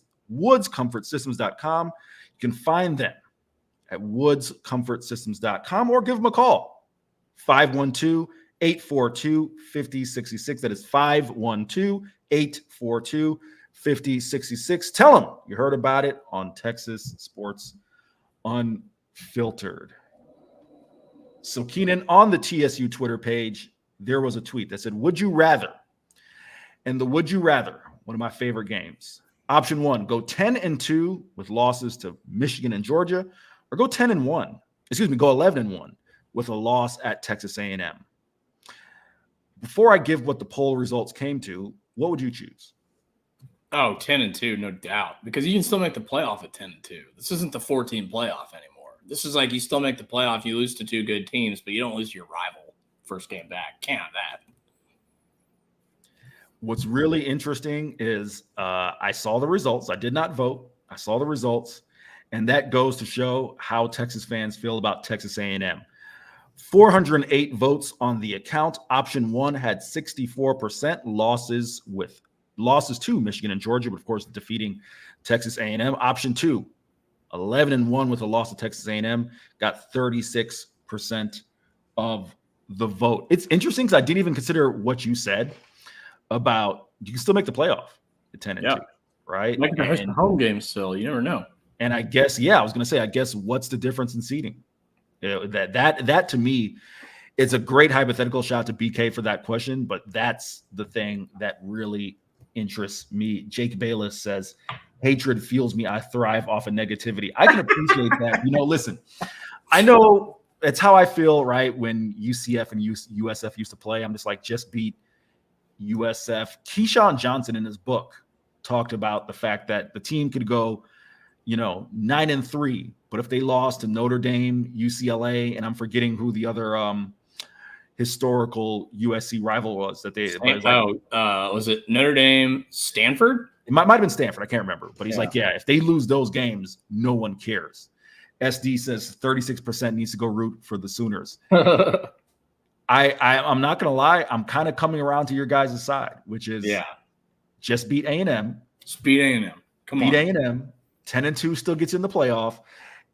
And I mean, again, you can play around with it, right, as far as what those losses look like.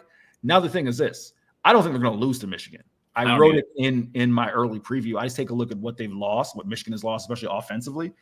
They're going to rebuild. They're going to be fine, but not by week 2, Keenan. No. But it's good to know where you stand in that regard. Just beat A&M. Will you be there? Will you be in College Station? No, I'm not going there for any reason. But I'll watch it on my couch and celebrate when everybody gets back. He's like, I'm not going there. Have you ever been? Because you've never been to College Station, right? I've avoided that place, luckily, in my life. It's funny because I have a lot of friends who went to A&M, and I actually, like, as much as we joke on the show, I have very good friends that are A&M grads that I love to death. My boss is an A&M grad at one of my jobs. Great guy. But, yeah, it's fun to poke fun for sure. Got 2 fun ones we'll get to at the end of the show, but I do want to give you a chance to break down a trade that it's ironic. You had talked about it kind of as a hypothetical, as a guy that you kind of wish the Mavs could get. Well, the rich get richer. Oklahoma City sends Josh Giddey to the Bulls for Alex Caruso. What were your thoughts when you saw that trade and just kind of, I guess, implications in the West? Yeah, I mean, the problem is they need to get rid of Giddey. I'm not talking about the off-the-court stuff. Let's just keep this on the court because the off-the-court stuff is really complex with him. But he was not a floor spacer for them. And he kind of plays like Anthony Black from the Magic, right? He's this big guard that kind of prods through the defense. He's a playmaker. He can kind of finish at the rim, but he can't really shoot yet.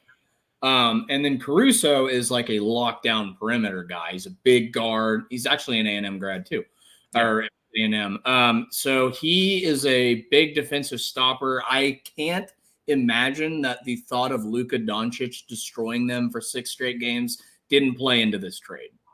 I truly think that was probably on their mind when they went. They're like, we need somebody to at least slow this guy down. Like, look how Boston did it. They had 4 guys they could throw at him, and we had 1 guy we could throw at him. It was J-Dub. Nobody else could do anything. So I think they're just trying to bolster up the perimeter defense, not in a response to the Mavericks in particular, but definitely that was on their minds, I think. Keenan, do you remember, this might be a little bit for you, like the days of the Kobe stopper? Every team had team had a Kobe stopper. It's the same thing with Luka. Nobody can stop him. That's what I was asking. I was going to ask if you think that's the concept here. Maybe you can stop him if you have Jason Tatum, Jaylen Brown, Derek White, and Drew Holiday. If you have all 4 of those guys, maybe you can slow them down. But yeah, man, good luck with 2 guys. Just that move in general, if you had to handicap it right now, who would be your top 4 teams in the West? Oklahoma City probably would have been top 4 regardless of that move. Sure. I don't know that move is as big of a deal as people are making it out to be because Alex Caruso's hurt all the time. All the time. I don't have it in front of me how many games he's missed, but he's missed a ton of games for the last 3 years for injuries like ankles and shoulders and all kinds of stuff, So hopefully for his sake, he's able to be healthy, and hopefully for the Thunder's sake, he's able to play all season because I like his game a lot. I think it's a good fit. Top 4 in the West, I'm going to go a hot take. I'm going to put Memphis in the top 4 with Ja because I think as long as Ja puts down the guns. I think he's learned his lesson, I hope. Keep the guns off the streets, kids. I truly think Memphis is going to be a top 4 team in the West, especially with what I'm hearing they're going to do on trade night. So what they really need is a center, right? So what they wanted was Donovan Clingan, but he's going to be gone. So what I'm hearing they might do is trade the 9th pick and somebody else to Cleveland for Jarrett Allen because Jarrett Allen and Evan Mobley don't fit that well together. They kind of have overlapping skill sets. And then Cleveland would draft I don't know who they drafted their first pick. With their second pick, get Kyle Filipowski. You can play him right next to Mobley. Sorry to get off on a tangent, but that just popped up into my head. I would say the top 4 are, you got to put Dallas in there. They just won the West. You got to put Oklahoma City. You got to put Memphis. And then Denver probably be those 4. Because Timberwolves are up there, but they just got manhandled by Dallas, man. Like, just absolutely manhandled by Dallas. It was a 5-game series. It could have easily been a 4-game series. I'm sorry, Keenan. It's Friday, and I'm laughing because you talked about Memphis, and it of course brought me back to the John Morant situation. And I remember my first thought when I saw the video of that is two things. One, this may surprise you. I've only been to a strip club once in my life, despite the fact that I live in Florida. I was literally born in the strip club capital of the world, Cannot say America, in Texas, in Tampa, and worked a lot in South Florida. Only been to a strip club one time. So I might not be a strip club expert, Keenan. However, when I saw John Morant, the image of him with his shirt off, the first thought that went in my mind was, I thought they supposed to be taking their clothes off. I'm not an expert, Keenan, but I was like, you were getting ripped off, Jaw. Come on, man. I thought they're supposed to take their clothes off. Where's your shirt, buddy? Where's your shirt, little bud? We don't want to see you with no shirt, man. Come on. I was just trying. It wasn't making sense in my head, and I know I'm a bit of an old soul, so maybe like I'm not trying to talk down these young boys, but I just don't understand. Like even when I would go to a house party, and when I went to a house party and I saw nothing but dudes, I was like, well, it's time for me to go to the next house party. I'm gonna go to another house party. Yeah. So I just understand the concept of him with his shirt off. Secondly, you bringing the burner to the strip club? Like, are you what are you worried about, dog? Are you young Jeezy? Come on, dude. What are you what? So I just need to get that off my chest. That was crazy. I was like, bro, you are worth so much money. You are a top 10 player in the National Basketball Association when you're healthy and you are doing this shit. Like, what the hell, man? And as I best know it, Ja ain't even like a street kid like that. Like that. No, he's not at all. He went to a private school. What's that line from the Eminem movie? Ain't no such things as halfway crooks. Anyhow, had nice parents or whatever. One more fun topic before we close things up and pass it off to Chip and Zay. I sent you the clip. Did you get a chance to watch Kelly Stafford's comments? Yes. What the hell, dude? I will let you just start off. Why don't you break it down for our audience? So basically, Kelly Stafford, Matt Stafford's wife, was saying on some podcast with some other woman that she was hooking up with the backup quarterback to make Matt Stafford jealous so that they would go out. And it's like, there are so many things wrong with that approach. Like, so many things wrong with that approach. First of all, why don't you go for him? Why don't you go for the guy you like? Why are you playing games? Why are we playing games here, Kelly? And to go out and put your husband on blast like that in front of America. This guy's whole image is that he's this wholesome, all-American grown quarterback. And now all anybody's going to be able to think is, this guy got cucked. This guy is a cuck. He gets hooked. Other guys hook up with his wife. Like, that's what people are going to think now because his wife decided she couldn't keep her mouth shut about that. Even if it happened, which I don't know that it did, but even if it did happen that way, like, why are you telling people? I would be so mad if my wife went on a podcast and told everybody that shit. I'd be so mad, dude. Like, yo, before I met Keenan, you know what my strategy was to get at his boy just to see. Yeah. You know what I find funny about this is, and I'm going to be serious for a second, right? Like, obviously, women of a certain age, like, look at Savannah James, right? Yeah. Savannah James is late 30s too. The high school sweethearts with LeBron, and all they've been is LeBron's wife, Matthew Stafford's wife, and you raise kids, you do the whole nine, and then once the kids get a little older, it's like, yo, I need something for myself. I need something. How about a podcast? Oh no. I would love to know what the conversation was when Savannah went to LeBron and was like, I'm gonna start a podcast. But you're not gonna be on it though. You're not gonna be. It's just for me and my homegirls, and we're gonna talk. We're gonna talk about you. And when Savannah's first podcast was talking about everyone's brand of crazy, had me a little worried for Bron. Now that one seemingly has worked out. Yeah, that one worked out. Savannah's cool though, it seems like. But and I have no feelings towards Kelly Stafford. She annoyed me a little bit when she was talking about going back to Detroit and her poor little she was kids. gross about that. I'm like, all right, whatever, dude. Her poor little kids got booed, so on and so forth. I feel like Kelly Stafford kind of reminds me, not that men can be messy too. Men certainly can be messy. Oh, yeah. But Kelly Stafford's podcast or her podcast appearance is seen as if they may be kind of the equivalent of when the wives go out for Sunday brunch or they just have like wine, but we're going to turn on the cameras. Matt Stafford.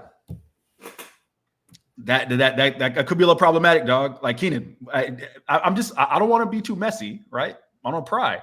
But like if Mrs. Womack was like, yo, we're just going to do a podcast and we're just going to have bottles of wine with the girls. Like, what's your level? I would not be cool with that. No.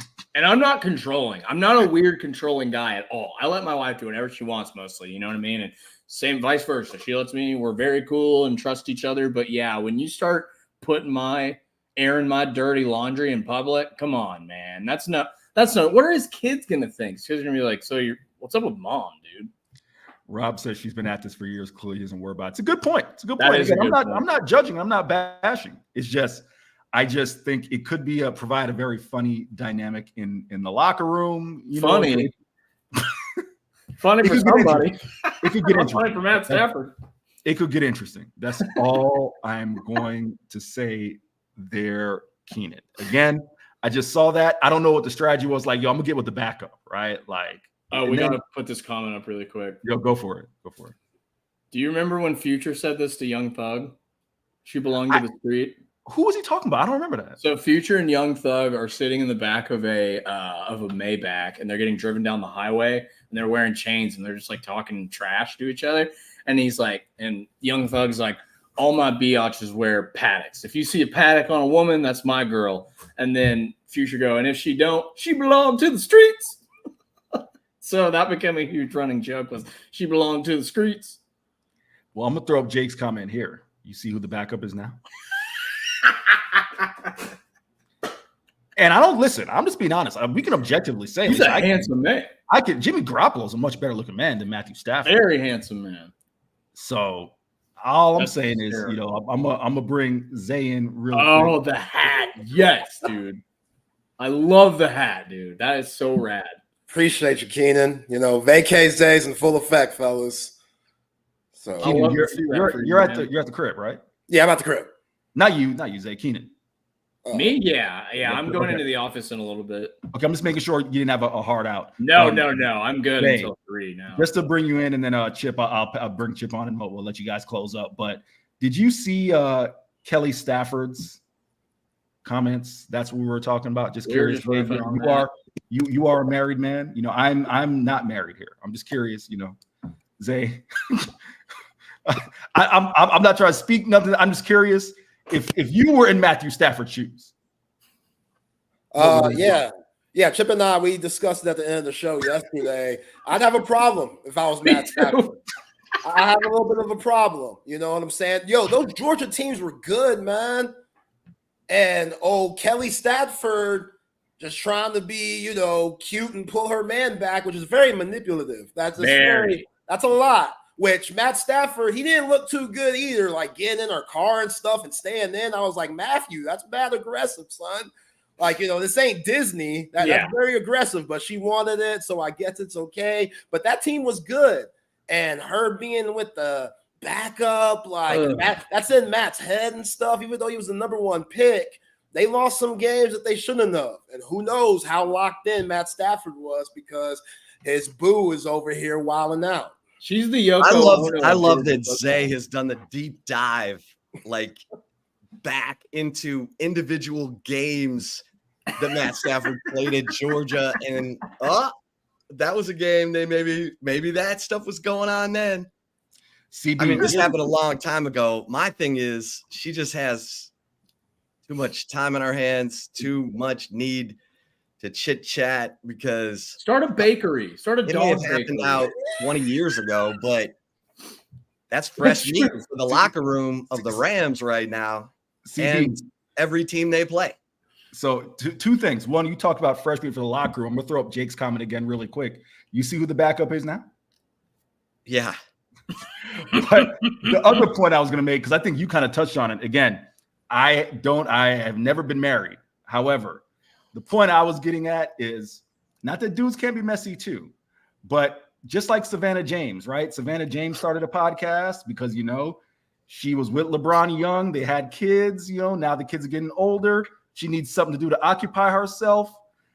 This feels to me Kelly Stafford's media endeavors feels like if your guys' wives were like, hey, we're going to do girls' night with wine, and they're just going to record it and put it out there on the internet. Probably not. Probably that little head shake you gave Chip, that validates what my thought was about that concept. Right there, sir. Oh yeah. One of the funniest stories. Bad idea. Yeah, it's just like what I was saying earlier is women used to start bakeries when they were rich and retired, and now they start and get drunk and spill the dirty laundry everywhere. And with that, we are done for the week. We'll be back. Fall start 12-1. Zay and Keenan, again, y'all have fun with that because I'm not married, and I'm not taking Chip down with me. Me and Chip, we're in the boat together. If Chip goes down, I'm in the boat with him. We sink it together. Oh, man. That's Zay, y'all have a good show, fellas. Guys. Have a great weekend. And in the immortal words of Judy Brown, happiness is a choice. And we're happy you spend some time with us. Chip and Huck Finn, Tom Sawyer, Zay Collier, right here, holding it down in the midday. Texas Sports Unfiltered. I got just out the vacation hat, man. I'm already in vacay mode. That's right. When do you leave? Do you leave today? No, we leave Sunday. Leave Sunday? Leave Sunday, get back out for the week? Sunday. Then I'll be back that Monday, the 1st of July. Nice. That's a beautiful thing. Much needed, much deserved. Thank you, man. Do you want to tell us what the plans are? Oh, yeah. I'll let the people know. This is the Collier vacation. Cece, my lovely mother who just retired. So this is kind of what we're celebrating for her. You know, what's mom's name? Annie, congratulations, Annie. Yeah, she's been in the game working for ISD for a while now. So yeah, she's gonna do something else too because she just can't, sit down. She's not that type of gal. But yes, Mom, congratulations. We're celebrating her a lot this trip. My brother, my sister, my nieces, my brother's lady, and my beautiful wife. And yeah, we're going on a cruise, leaving from Galveston, Royal Caribbean. So we're doing a little classy. I'm a Carnival guy growing up. I went to Carnival cruises when I, went with my homies and stuff like that. But those are more of the party cruises. Now that I'm, a pinky out brother, Royal Caribbean's more my taste. You dig? So I'm gonna enjoy the fruits of my labor there. So yeah, going to Mexico, couple of places, Honduras. Should be a nice trip. Much needed, like you said. That, I've never been on a cruise. Really? And people are like, what? And I don't know. Maybe it's if your parents did it, you then do it. My parents always went on vacation without me. Yeah. That's how my parents were too. So they had timeshare in Ixtapa, Zihuatanejo, and they would leave right in the worst part of winter. They would leave mid-February and come back a month later. Dang. They would leave me with a babysitter for a month. Dang. and only like wow. One time did they have a hot babysitter, like a nurse who worked at the hospital. Yeah, Christina Applegate. We were talking about her yesterday. Yeah. Yeah. So I've never experienced a cruise. What's it like? It's lovely. Yeah, we're gonna have to address that in a second because that's some child protective service stuff, low key. But anyway, it's nice, man. Like each boat is different. The ships are huge. They got everything you want. If you get the drink package, then you can get real sloppy real fast. So be careful with that. But yeah, but you can always take a nap. If you can always take a nap. Yeah, the rooms for bigger brother like myself, the rooms could be a little tight, a little congested, but I'll make do. I'll be fine. But other than that, yeah, all the food you want, See, there was a show. There was a show called The Love Boat back in the day. You've never seen that show, have you? I've heard of it, never Yeah. seen it. That's the closest I've come to a cruise. You had Merrill, the captain, That's the Julie, oldest name ever. Julie, the cruise director, Isaac, the bartender. He was the brother on the show. Yeah, Isaac. Yeah. Doc, who's a white dude, and Gopher, who was like the goofy purser. So that's the closest I've been to a cruise. Well, I'm excited for you, man. I'm going to miss you while you're gone. Thanks, man. I'll miss you too. You know, send some pictures. Oh yeah, got you. I'll keep the people updated. You know, keep Twitter and stuff. Y'all see my Twitter up there. I'll share them. Collier. I'll share them bootleg style on the on the show so people can see. Yeah, here we go. Yeah, people getting in. Sal from Gotham. What's up, Sal? Yo, Sal, man, I know it hurts seeing those Celtics win, bro. You being a Knicks fan, it's tough. It's tough. It might be a little dynasty coming along, so brace yourself, Sal. They get another piece in New York. Just one more piece. If New York got Paul George, you're cooking with some hot grease there, Sal. You're cooking with some hot grease. Paul George, I've been seeing that somehow he can finesse and work his way through whatever situation that he's in to pick the team that he wants to go to. And if he's ready for those bright lights, because those some bright lights, I don't know if Paul George is really about that, but if they could get a Paul George type to go along with Brunson, a healthy Julius Randle, DiVincenzo, and Hart, that's a tough squad. That's a tough squad. Hold on a minute there. I got some questions for you regarding the NBA. Yeah. But can we get the neck pillow right now? Neck pillow's long gone, especially the OG neck pillow. It's long gone. I don't know what I did with it. I lost it in the midst of the change. And plus, I'm already home, so I'm already comfortable enough. Like the neck pillow, it wasn't just for flash. Like it was a necessity. I needed that because I was always looking up at the screens, producing the show. So your boy's neck would get a little stiff. Logged in some hard hours there. So that's what the neck pillow was for. You didn't keep it for like early morning flights when you're tired? No, I should. I'm sorry, Roy. I tried. People miss the neck pillow. Yeah, I appreciate it. That was good memory in my life. Neck pillow, good times with the neck pillow. But, right. Yeah, man. I'm feeling as good as Brent Venables, man.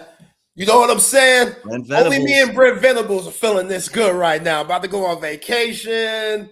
He gets an extension, which I'll take it. As a Texas fan, I'll take it. You know what I'm saying? Like, I know you had some questions for me, NBA, but Brent Venables, good for him. Good for the villain. Good for the villain. Good for the villain. Yeah, he's got the Skeletor, Skeletor. So what I find interesting is that his contract extension is through the 2029 season. I was checking to see if they would try to match Steve Sarkisian's extension, which is through the 2030 season, but it comes out to $8.15 million in 2024 after earning $7.1 million a year ago. So, Texas went from Steve Sarkisian was supposed to make 5.8 in 2024 to 10.3. That's what winning the Big 12 and getting into your first college football playoff will do for you. This is kind of I don't want to say a toe tap in the water kind of contract extension, but good for Skeletor. We will be talking to him up at SEC Media. I like Brent Venables, actually. I like him too. Yeah, he's a good dude, and he's all in on his defense this year. I'm telling you, that defense is going to be one of the best defenses, should be, that Texas faces. Yeah, this season, because they got. I mean, if it all comes together, everybody knows they brought in Dominic Williams from TCU. who's got 2 years of eligibility remaining. At the defensive tackle position, you get Danny Stutzman back. You got Billy Bowman back at safety, who seemed to be delivering big hits all over the Cotton Bowl last year. And JT Sanders wakes up in the cold sweat thinking about Billy Bowman. Yeah, that was the goal line hit. Ball was a little high to JT, but got those ribs exposed, and Billy Bowman kind of crunched him. What's frustrating about that play, though, Chip, is that JT Sanders took licks that season and still caught the ball. So it wasn't like, it was just some random Joe Schmo trying to make a catch in traffic. Like, this is JT Sanders. You feel really confident about him making that catch. And you're right, it was high, a little high for Quinn, but also, who knows? Quinn threw it in the best place that he could to not maybe get intercepted or just give him a chance. And God, that was a huge momentum shift. Yeah. It was big. It's a big momentum shift. Man, Billy Bowman, is he not getting draft looks? What grade's he in? He's young. That's what I'm saying, right? Billy Bowman. No, I'm seeing senior this year. Oh, he is?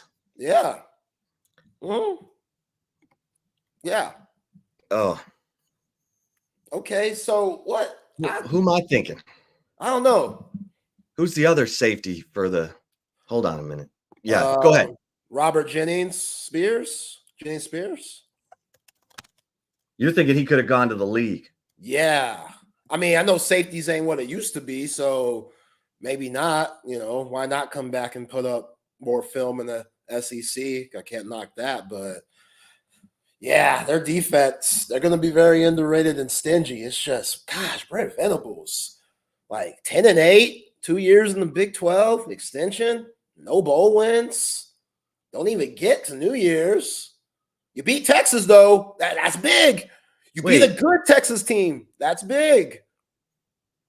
So, I mean, you know what, Chip? When I saw this is an odd thing to think of, but the writing's kind of on the wall for Dabo if you have another bad year. And once that Clemson job becomes available, I feel like Brent Venables will be the first person to get the call.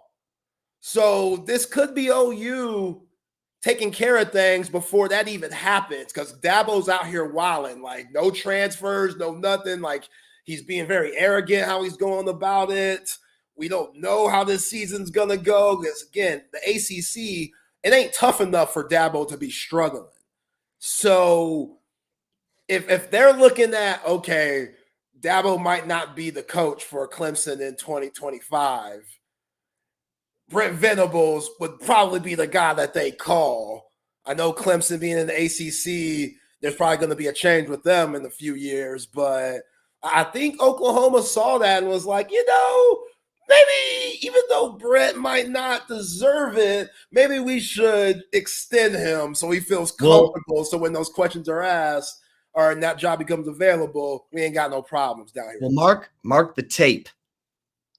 June 21st, Zay Collier saying what he's saying right now, because the ACC is a ticking time bomb. We know Florida State's already trying to, they have filed litigation testing the grant of rights of the ACC, and if they could get out for less than all the money they would owe penalty wise, because the way things are moving, you would think that there could be some resolution of that litigation in the next 12 months.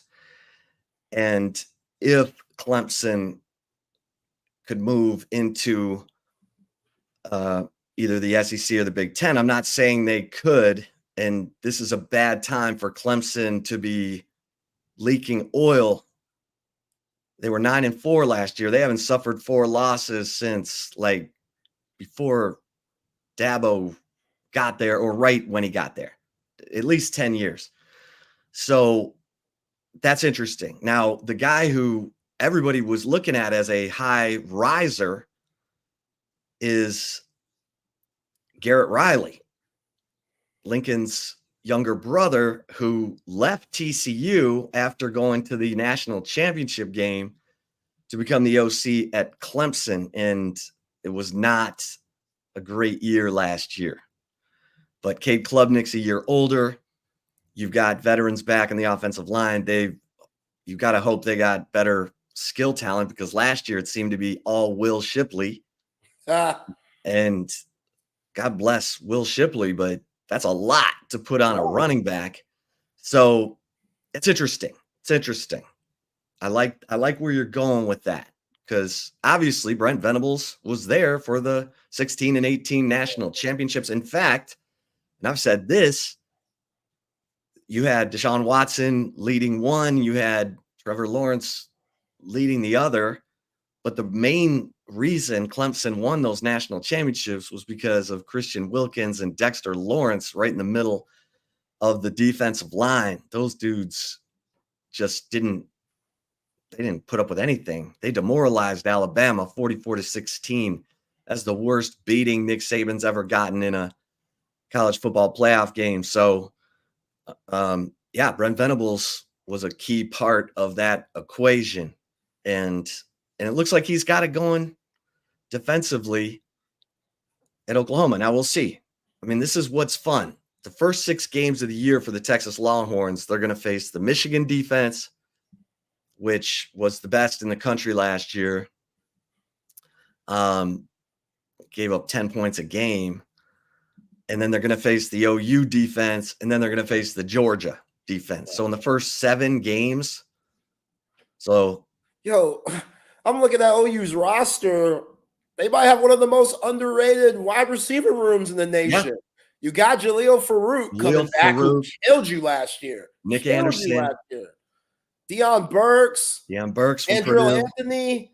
Those 4 guys can make plays. Adele Anthony, who transferred from Michigan. Yeah, man. Like these, if Jackson Arnold can figure it out, Red River, especially with Georgia the following week, I'm telling you, everybody's saying, "Oh, this Texas has a favorable schedule," and Brad Crawford, our guy, staying 11-1. I'm like, okay, I love it. It sounds good. But as we get closer and closer to the season, and as we break these other teams down more and more, I'm getting more and more nervous. Because, again, it's all on Jackson Arnold, in my opinion. You're right. Brent Venables, the defense, with all the guys that they got returning, all that experience and leadership, Brent Venables' defense should be a year better. And then that wide receiver group, it's all on Jackson Arnold. If he could figure it out, because he's supposed to be a big-time 5-star player, the guy that sent Dylan Gabriel to Eugene because they didn't value Dylan Gabriel enough for him to feel like he should be able to stick around.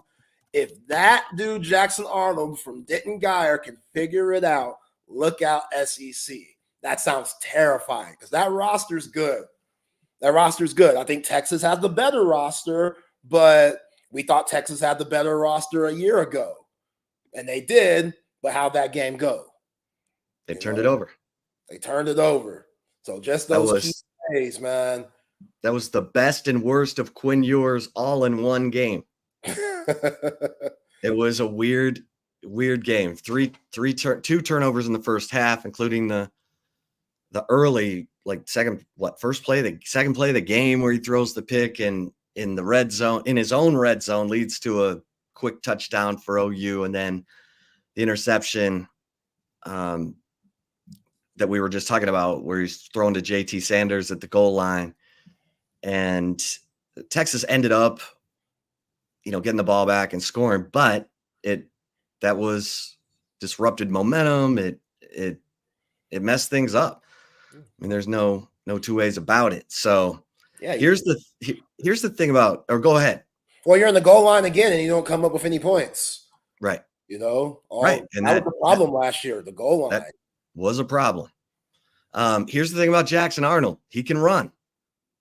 He's got good speed. He's a guy that they're going to have to account for in the running game. After what happened last year, Dylan Gabriel running for 114 yards. Dylan Gabriel was the was the difference. I said going into that game in our pregame show on Texas Sports Unfiltered that Dylan Gabriel was going to have to play the game of his life, and he did. And Bucky was like, watch out for this guy running the ball. And sure enough, well, here comes Jackson Arnold. He can run around. Now, Texas was really good against Will Howard and Avery Johnson. They kind of discovered a package as the year went on. Texas did that they liked, where you'd bring in Mo Blackwell as kind of the contained guy, and you'd move Jahdae Barron up to the line of scrimmage. And you had basically Jahdae Barron, Jalen Ford, and Mo Blackwell with Anthony Hill up on the line to seal the edges and contain the quarterback. And Texas's depth this year should allow Texas to not have to play their middle linebacker every single snap of the game like they did with Jalen Ford, who was gassed. So tired. By the fourth quarter. Yeah. And everybody could see it. So, yeah, I mean, that's going to be a hell of a game. It's going to be a hell of a game. And I think how Texas plays against Michigan is going to set the tone in so many ways for the season, because we just said it. You're going to face elite defenses against Michigan, against OU, against Georgia. And you survive those three, oh Lord, you're everybody's number one. And so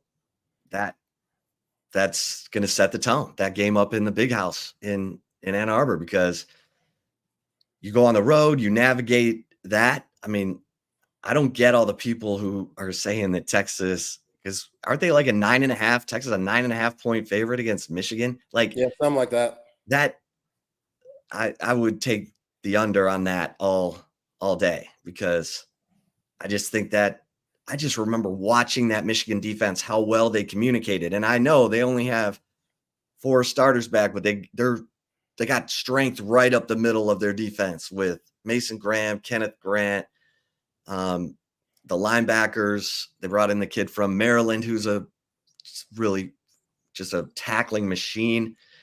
And I like,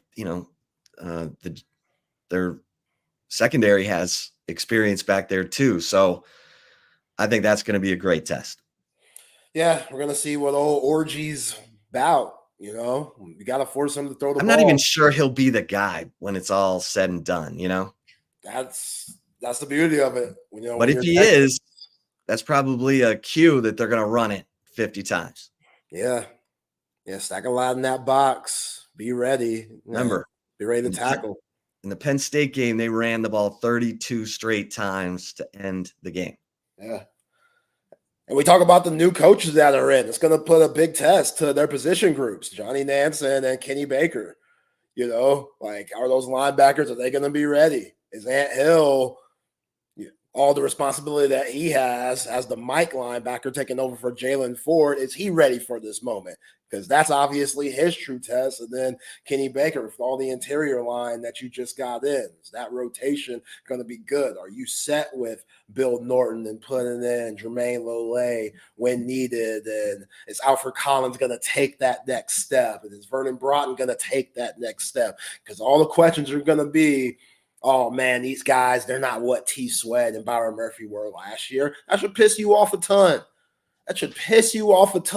Kenny Baker, same way. He ain't no Bo Davis. That should piss him off a ton.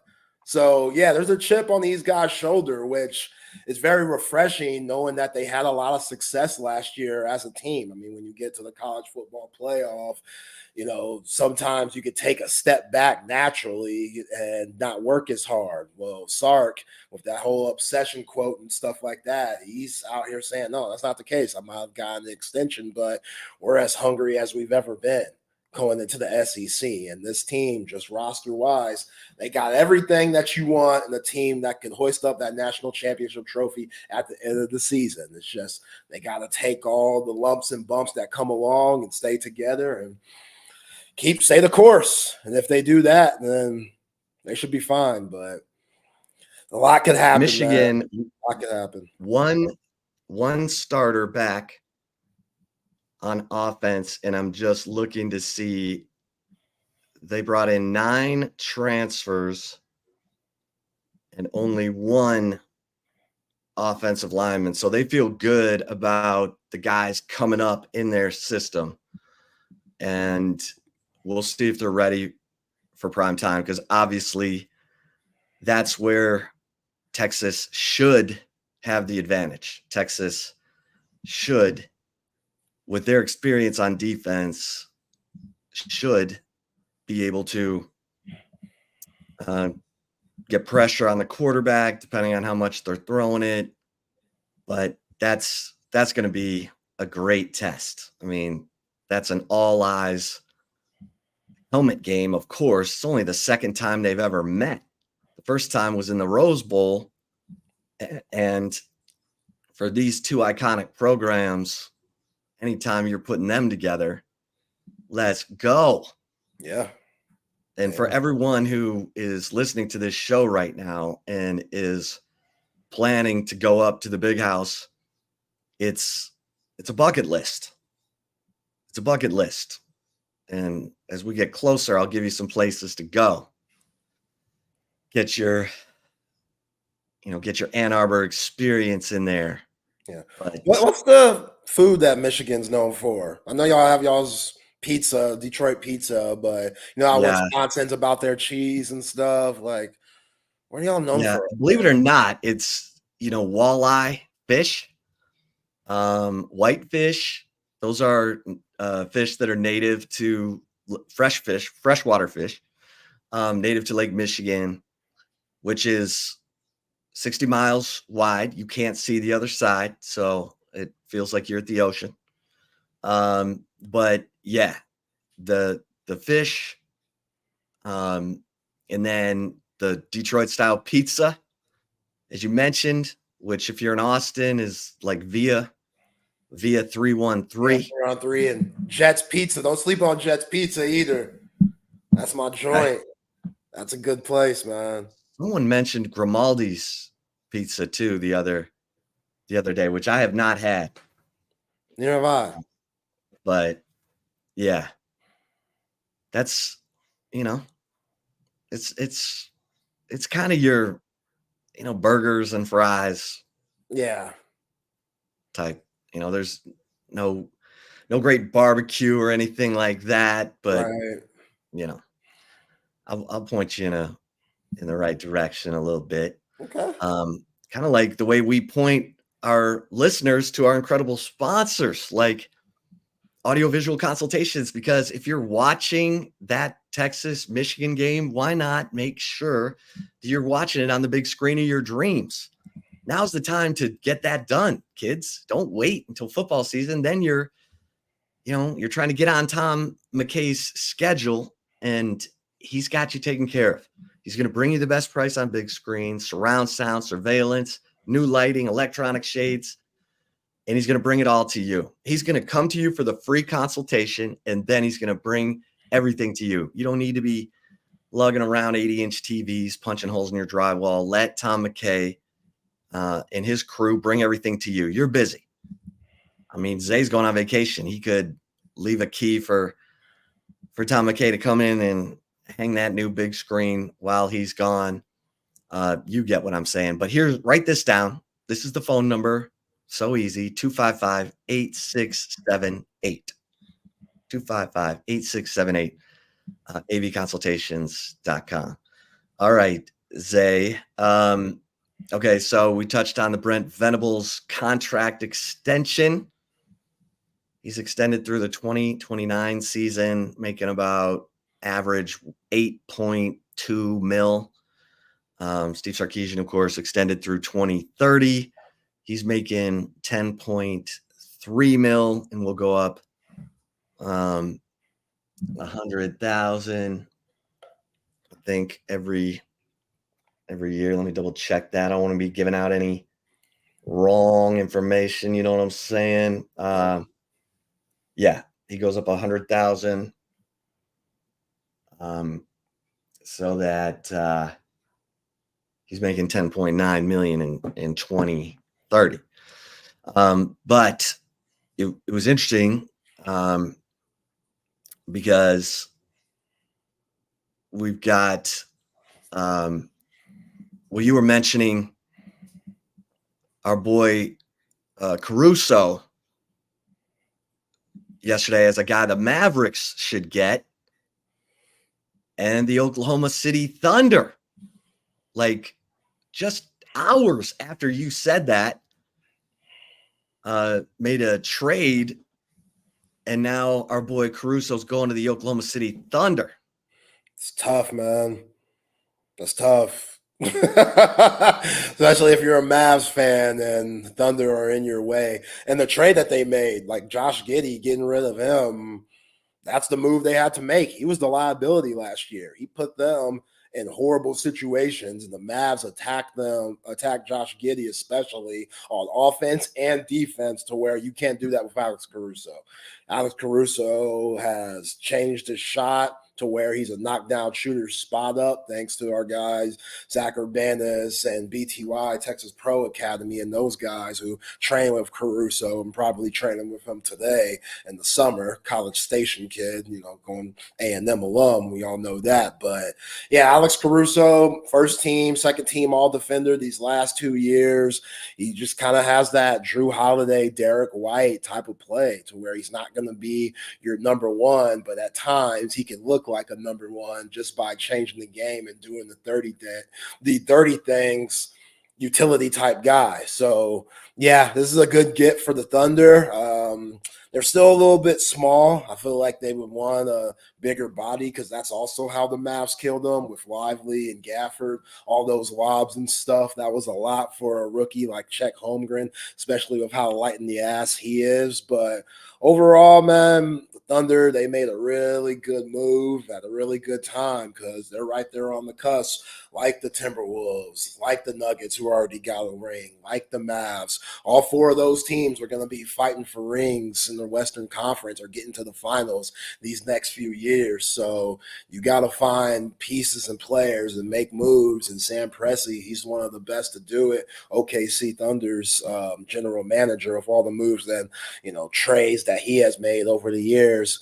Good get for Oklahoma City. And yeah, the Mavs, they could have used that type of guy. I mean, all right. So who's next on your list now that he's gone? And does that put OKC? I mean, they were the number one seed in the West.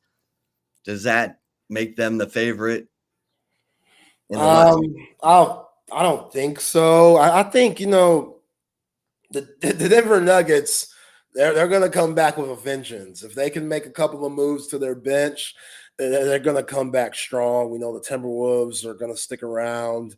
But I got to check out, a free agency and what's going on there. Like, if you could get Paul George, that'd be the most ideal. Like, PG, that situation in Los Angeles is very dated. You cannot rely on Kawhi Leonard, who Kawhi got picked to be on the Olympic team, which I might get to a little bit later, because the Olympics, when I get back from vacation, those guys are going to check in to Vegas where they do their training camp and stuff. Like, the Olympics is right around the corner. Can't wait for that. But yeah, Kawhi, you can't rely on him anymore. So if you're Paul George and you're 33, 34 years old, I know he said it's not about ring chasing, but dude, what do you want your legacy to be at this point? Do you want to be one of those really good all-star, borderline Hall of Fame players that never got a ring? Or do you want to play with a ball club? And even though it might be the easy way out, like Kevin Durant went to the Warriors. Like, some people say things about him, KD don't give a damn. He could care less. He got his rings, one of the greatest ever. So legacy matters. I think Paul George, if he could go to Dallas, see if he could do that. If he could, go to New York See if he can do that. Like you sure saw. I think if that move happens, Saul telling us that he's got a spot for us at the New York parade next year, which would be absolutely nuts. Those people down there, New Yorkers, just stupid, but in the best way. I mean, yeah, they're stupid in the best way, Sal. They're starving. They're starving. They're starving for a ring. So starving. When was the last time the Knicks won it all? Good gravy. Yeah, when Walt Clyde Frazier and Willis Reed were doing it. Dave the Busher, Phil Jackson, legends, man. All those guys. Very old. Very old. 1973 was the last time the Knicks won it all. Back when DKR was roaming the sidelines for the Longhorns. My man, Jerry Sizemore, I guess, would have just been moving on. Earl wasn't here yet, but that puts it into a little bit of perspective. You know what I'm saying? Yeah. All right, Zay. Let me get in a quick mention here for Apple Leasing, because they get you into the car that you really want to be driving by leasing any make or model of car. Any make or model of car. Let that sink in for a second. So they don't care what car you pick. They just want you to be happy. They're not going to muscle you, pressure you, tackle you, from leaving the lot. They're going to get you into whatever car you want, and you're not paying for the future trade-in value of that car. So you're getting into a better car than you thought you could afford, and it's new. Some of you are like me. I used to buy only used cars because I didn't want to pay for that future trade-in value of the car. And then I got turned on to Apple Leasing, and boom, Apple Leasing, you're getting into a brand new car. And then if you want to change make and model of car 2-3 years into the lease, no problem. Easy lease. Everything about Apple Leasing is easy. If you've had a bad leasing experience in the past, probably because you leased from a dealership where they're not going to let you out of your contract to change to a different make and model of car. So go to appleleasing.com, check out all those new car specials right now, and give them a call, 346-9977. Tell them Chip Brown sent you. All right. So Zay, a couple other things. We're going to talk to our man, John McClain. We'll talk some NFL coming up at 2:00. Couple things, though, that jump off the page for me as we look ahead to the SEC. We've been talking to our guys, Chris Hummer and Brad Crawford. And does it feel different, like as you picture the season coming up? How much different does it feel than picturing the season going into the Big 12? Oh, insanely different. I mean, being at Big 12 Media Day last year was kind of weird.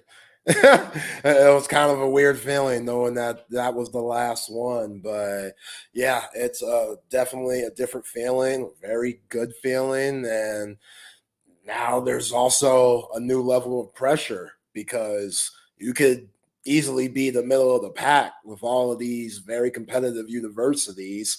But we all know that ain't the Texas way. That's not the expectation around here. So in the future, you could probably see coaches getting fired quicker and just a lot of change maybe happening if you're not performing at a high level in the SEC. It could expose you. I mean, we saw the Horns football team get exposed in the Big 12, for a very long time, the last decade or so. So, yeah, it's a good feeling. Like, it's fun. Like, this is one of those moves where change is good.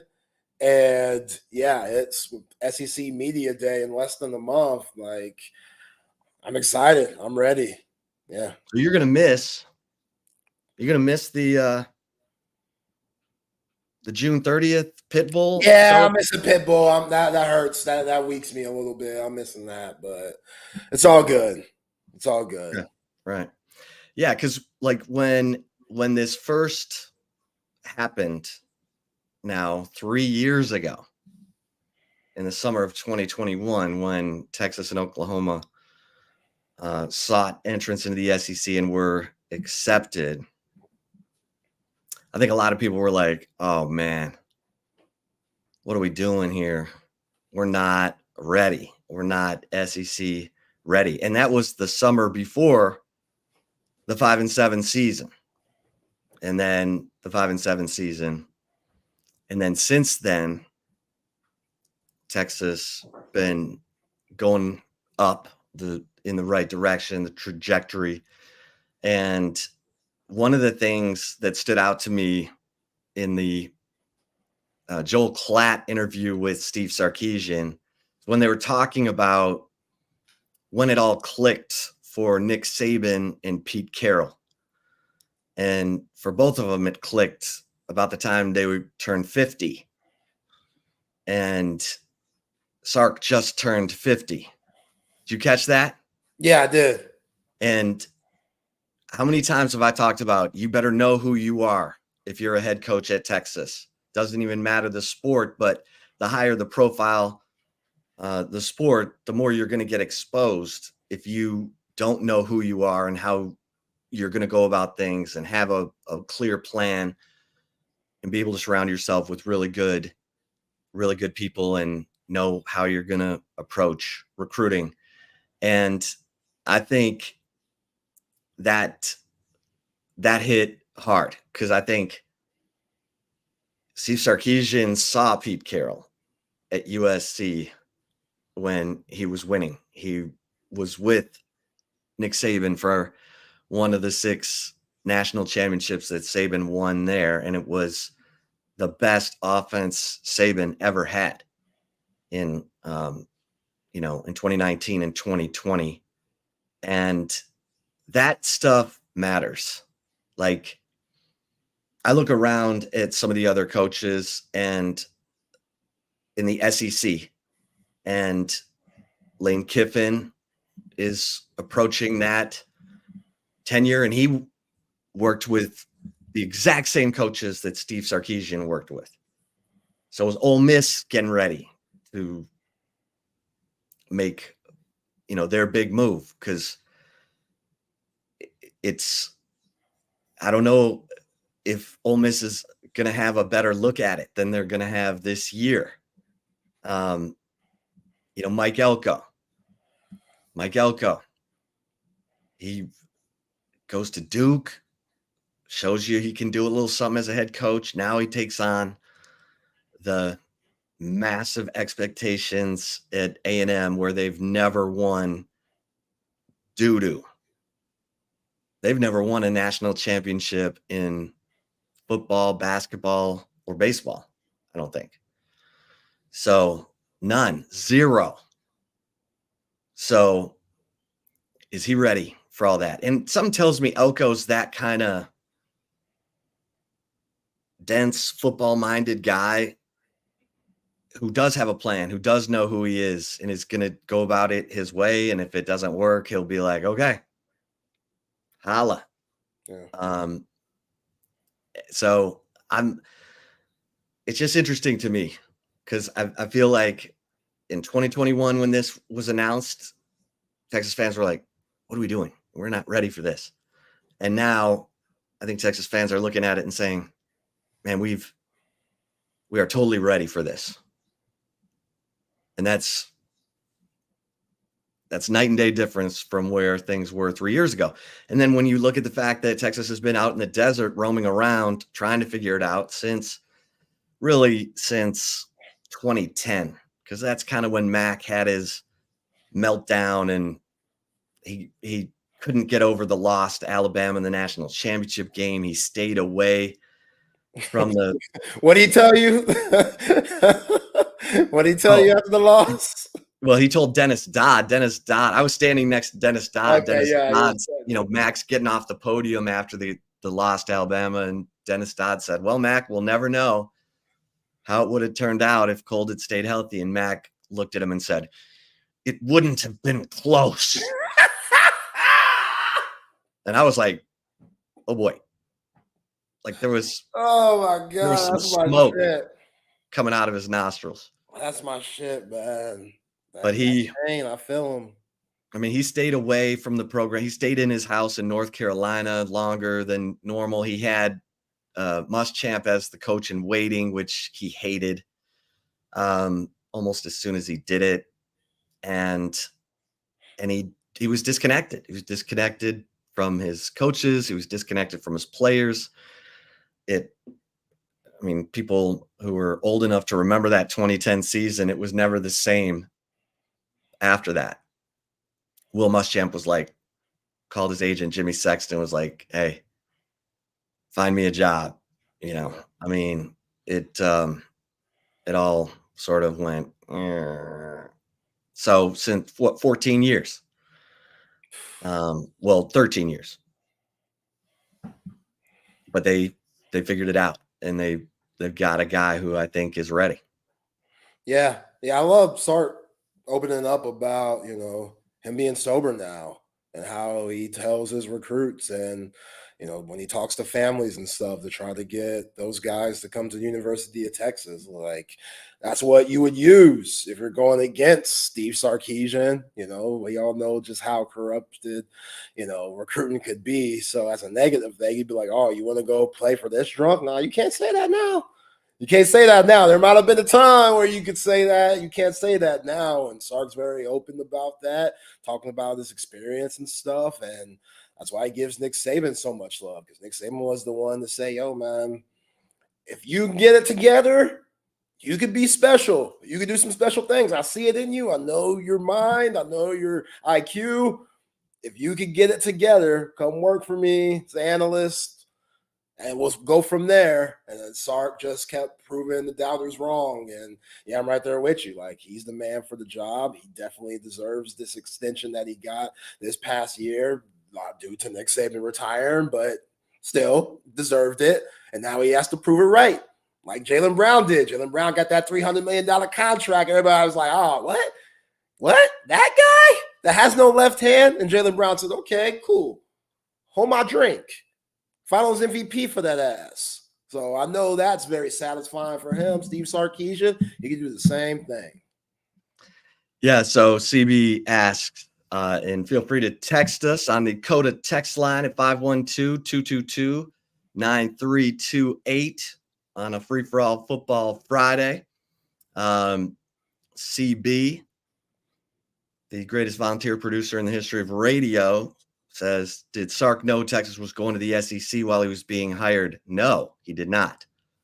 And so, that's what I find really interesting, because Sark had a plan, and he laid this out for Chris Del Conte, Jay Hartzell, Kevin Eltife, saying, we got to build this program like an SEC program. We got to get bigger in the trenches. We got to, get faster on the outside, which is exactly what he's done.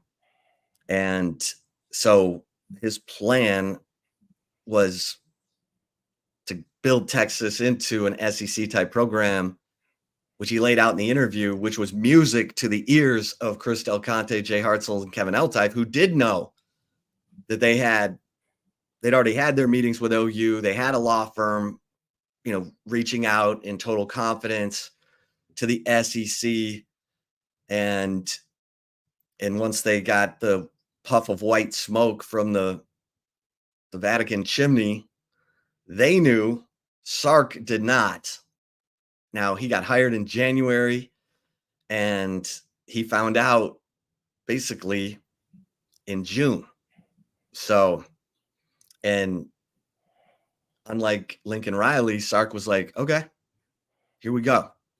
Yeah. And just interesting. And I'm not trying to dog on Lincoln Riley. He may get it all turned around and do great at USC in the Big Ten. I don't know. I'm sure his offenses will. Let's see what he's got going on defense. Yeah, but Lincoln Riley's deal is running from the smoke. Like, why are you trying to get LSU off the schedule? Why are you trying to get Ole Miss off the schedule? You know what I'm saying? While Sark's over here playing the Michigans and Ohio States while being in the SEC, which somebody said yesterday, That's not the SEC way. You're supposed to have cupcakes until the conference starts. The conference is too difficult to be playing these CFP caliber non-conference teams. But hey, I think it's good for the program. You're going to be the primetime game early. Why not? That win over Alabama got Texas into the college football playoff. 100%. So Texas in 2005 would have gone to the national championship game, but going to Ohio State and winning gave that team the confidence for the rest of the year that we can beat anybody, because that Ohio State defense was loaded. Bobby Carpenter, AJ Hawk, Anthony AJ Schlegel. Hawk was a nut job. Oh, he was so good. Yeah. Dude, he was so good. Yeah. You love watching those instinctive linebackers that just knife through the offensive line, make plays. Zach Thomas was that way. I knew you were going to say no neck Zach Thomas. No neck Zach Thomas. Britt Hager at Texas, Derek Johnson at Texas. But it's, you don't find those guys all the time. Like Troy Polamalu was that way with the Steelers. Junior Seau, the guys who had such good instincts that they just saw it happening before it happened. Those players, I love watching those players, man. Yeah. Because they take over the game. In a game that has 22 dudes on the field at one time, it's so hard. In basketball, it's amazing to watch one guy take over a game. For sure. In football, it's ridiculous, especially a defensive player. So, yeah. Yeah. One of my favorites, Luke Kuechly. Yeah. Like, that dude, when you go watch his behind the scenes and his attention to detail and the homework that he does on every team, knowing the plays, like Jameis Winston during this Tampa Bay days, you're like, he knows all your plays. He knows everything you're calling, everything you do. Once you get to that line, he sees it, he recognizes it, and then he calls it out for the rest of the defense. And you got to find a way to try to trick that and change it up before, change up the terminology and the vocabulary the week before. You might be doing 5 straight weeks of one thing, and then you got Carolina and Luke Kuechly up, and you might have to change a whole bunch of shit just because he does that much film work. And yeah, you're right. Those guys, they ain't hanging on trees. Like, they're very rare. And you got to have a certain type of discipline to be one of those dudes. Yeah. I miss Luke Kuechly, man. God. Another one of those dudes that hung it up early, which the way he played, I think he knew 5 more years, that CTE would have been bumping. That's just, he wasn't going to dial it back any. He only knew one way to play. And he was like, look, I got way more life to live than football. And the way this is only temporary, I gave it my all. I'm going to Canton. Sorry, Carolina. Yeah, I might have physically 5 more years left, but mentally didn't have it and stepped away from the game. I can't knock that. I can't knock Barry Sanders. I can't knock Calvin Johnson. Any of those dudes, especially the ones that gave it all to their franchise like those guys did. We'll talk to John McClain coming up, and we can talk to him about that, because the guy who's doing that now in the NFL, to me, is Max Crosby. Like, Max Crosby knows what's coming. That guy studies. He knows what's coming, and he is just disrupting everything. And in that quarterback Netflix series, he's like, Patrick Mahomes, like, I can't stand playing against that guy. And that tells you. Yeah. That tells you. Yeah, Max, he hits the borderline of kind of dirty too. Oh, yeah. He's that. Oh, yeah. He's on that borderline of kind of dirty, but nothing to where, it's crazy. He'll get penalized every once in a while, but yeah, you just got to have that craziness about you. And Max Crosby, he has that. Tattoos, man. That bad boy aura. I'm not going to lie. I kind of wanted Byron Murphy to go to the Raiders. And I'm not even really a Raiders fan, but I wanted to see those two play together because I think it would have been a nightmare. But we'll see. It looks like Byron Murphy's, winning over the fans. Did you see him throw out the first pitch at the Mariners game? Yeah. He kind of lofted it, which was kind of smart. Like, why do you try and throw it like a pitcher? No, don't embarrass yourself. He just threw it comfortably high in the air, landed right in the catcher's mitt. And, but everything I'm hearing is Byron Murphy's doing what he does, man. Yeah. Doing what he does. Oh, the fan base loves him.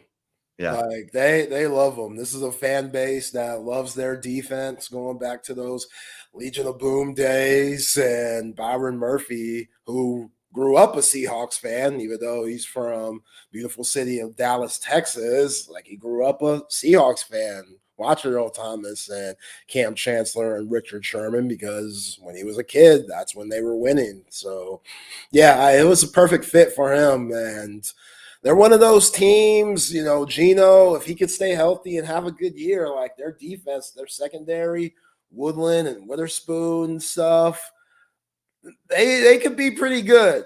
The 49ers are always picked to win that division, but don't sleep on the Seahawks getting back to the playoffs like they did a couple of years ago.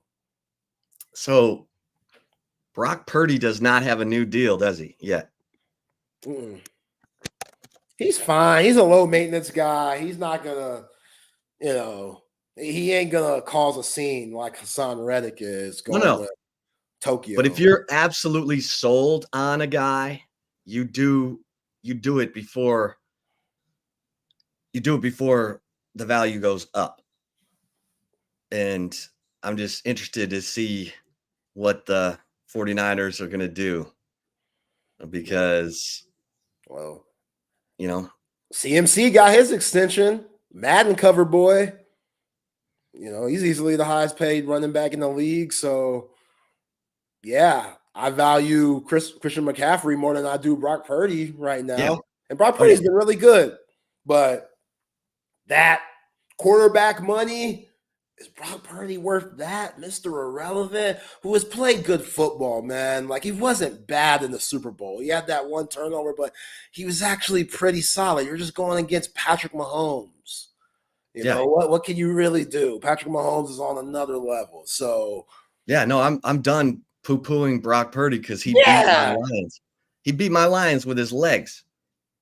And that showed me he was a winner. Like, he did what he had to do to win the game, which is something that Dak needs to learn.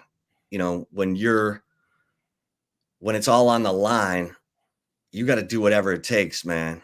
You got to use your arms, your legs, whatever it takes. Let's bring in our NFL guru.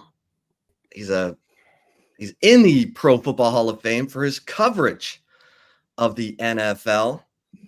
The one and only John McClain, Pro Football Hall of Fame voter.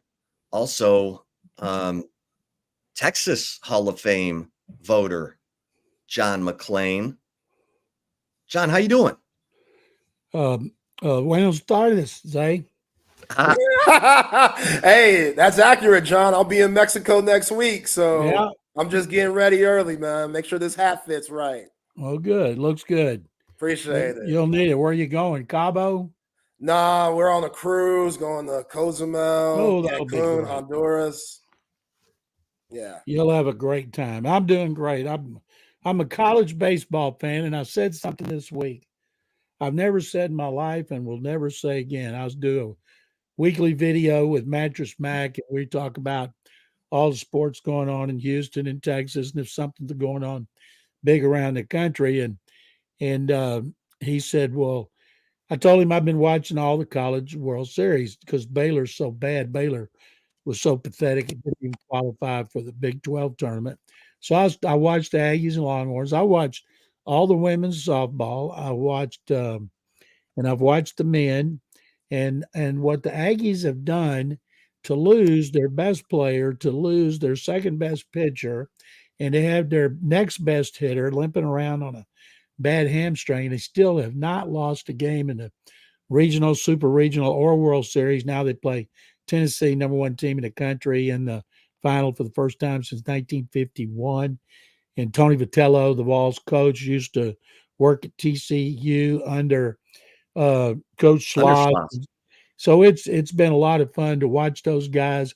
I love watching Jeff Kent. His son Caden's really good. And they show Kent at a night game with his hat pulled down low, wearing sunglasses.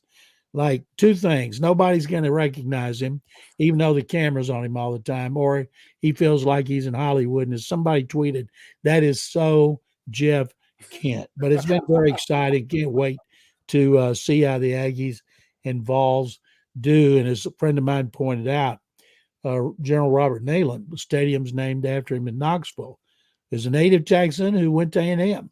So he was an Aggie.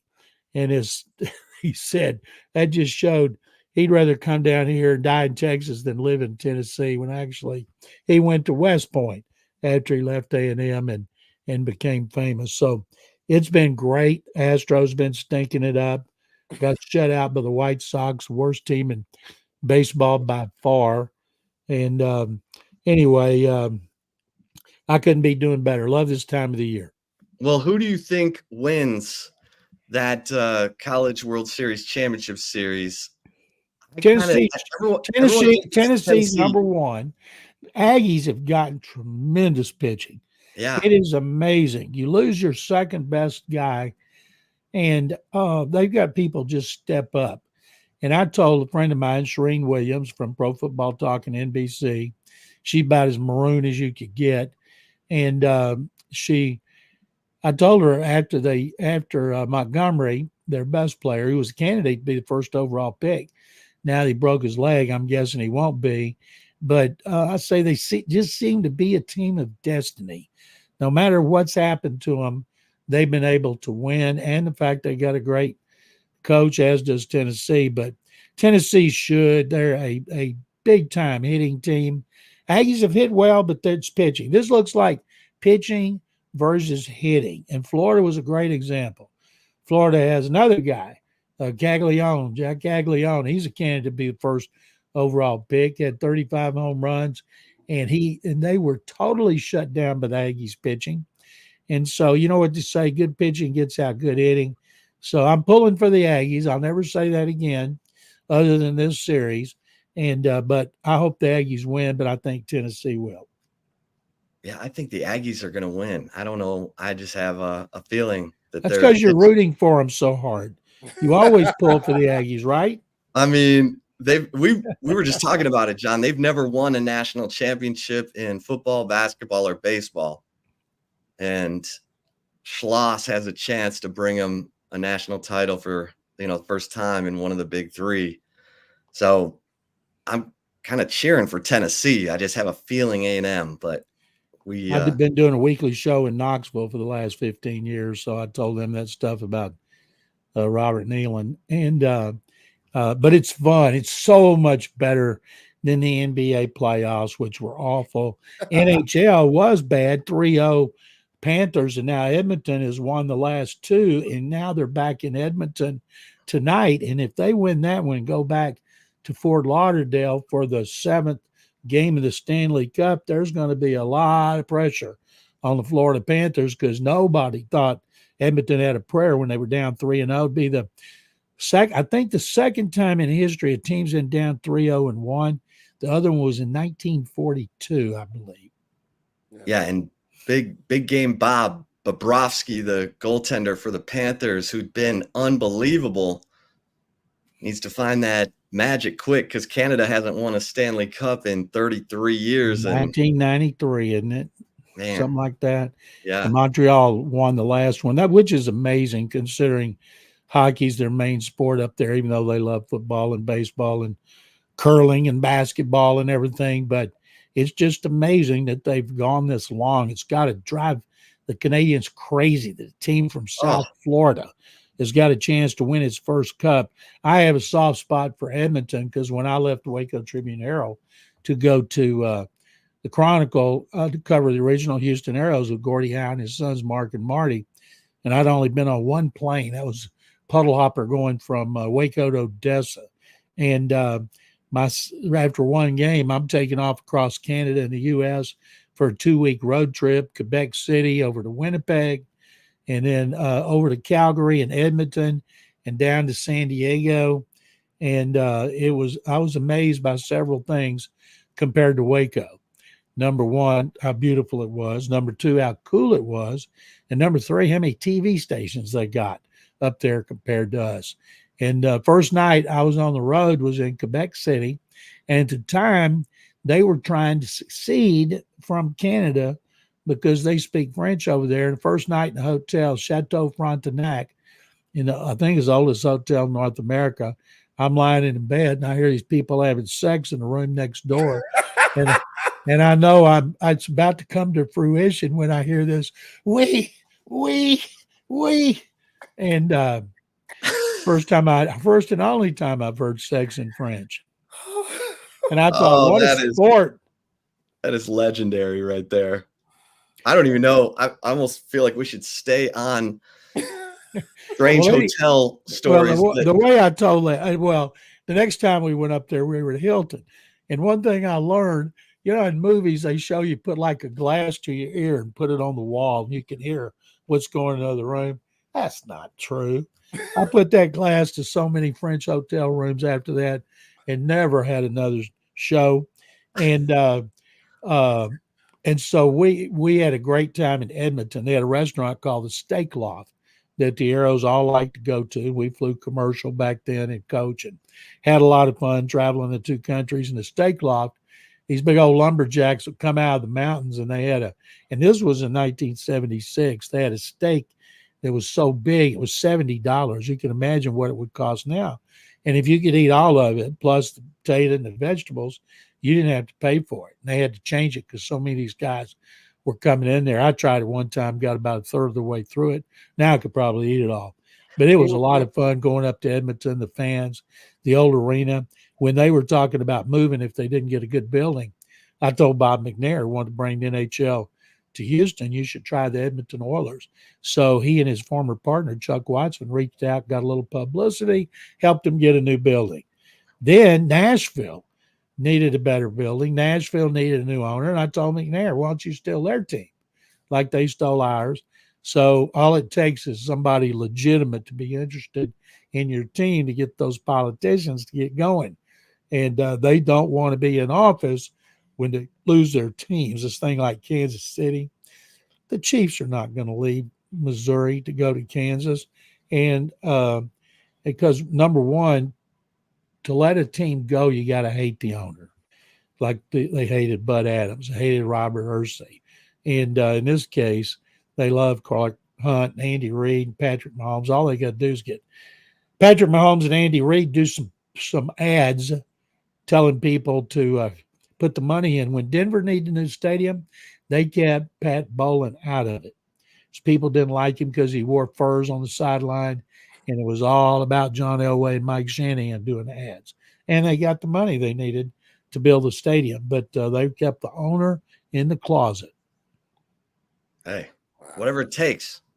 John, we were talking about great instinctive linebackers and players in football history. Zay was talking about Luke Kuechly, and I was talking about Troy Polamalu, Junior Seau, and even Max Crosby to a degree. Right now, do you have a favorite player you watched who just was so instinctive from the linebacker position or the defensive position? Well, the only ones that really instinctive linebackers be a guy in the middle, because he had so many more responsibilities in the old days when they didn't get pulled. They played the whole game. They dropped into coverage. They rushed when they had to. They were the leaders, the captain, and they had to be vicious against the run. And Dick Butkus was the most physical in history, and he did everything. And I thought not just a great player, but people always talked about how smart and instinctive he was. And a lot of times people say, oh, boy, he's intelligent, and he might be. But a lot of that is instincts you develop for a position. You see things before they're going to happen, and from studying tape back then filmed so much, you just instinctively know when you get a sign what's going to happen. And I thought Dick Butkus was the best I've seen at that.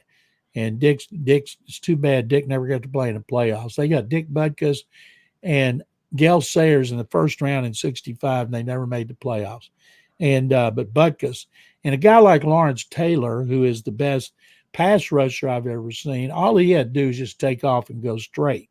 You know, if you wanted him to drop into coverage, you know, the quarterback could get on his knees and thank God that he was going backward or sideways and not rushing. And Kuechly would be a really good example because that's the way he was. But there have been some really smart and instinctive ones. Ray Nitschke, he was the Packers had a lot of great players on defense, a lot in the Hall of Fame, but he was right in the middle of them. And you don't see the classic 4-3 linebackers anymore because they come off the field on rundowns. And sometimes, you know, when you're playing 70% of the time, you're playing nickels, you're playing two linebackers. And today they're smaller and smaller because it makes them faster because they want them, number one, to be able to cover, number two, to blitz when they want, but number three, to cover the middle of the field. And the Texans have two linebackers in the high 220s. They don't have anybody 240. And they let Blake Gashman get away, went to Minnesota, and then they brought in Al-Shaair from the Titans, who was their leading tackler, never came off the field. He played for D'Amico as a backup with the 49ers, and then they signed him to a one-year make-it contract last year. Former 49ers executive Rand Cawthorn, who was the Titans' new general manager, and then in that 1 year, he showed a lot. They tried to re-sign him. He goes, nope, D'Amico's calling. I'm going to Houston. And so those two guys are not going to come off the field, he and Harris. They'll have others they'll play, but today you don't have that classic guys in the middle of the field making the calls, reading and listening to the audibles and adjusting accordingly. That is rare. What about Tommy Nobis, since you brought up, you know, some of the, you know, Nitschke, but well, Tommy was one of those that played that way. He played in the middle on a 4-3, and you know, Tommy's been a finalist a million times for the Hall of Fame. Now he's a senior. Don't know why he's never gotten in. Seems like every other linebacker from that era, middle linebacker, is in, and Tommy was as good a college linebacker as you've ever seen. And you know, Mike Campbell, one of the greatest defensive coordinators in history, he was the consummate Darrell Royal, Mike Campbell kind of player, smart, tough, fast, durable. That's why he was picked as high as he was. Yeah. John, let me ask y'all a question. Go ahead. Okay, Longhorns lose two wide receivers. They lose their tight end. They lose their running back. Now they bring back Ewers, and they got Arch, and so everybody's picking them in the top five again. And I'm guessing most of them don't have a clue who's going to be playing those positions. But considering you have that drop off, and then you lose both of your defensive tackles, the key to your defense, do you guys think it's a matter of reloading those positions and they're going to be as good or better or just kind of close to as good? Yeah, I mean, I think at receiver, it's ridiculous how much speed they have. If they, and the guys, you know, they brought in Isaiah Bond, Matt Golden, Silas Bolden have all played, and Silas Bolden was the leading receiver at Oregon State last year. And then you bring in, you know, you've got your young guys. So people are just giving Sark the benefit of the doubt there. And the offensive line has 4 starters back, and they're solid. They were, I think, the third highest pass blocking offensive line in the country last year.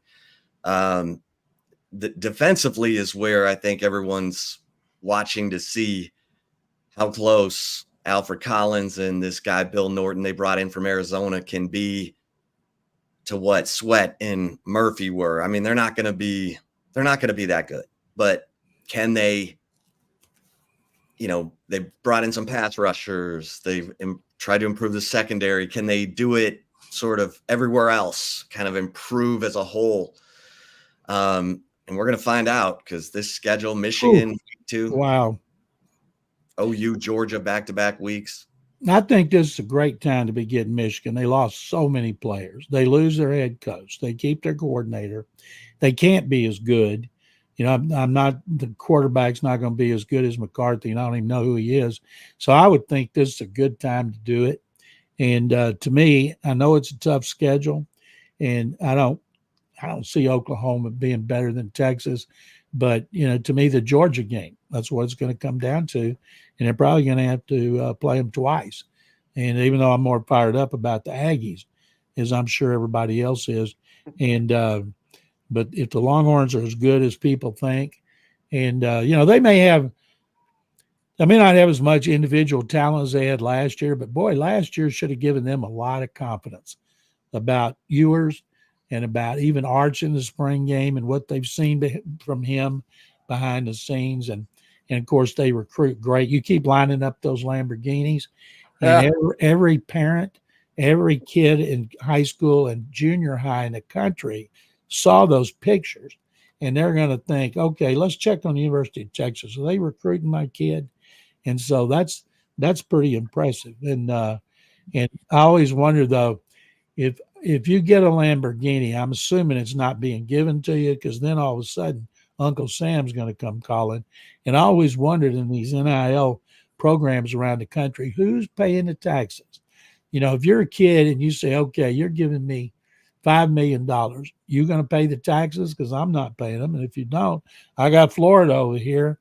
They'll give me 10 and they'll pay taxes too. So I'd love to see that story about what the tax man is doing or will do on NIL. Yeah, those are lease agreements with Lamborghini Austin that they have a deal with the Texas One Fund, which they've gotten real creative with some of these NIL deals. And so, yeah, that I know that got a lot of attention, but hey, that was the idea. Remember last year, Utah had those trucks on the field I think it was for all the linemen, and it went all over the country, and all the people like, what? Utah does that? I got to check out Utah. But so many of these kids are getting money. Their parents are getting money. Well, who's going to pay the taxes? Yeah. Yeah, John, 4 teams from the SEC should get in. You know, at least 3 for sure, and we expect Texas to be one of those teams. I think, and we'll have 2 lost teams in the playoffs too. Yeah, correct. And I think Texas is deeper overall. I think those front 1 guys that were there last year, like the JT Sanders and Xavier Ward and Adonai Mitchell, might be overall better, but Texas is 2 deep, 3 deep, and the 12-team playoff, I think they're better suited for that than they were last year. But a lot depends on Quinn Ewers. If he can make that next step in year 3, being the big 5-star that he was coming into the program, like we expect, maybe a future first-round pick, then, yeah, it could be a special year, 2024. Everybody's got him down as a first-round pick. You know, the Carson Beck #1. If Shedeur Sanders would put a lid on it and just focus on football instead of doing things to make a fool out of himself, because there's some teams, you know, when they scout him, there's not going to be just about his ability. It's going to be about his personality, things he does publicly, you know, showing his Rolex to fans and things like that. That's a sign of immaturity. And I'm guessing his dad is smart enough to say, now, son, you got a chance to be the #1 quarterback in the country, and all the teams are watching you. Dial it back and just let your playing do your talking. And if he does that, he's got a chance to be the first overall pick. And I'm interested this year. You know, last year at this time, nobody's talking about Jaden Daniels. You know, he's just some kid that transferred from Arizona State to LSU, and then nobody's talking about him in the Heisman watch, and then all of a sudden he wins the Heisman. He's great. He's a high draft choice. So there's going to be a Jaden Daniels or 2 out there, and I have no clue who they will be, but I can't wait to find out. Well, John, what of these free agent contracts that we're seeing in the NFL, Trevor Lawrence, you know, what free agent deals have grabbed your attention?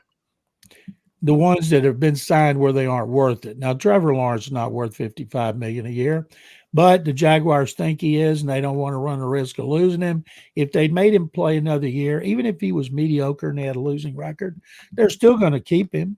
They're still going to bring him back. So next year he'd probably gotten 60. A lot of people think, oh my goodness, the Cowboys got to be devastated now that he got 55. No, Dak Prescott doesn't care what he got. Dak can name his price. If he tells Jerry Jones, all right, I want $70 million a year because he wants out, then and he sticks to it. Now that's not going to happen. I think they're going to get it done. I think he likes it there. He's comfortable there. He's great in regular season. There have been a couple playoff games he's lost, and he wasn't the reason. He played really well. But people keep talking about how bad he is in the playoffs because he's had 2 bad playoff games I can remember last year and then against the 49ers, I think 2 years ago when he made a couple of bad mental mistakes. And the Cowboys aren't going to let him go. When's the last time the Cowboys lost a player they really wanted to keep? Never. And they're going to get him done. They're going to get CeeDee Lamb done. Next year they'll get Micah Parsons. But I tell you what's going to be interesting. It's not how much they get paid. It's the percentage of the cap that they take up. And because the cap has gone up so much and is projected to go up a lot more next year, these contracts are going to be a lower percentage than some of the big ones the quarterbacks signed a few years ago. I saw where Aaron Rodgers' previous contract with the Packers took up a bigger chunk of the cap than these guys do now. But the one that I'm curious about is Tua Tagovailoa. He's had one healthy season. He was real good, number 1 offense in the NFL. Then they lose at Kansas City. And there's talk that he would take a shorter deal, like a 3-year deal. And because whatever it is, if you wait, you're going to have to pay him more. Texans might as well go ahead right now and give C.J. Stroud, okay, we'll give you $65 million and redo it after 1 year because with 3 years, it's going to probably be 70 or 80 million. Okay. All right. John, what's going down for the Texans right now? Obviously, everyone's excited about Stephon Diggs, but he has to get acclimated to the offense. Tank Dell coming back from getting shot and stuff. Joe Mixon, him getting, implemented in the offense. How's all that going? Well, they only have one jobs open on offense, left guard, where Kenyon Green was the number 1 pick 2 years ago. He struggled as a rookie, started 14 games, missed all last season. Then they had a revolving door all across their offensive line because of injuries. They had to start 11 linemen and a couple out of position. So they're just hoping Kenyon can take that job. But if he doesn't, they get 2 guys who started last year when they went 10-7. But if he doesn't, he'll go down as one of the biggest busts in Texans history after he was the, I think, 16th overall pick. And Tank Dell looked great. He's running full speed, doing everything you could want. I wrote a story for HoustonTexans.com about if you ask anybody other than the quarterback, what's the best position on the Texans, they'll say wide receiver. And I'll say, yes, that's probably true, but don't overlook defensive end. With Will Anderson Jr., Danielle Hunter, 16.5 sacks last year, led the NFL in tackles for loss. Danigo Autry had a career high 11.5 sacks last year with Tennessee. And since he turned 30, he's averaged 9 sacks a season. He's playing better since he hit 30.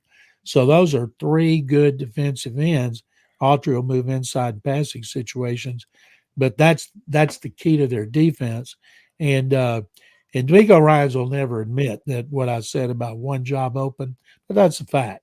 And I also have a story I wrote on HoustonTexans.com about D'Amico Ryans 1 year later, how much different it is for him now compared to when he was going into his first season as a head coach.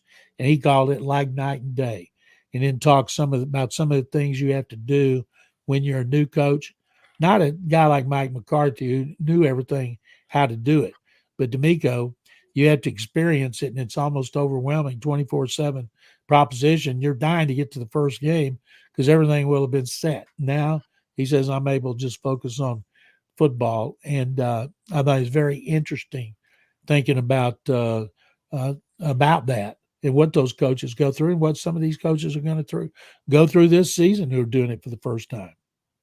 Yeah, John, I was going to ask you about that story. It's a great story. People need to check it out because what D'Amico Ryans did in getting this franchise turned around. I mean, if you had to do a top 3 list of why or how Stroud. I mean, I was going to say, be number how much one. are the coordinators? How much is the quarterback? Stroud's got great coaching. I tell everybody that. I say, yeah, kid played great, but he got great coaching from Bobby Slowick, from quarterback coach Gerard Johnson. Slowick was offensive coordinator and play caller first time. Gerard Johnson, quarterbacks coach first time. They signed Case Keenan because Case is like a coach, and he's the mentor behind the scenes. And when Case retires, if he wants to be an assistant, Texans will hire him. Probably a bunch of teams. He's played for all of them. Would hire him, and I'm hoping he doesn't go his alma mater, University of Houston, where he just loves the Cougars. And but he's like a coach behind the scenes. So those 3 guys did a great job with him. But he learned. He was, for a guy that everybody said was having trouble learning because that cognitive test, he turned in that's one of his strengths. So it was him. It was coaching. It was him. And overlooked is the defense, which was 32nd against the run the year before, moved up to 6th. On the last game of the season, they were 3rd, and then Jonathan Taylor just crushed them, and they finished 6th. Going from 32 to 6 is pretty impressive. But so the defense made big improvement, but it didn't get the attention at the offense. So I would, and another one that's often overlooked, and this is one I interviewed him and Cal McNair yesterday.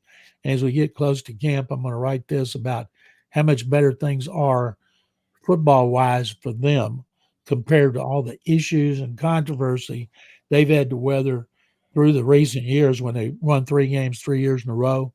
And so you can imagine how much more comfortable they are, how much, of course, they love Nick Caserio and D'Amico, and they give them all the money they need to spend on players and whatever they need in the locker room, anything they need, the McNairs will give it to them. So the calming effect and the culture from not having Bill O'Brien, Jack Easterby, controversy with Deshaun Watson, it just, things are running so smoothly.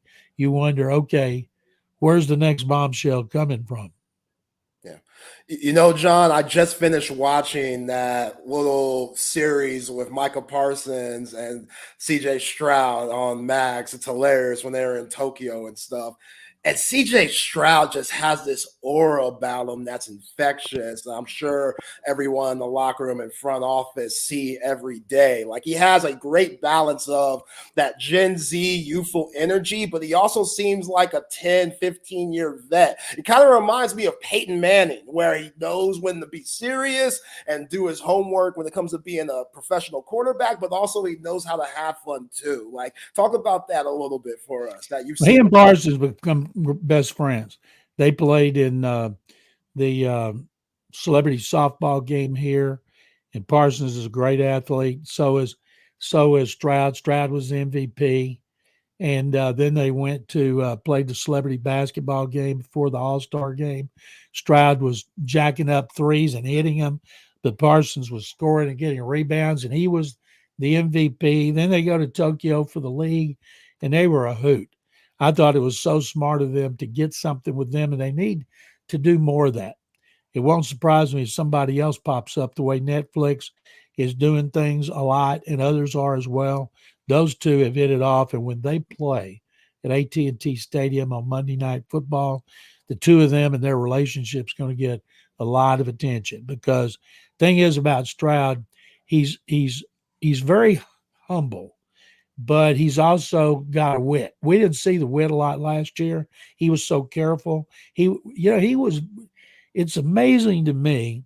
CJ Stroud was nominated for the Pro Football Writers America's Good Guy Award, who helped the media do their jobs the best. And I thought, well, no rookie's ever been there. He shouldn't even been nominated. You know, that's for veterans. I voted for Brandon Graham, 15-year defensive end for Philadelphia. Stroud had won it here locally, and then he wins it. I was stunned. So that showed how much people respect him, but he's cooperative. He'll do some one-on-ones when he has to. He's got a good PR staff, tries to make him available to the national media, and we get him twice a week. And if you need him again, he'll do it. And he's very informative, and he's funny. And when he first got here, he would say something that he meant to be funny, but he wouldn't smile or say anything. And then if we got it, started laughing, then he'd smile and start laughing. He wanted to make sure we got his sense of humor. Right now, we got it down. And one of the things he and Bobby Slowick and Gerard Johnson know, defensive coordinators have been watching tape of his rookie year, trying to figure out, okay, what are we going to do differently? And they know that he's got to evolve knowing what the defense is going to do. Plus, they play a lot better teams, and they're going to have to score more points because the quarterbacks they play. And it's just people here are so pumped, as you can imagine. And with the Astros stinking it up so much, that has people even more excited. I'm so mad at the Astros, I become an Aggie fan. Oh, man. Yeah. Well, how you feeling about your Baylor Bears before we let you go? Do you know Baylor? I didn't know this till we were at the Texas Sports Hall of Fame. I didn't even know they had a tumbling team.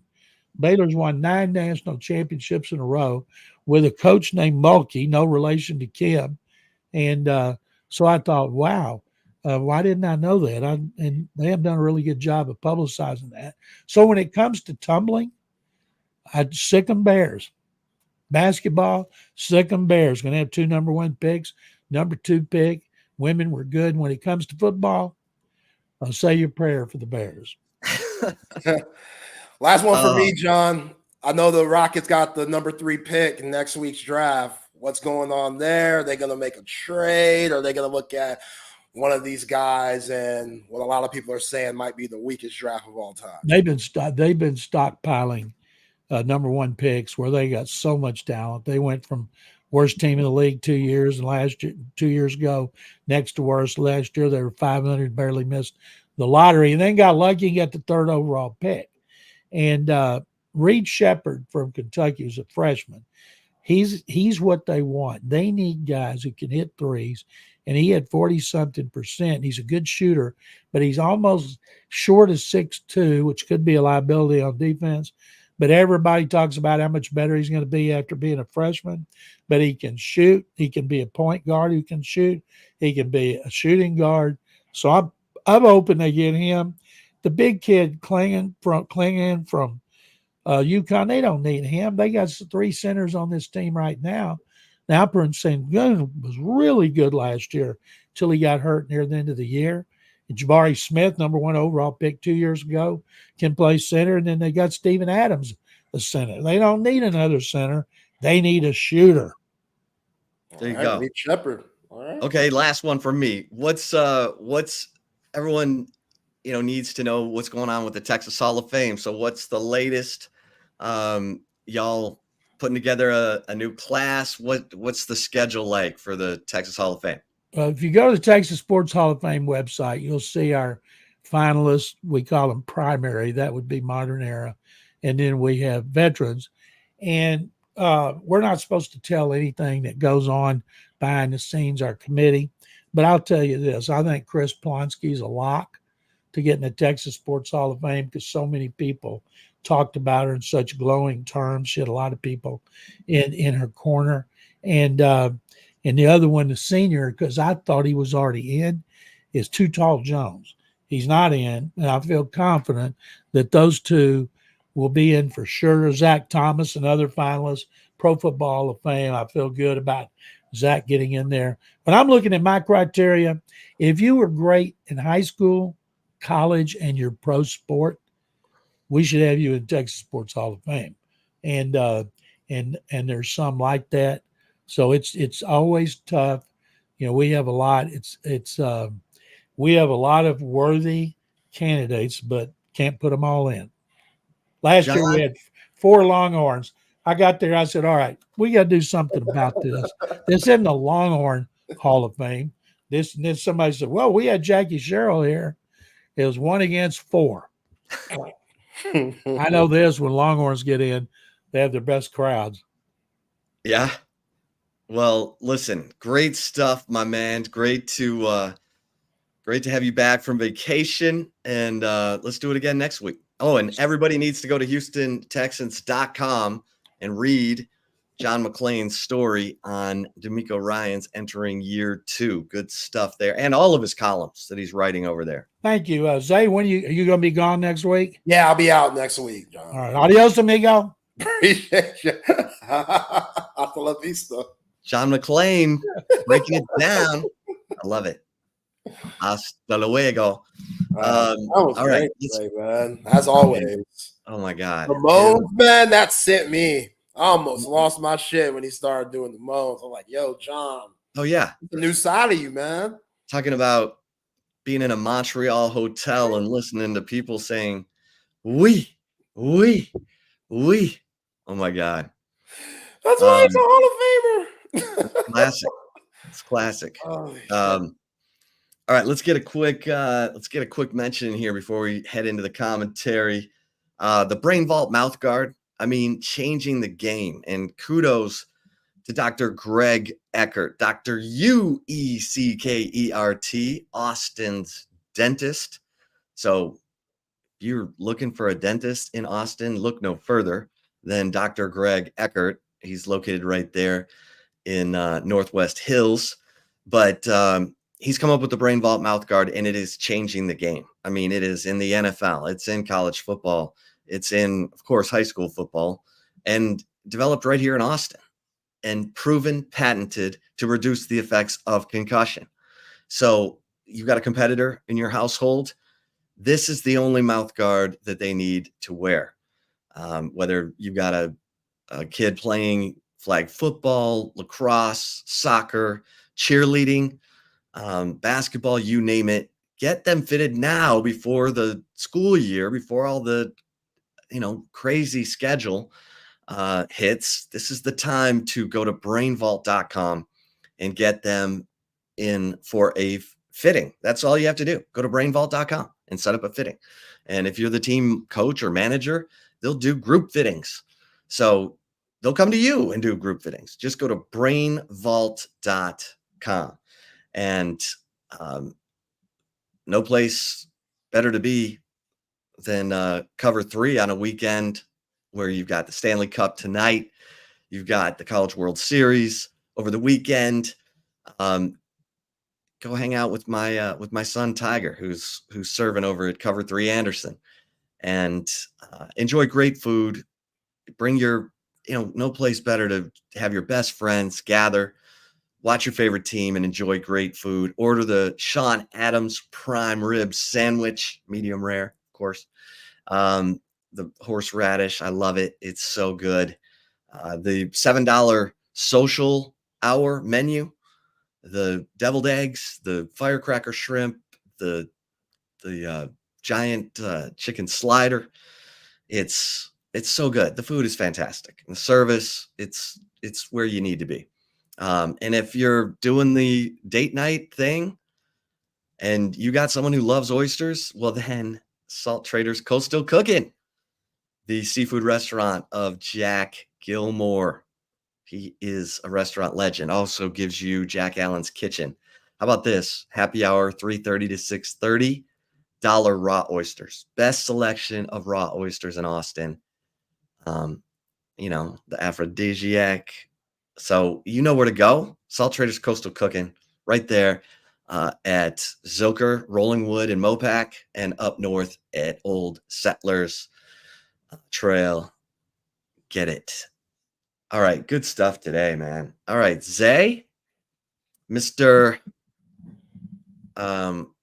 World Traveler, going on vacation on your cruise to Mexico and Honduras, did you say?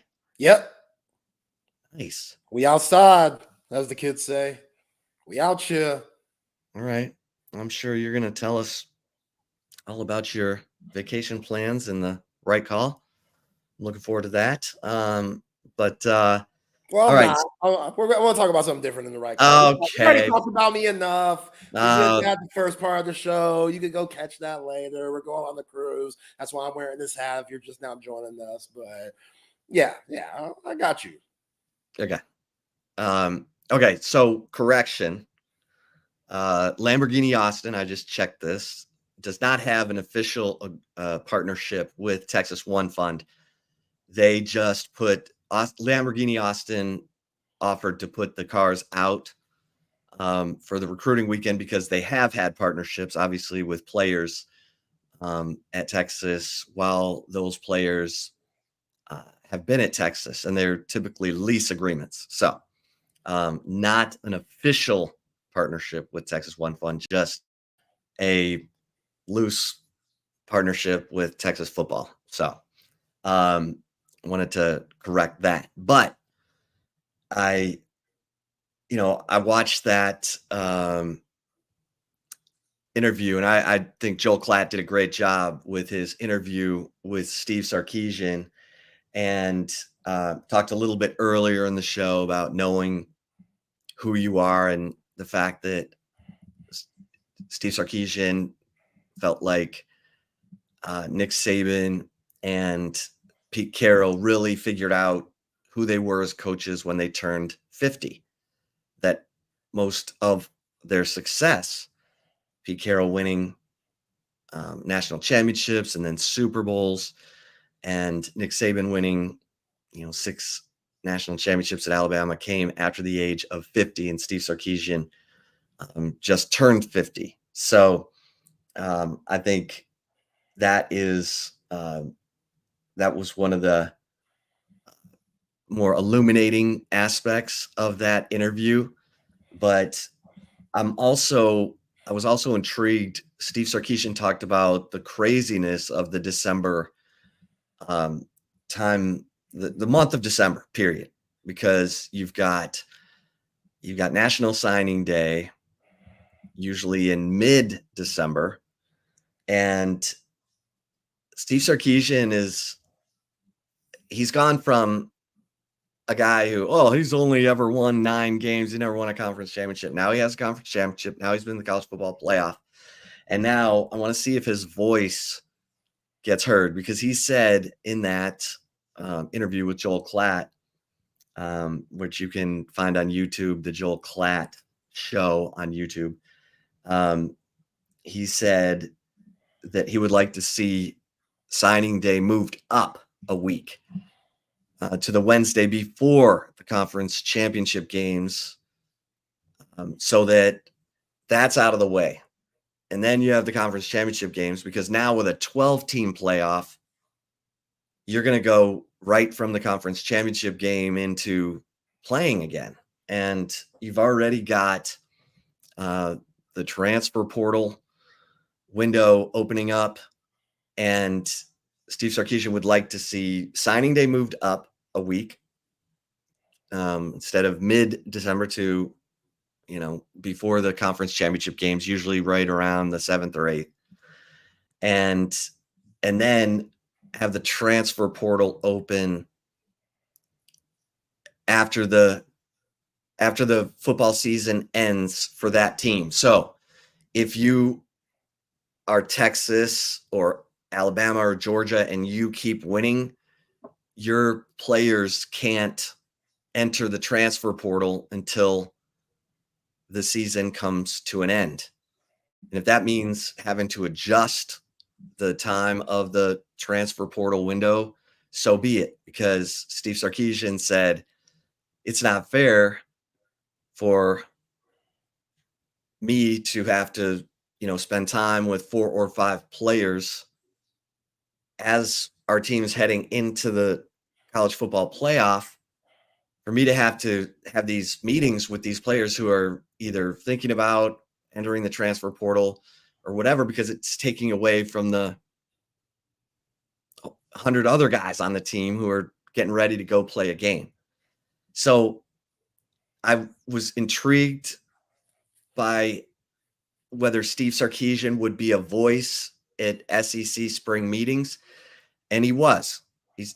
Kirby Smart was definitely the leader of the pack in those meetings, from what I was told. And everyone kind of looks to Kirby first to say, but because Steve Sarkisian's been in the NFL, and he talked about things like if we're going to do player availability reports, aka injury reports, and if teams aren't forthright about those, then fine them, just like they do in the NFL. Yeah. Fine them, baby. And so now let's watch and see what the NCAA does with the calendar in the month of December, because it's a nightmare for the teams that are playing a conference championship game and then going to the college football playoff. And Steve Sarkisian called last December the hardest month of his coaching career. And Kirby Smart feels the same way. Nick Saban, same way. So let's see if there starts to be some change with regard to that calendar, because Steve Sarkisian's becoming a voice people listen to. I get it. There are probably naysayers listening to this right now saying, come on, man. He won one conference championship game. He beat Oklahoma State. Oklahoma State wasn't even any good.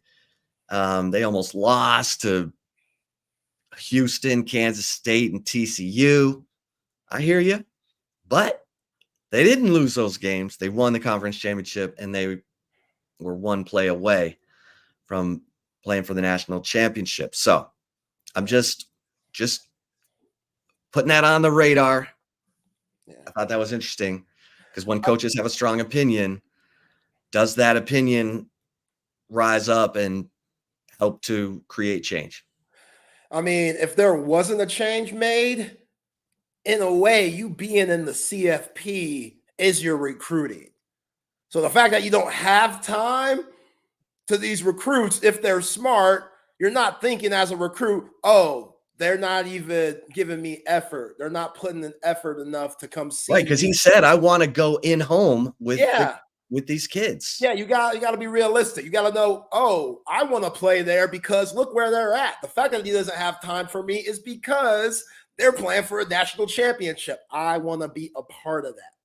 So the committee could easily say that and be like, dude, this is your recruiting. Yeah, you might not have the opportunity to be like some of these teams that are already sent home and those coaches going into those homes. But when those coaches go into those homes, they turn on the TV, most likely on the sports channels, it's going to be about your team preparing to win a national championship. So that's recruiting itself. I hear Stark, but also I see the other side too. So yeah, it'll be interesting to see how that plays out. But yeah, that's Sark. You know, he's very personable. He's very good about, you know, checking in on the guys that he wants and that he's recruiting. And those personal relationships, they go a long way. It's not just football. And he talked about allowing these parents to let him take their kid. You got to build those relationships. And the way that Sark does it, it's obviously working. So I get why he would want this change. Yeah. All right, let's get to the right call. Let's get it. Shout out to Covert Bee Cave, though. Covert Bee Cave, Covert Automotive Dealership, that have been doing it in the greater Austin area for over 100 years. It is the weekend. If you need a new car, if you need a pre-owned vehicle, go to Covert Bee Cave and let those guys hook you up like they hooked up Bucky Gobble, who was rolling around clean. 7 terrific brands to choose from: GMC, Buick, Ram, Jeep, Dodge, Chrysler, and Cadillac. Go to covertbcave.com for all your latest specials and inventory. Nobody beats a Covert deal. Not now, not ever. All right, Chip. A little Texas basketball talk. You know, the guys are settled in, practicing. They got a new strength and conditioning coach. His name, God, it's missing me right now. He's a former Memphis strength and conditioning coach. God, it's going to drive me nuts until I find it. But yeah, the last one, he left. Garvey Rich. Garvey Rich. Yeah. Darby Rich. Yeah. Shout out to Garvey. We'll see what he could do. But Arthur Kaluma, who played under Jerome Tang this past season, he will be taking the visit to the 40 acres. He averaged 14 points a game this past year, 7 rebounds, 2 assists for the Kansas State Wildcats. Before that, he was up there in Nebraska playing for Greg McDermott at Creighton. I don't know if you remember, he was a part of that team that came to the Moody Center and lost to, I want to say Chris Beard was still there during that loss, but that was a pretty good team that Creighton had with Shireman and Colt Bringer, whatever his name is. But yeah, this will be a huge get. If Rodney Terry could get this guy to sign, this would be a huge get, and we'll kind of have Texas on that borderline Final Four era. Like, they need a big still. Arthur Kuminga, 6'7", which is big, but again, Caden Cedric, Zurich Oyema, riding those guys as your only true bigs. I guess you could throw Jamie Vincent in there, the Austin native who went to Oak Hill. That's a 3-star. We can see what he's about, but that's a lot to put on the freshman here in year one. But if you could bring in Kaluma, then you got Jason Kent, who's 6'8", and Kaluma have a similar type of game. Trayvon Mark coming in from Arkansas, his versatility at 6'6", being a lefty. Jordan Pope, how he can light it up. You got guys like Julian Larry, who's going to just be your true point guard. And we know what Kendall Weaver could do. All heart. If he's developing that jump shot every day this summer, that's going to be big. We expect big things from Trey Johnson. If they could get Arthur Kaluma, look out. Look out. Because this team, if they get to the second weekend with their current roster, that's cool, but we need more than that. If they get Kaluma, that's a borderline Final Four team. That's a very, very good roster going to the SEC, which is a very underrated basketball conference. Might have been the best one last year if you're not counting the Big 12. So I like it. Kaluma was down at your alma mater earlier this week, SMU, which them going to the ACC, that's a different look for a player. But, yeah, Kaluma is the type of guy. He can knock down the outside shot 35% from three. Good little in-between game, nice mid-range jumper. And just another guy when the shot clock's going down that can provide some versatility and can get his own shot. I think Jordan Pope will be able to do that. I think Trey Johnson will be able to do that. Trayvon Mark, Larry at times, Ken at times. So you got a lot of bucket getters. But to add another one, especially with the experience that Kaluma has, that will be a huge addition if Rodney Terry could pull that off somehow. So excited about that. Excited about that big news. You would think that just how late we are in the summer already, that the transfer portal, even though it's not closed for Texas, it seemed like it was. And I remember telling you back when Kaluma put his name in the transfer portal, that would have been a good get. And that was over a month ago. Now that it could be a little bit more real, all right. We're talking about something. So hopefully they could get the Lamborghinis out for the basketball team and stun on them and, maybe have KD do a FaceTime. I don't know. Whatever you need to do, Rodney Terry, do it. Because Kaluma could be the separation from being a second weekend team in March and a Final Four team in March. Yeah, he averaged 14.4 points per game, 7 rebounds. On 42.7% shooting. He's 6'7", but he's long. Yeah. And he had 28 against BYU in a win last year. He had 23 in a win over Iowa State in March. So he can, he can get it going. Now, Texas held him to 5 of 17 shooting and 17 points. But he did hit 2 of 6 from 3 in that game. 33% three-point shooter. So that, we don't need him to shoot threes. This past year, he was 34.5. I rounded it up for him. This past year, you might be looking at his total college career. This past year, he shot the ball decent. With that offense with Jerome Tang, they had that 3-headed monster with Perry, and I forgot the other guy's name, but it was all on those three. So a lot of the shots came out of bad offense, and I don't think he'll have that responsibility if he were to go to Texas with all the big-time shooters and just offensive talent that they have on this current team. So his efficiency should be way better if he were to put on the burnt orange. And if I'm Rodney Terry, I'm preaching that to him. Yeah. Yeah, they need depth in the front court. There's no question about it. Caden Shedrick and Jason Kent are the two. And I wrote about this in the Insider yesterday. Julian Larry and Jason Kent emerging as leaders on that team. And the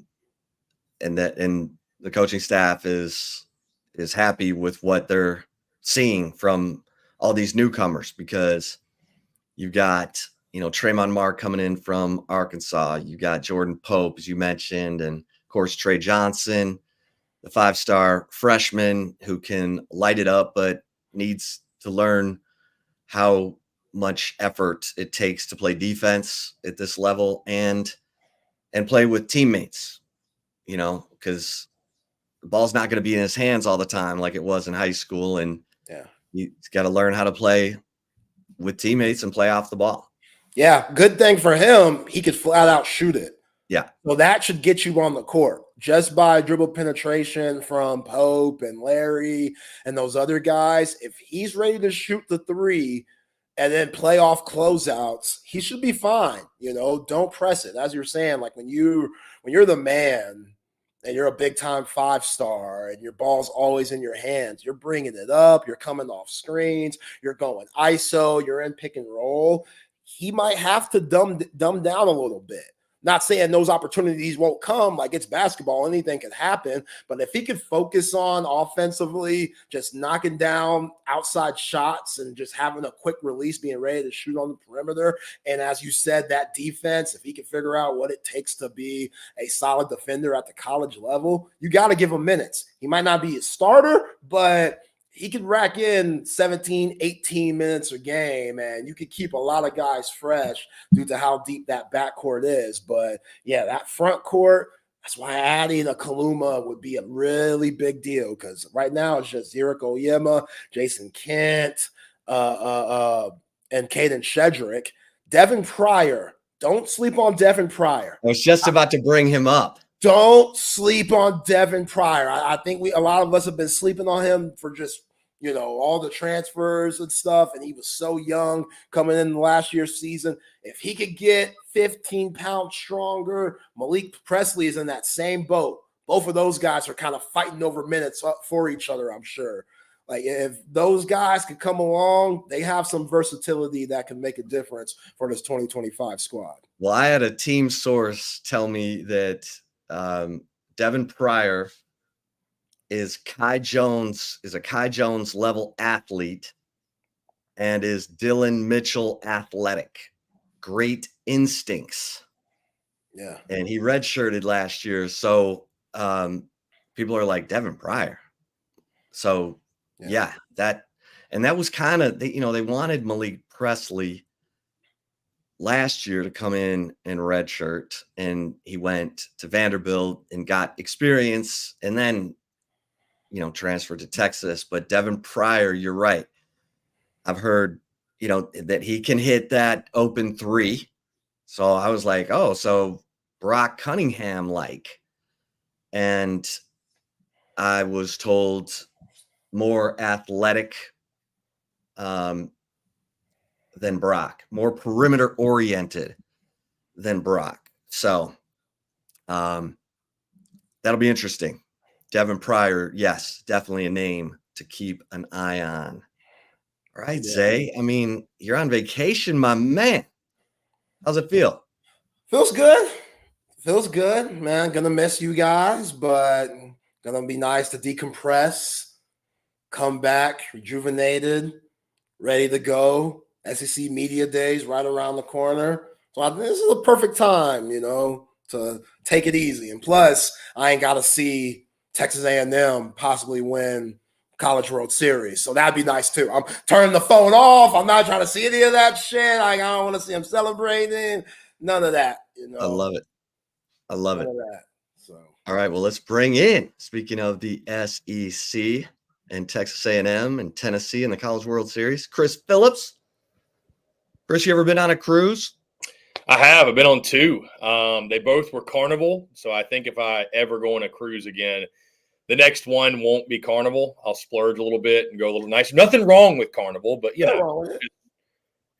mean, Yeah, Zay's going Royal Caribbean. Okay. Out, Chris. Yeah, Bougie. that'll be solid. Yeah, you'll have a good time. It's a good time. It's a good time. I'll be honest with you though, and maybe it's a Carnival thing. I've gone on 2 5-day cruises in my life, and both times by the 4th day, I was ready to get off the boat.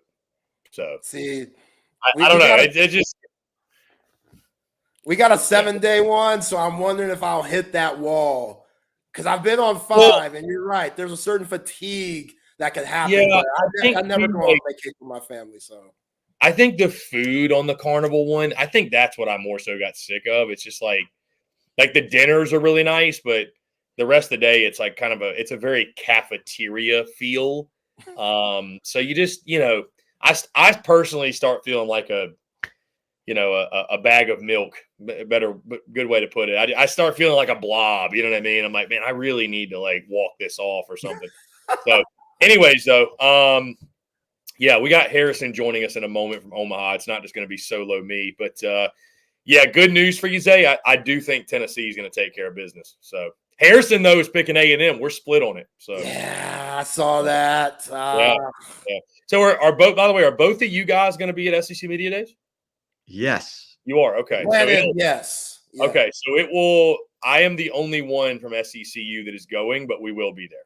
So looking forward to meeting you guys in person. That'd be fun. I'm actually looking at flights for Dallas right now. So, yeah, man. Well, before we let go of baseball, the Kirby Connell story. I mean, this guy, what a character and what a story. Yeah, I think what's interesting too is you look at his stuff, right? He's not like your typical dominant reliever in college baseball. Like everybody on every SEC staff is throwing mid to high 90s. It feels like he's just kind of I don't want to call him a soft tossing lefty, but in comparison, got high 80s, just throws strikes, right? He's a strike thrower, really good breaking ball. Everything he throws moves. But like you mentioned, Chip, the personality is really what's bigger, I think, than anything. The best mustache in college baseball.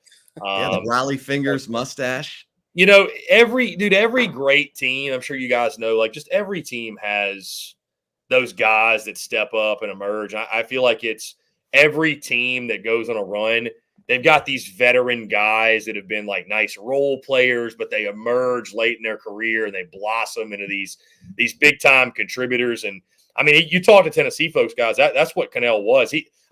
Going back in February, even this season, they looked at him more as a specialist, like a lefty specialist. And now he's become their go-to guy late in games, or one of them. He essentially serves as their setup man. So it's just, dude, all these teams, I think that's what's so fun, guys, following the postseason is just, best mustache in college baseball.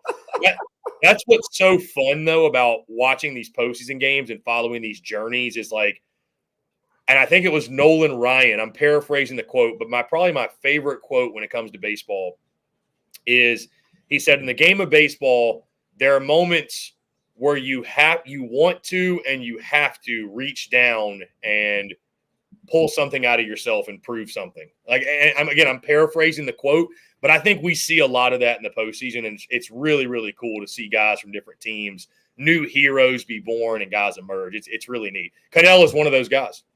Yeah.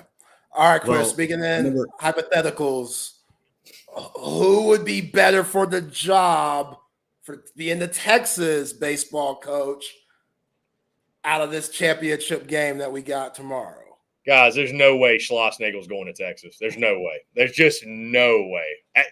Great coach. I actually didn't mention these to you guys, I don't think.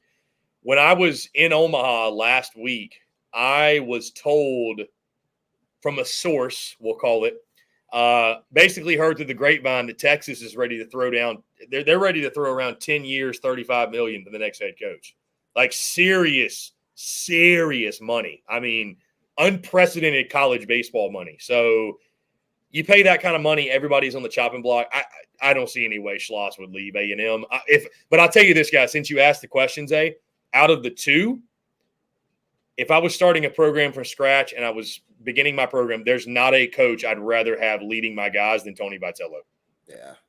there's not. It just with the way today's game is, and he's such a player's coach. He gets the portal, he gets NIL, he knows how to recruit. I mean, guys, he took Tennessee, which I don't know how much y'all know about Tennessee baseball, but they are not good historically. Like they still have a crappy stadium. They're renovating it, but like he took that program, guys. They have 5 50-win seasons all time, and he has 3 of them. So, yeah, if I was Texas, I'm backing up the Brinks truck to Tony V and making him say no. And some people have said he's already said no, but I'm still that's the guy I'd be swinging for. Yeah. So. Well, I was just going to point out Will Bednar and Landon Sims. Texas found out the hard way when those two emerged in the postseason for Mississippi State in 21, because those guys just shut down the Longhorns. And it's going to be fun to continue to watch both these teams, A&M and Tennessee, because they've just had, guys stepping up in huge moments, whether it's, from the mound at the plate. And that Tennessee team has a lot of swag. If A&M was fully healthy, I'd probably pick them, but I think Tennessee's got too much, and I think you need all hands on deck to beat Tennessee. I think they're that good. So, but you never know, man. I mean, here's the thing: I think Texas A&M absolutely could win the series. I think they probably need to do it in 2 games, though. Like I think they need to go Prager, Lampkin. Both guys are just shut down good, which we've seen before.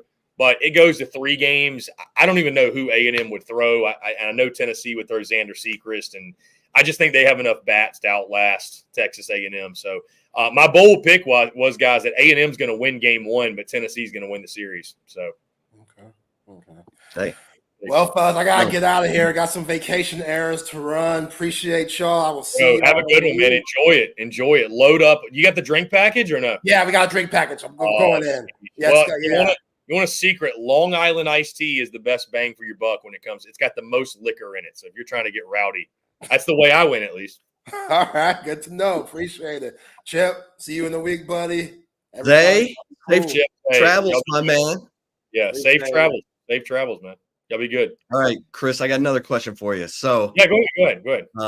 Unless I'm holding you up, I don't want to hold you up. No. Harrison's. I think he's said he's walking into a hotel trying to find good service in Omaha. So we can buy some time. Okay, so because you were in Omaha and you got to see everybody up close, who would you say is the MVP of the Tennessee team right now? MVP of Tennessee right now.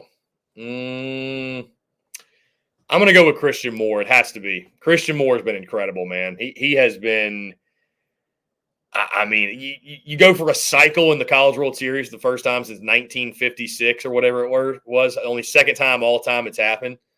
I think you got to go Christian Moore. I mean, he's just been electric start to finish. So, at least offensively, I would go Christian Moore. Yeah. On the mound, I'd probably go Drew Beam to this point. I mean, he was so good in that game too. So, but for Tennessee, man, like it's everybody. Everybody's stepping up for them. You got Christian Moore. You've got Blake Burke at first. Hunter Rensley's made great plays in the outfield. Dylan Dreiling is so underrated. Had the walk-off. Billy Amick has stepped up. Nate Snead in the back end.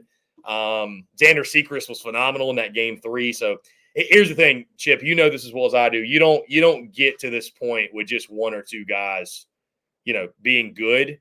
It's an all hands on deck effort, and A&M's the same way. And I mean, Florida, that's why they were in Omaha. They had guys.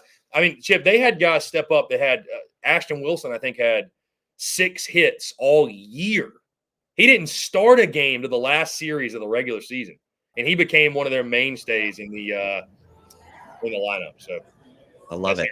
Joins us from Omaha. So it's gonna be a fun weekend. Yeah. Hey, Harrison, Chris, have a great show, and thank you. See you next week. Appreciate you, Chip. Be good, man. Be good. You're the best. What up? What's going on, man? Texas Sports Unfiltered. What's up? You already know we are SEC Unfiltered. Appreciate you all taking the time. We're live right here every single day, Monday through Friday, 4 to 5 p.m. Eastern, 3 to 4 Central, 2 to 3 Mountain for the fine folks of West Texas. Like I mentioned, I'm Chris Phillips. He's Harrison Fant, boots on the ground in Omaha. at the College World Series. It is media day for the finals.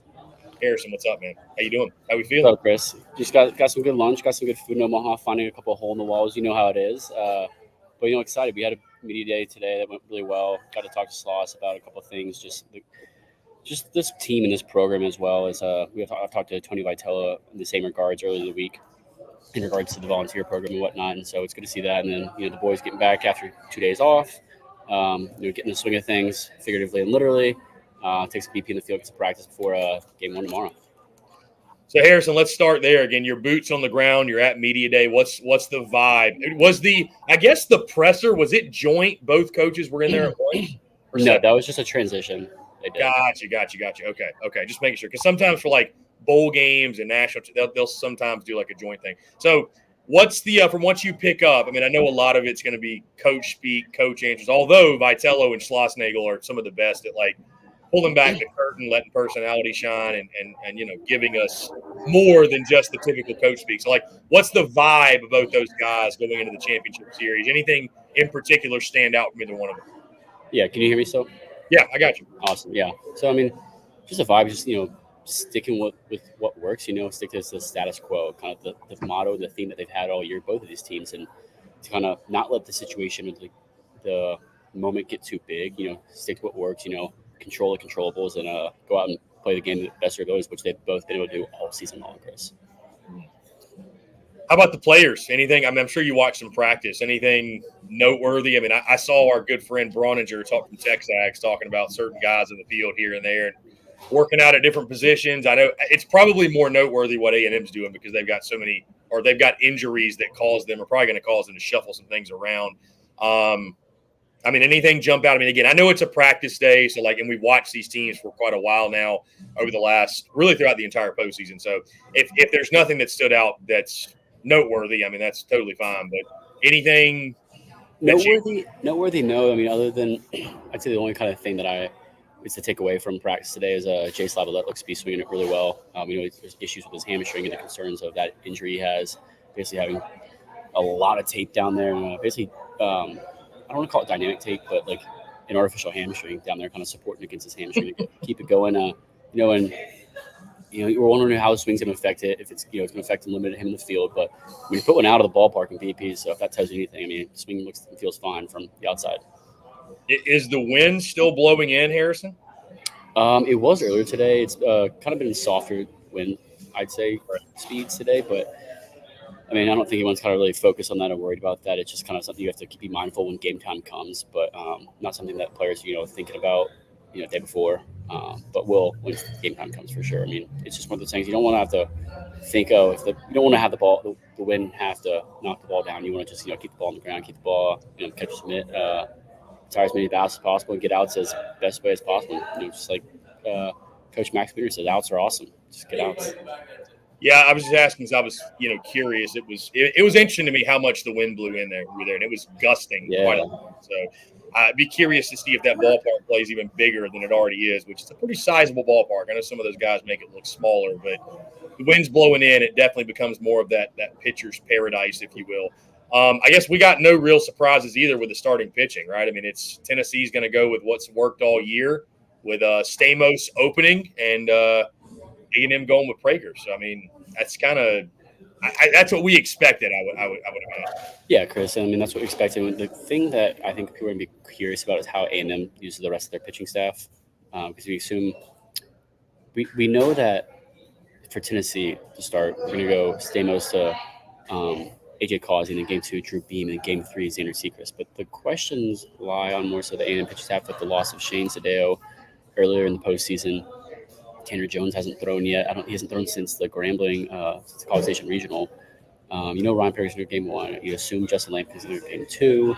And kind of after that, it's like who goes game 3? Is it, if it gets game 3, is it kind of an all hands on deck? And that's kind of my thought process and what I've been hearing around the Aggies.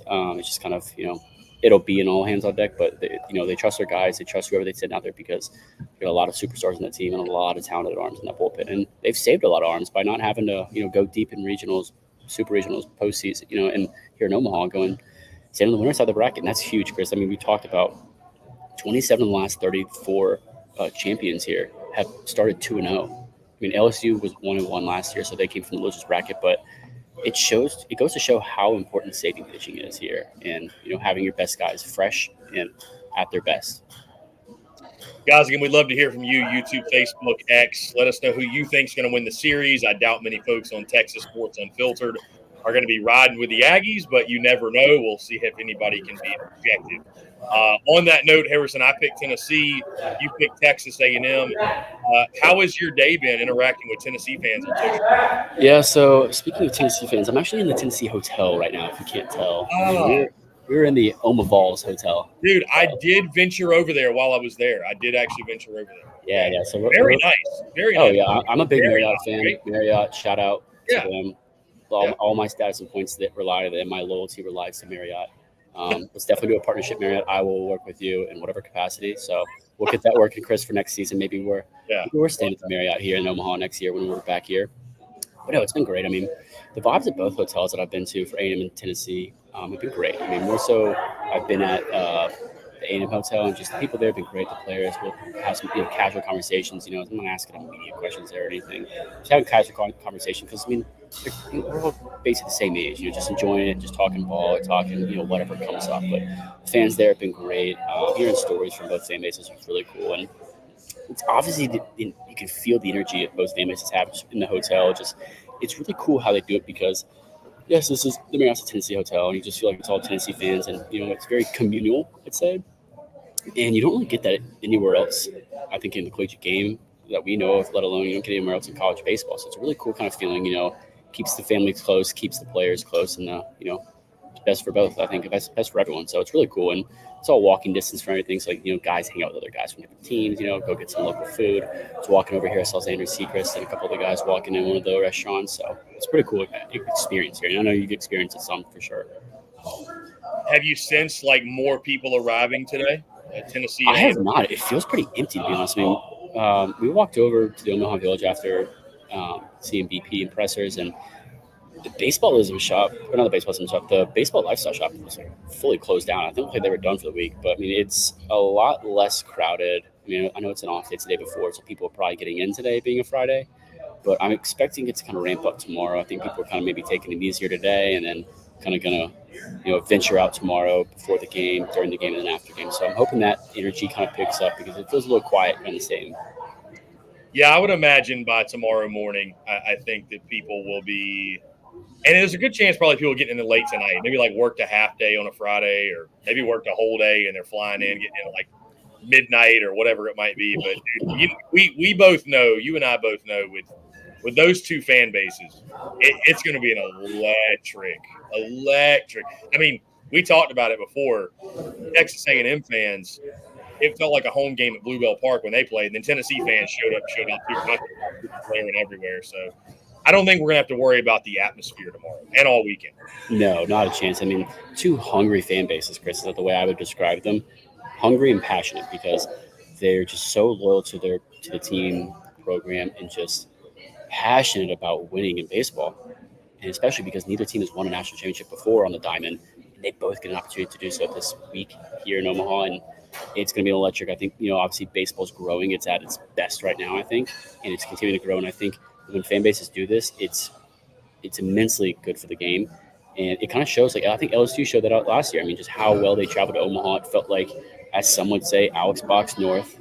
But, I mean, it's really cool. And it definitely grows the game, grows the atmosphere. And everyone feels the energy here, too, like I said, which is, the Omaha Vols sign over here. You got the balloons everywhere. You got the A&M has theirs as well. And it's really cool to experience firsthand because it's not something, you see on TV. You get to see the atmosphere, the energy around here, the local businesses and food and, shops and merch and thriving, everything. So it's an awesome experience. Is a lot of the media still there? All the same people, or have new people come in? I don't know necessarily new people coming in yet, but I mean, when I was in there for pressers today, it was pretty packed. It was standing room. Maybe it was one or two seats open. So, I mean, yeah, less teams to cover. So I think more Tennessee and A&M fans probably brought a couple more media people, just being a championship. And like I said, neither team won a national championship in baseball yet. So I expect it to be, pretty packed in the press room like we were early in the week last week. They'll start.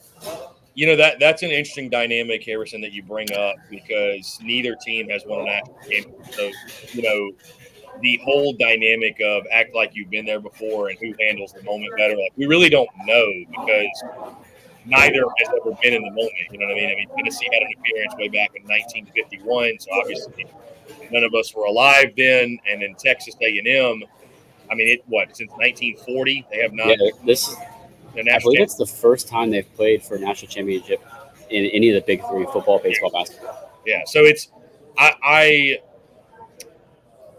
guess I'll ask the question. I'm not going to ask who is more well equipped, but how do you feel these teams are equipped to handle the moment? I'm sure that's something Schloss and Vitale talk about, right? It's you can try to like talk to your guys like, hey, it's just like we're playing a 3-game series, in an SEC weekend, like it's just baseball, but like it's different. It's just going to be different. Yeah, Chris. We've seen these programs play all year long, and we know the head coaches well. I've spoke with both of them several times throughout the time here in Omaha, and I don't think there's two. I think these are two of the best and most prepared head coaches to handle this situation and handle it and kind of manage the team and how their expectations are, what their mindset is, and how to speak to them. Because Sloss has been on this stage plenty of times, TCU, other places. He's been here at A&M. And then you have Tony Vitale, who he's no stranger here in Omaha. We know that. They've been here, 3 of the past 5 years now? And the one year they didn't come, or I think 3 of the past 4, maybe the one year they didn't come is maybe their most talented team in 2022 that got upset by Notre Dame and the Supers at home. So I think these two head coaches they're unbelievably smart, they're unbelievably strategic, and just fantastic coaches and people, and that they know how to, send that message, instill that mindset and kind of mood around the locker room. Be loose, get ready, but still, hey, job's not finished. I think that's the biggest thing. Is hey, we expected to be here coming the year. Our goals were Omaha, but our goal is to go win it in Omaha. And so job's not finished. I think that's probably the mindset I'd say for both teams here, with a chance to win the national championship. Harrison, since you brought him up, I'm going to put you on the spot here. I saw this question on social media. I think this is one that even Tennessee fans, I think even the players could have fun with. I saw a question from a Tennessee media guy, and the question was, best of 7 series, who wins, 2022 Tennessee or 2024 Tennessee? It's very difficult to answer. Very difficult. I'm trying to think who the starting rotation was in that year. Dude, 2022, that starting rotation was filthy. It was Dolander. Was it not Chase Burns, or was he not there? Burns was out of the bullpen, though. Oh, okay. Yeah, I'm gonna give that rotation. Hold on, I'm gonna give you that rotation. I think that 2022 team has a little bit of an edge offensively, but it would really come down to the pitching for me. Yeah, and it's pitching now is ridiculous. Yeah, it's more of that team went 57-9. 57-9 is what that team did. Yeah, it was like I said, it was a fun one because like I mentioned, man, a Tennessee guy presented that, and I was like, this is a very, very, very good question. Very difficult to answer. Like you and I talked about on our preview, the SEC Unfiltered preview for the College World Series Finals, Xander Sechrist as a 3, like your third starter, he would be a 2 or 1 in most other places. Depending on the situation in the SEC, but most other clubs would love to have him as a 2 or 1. He's that good.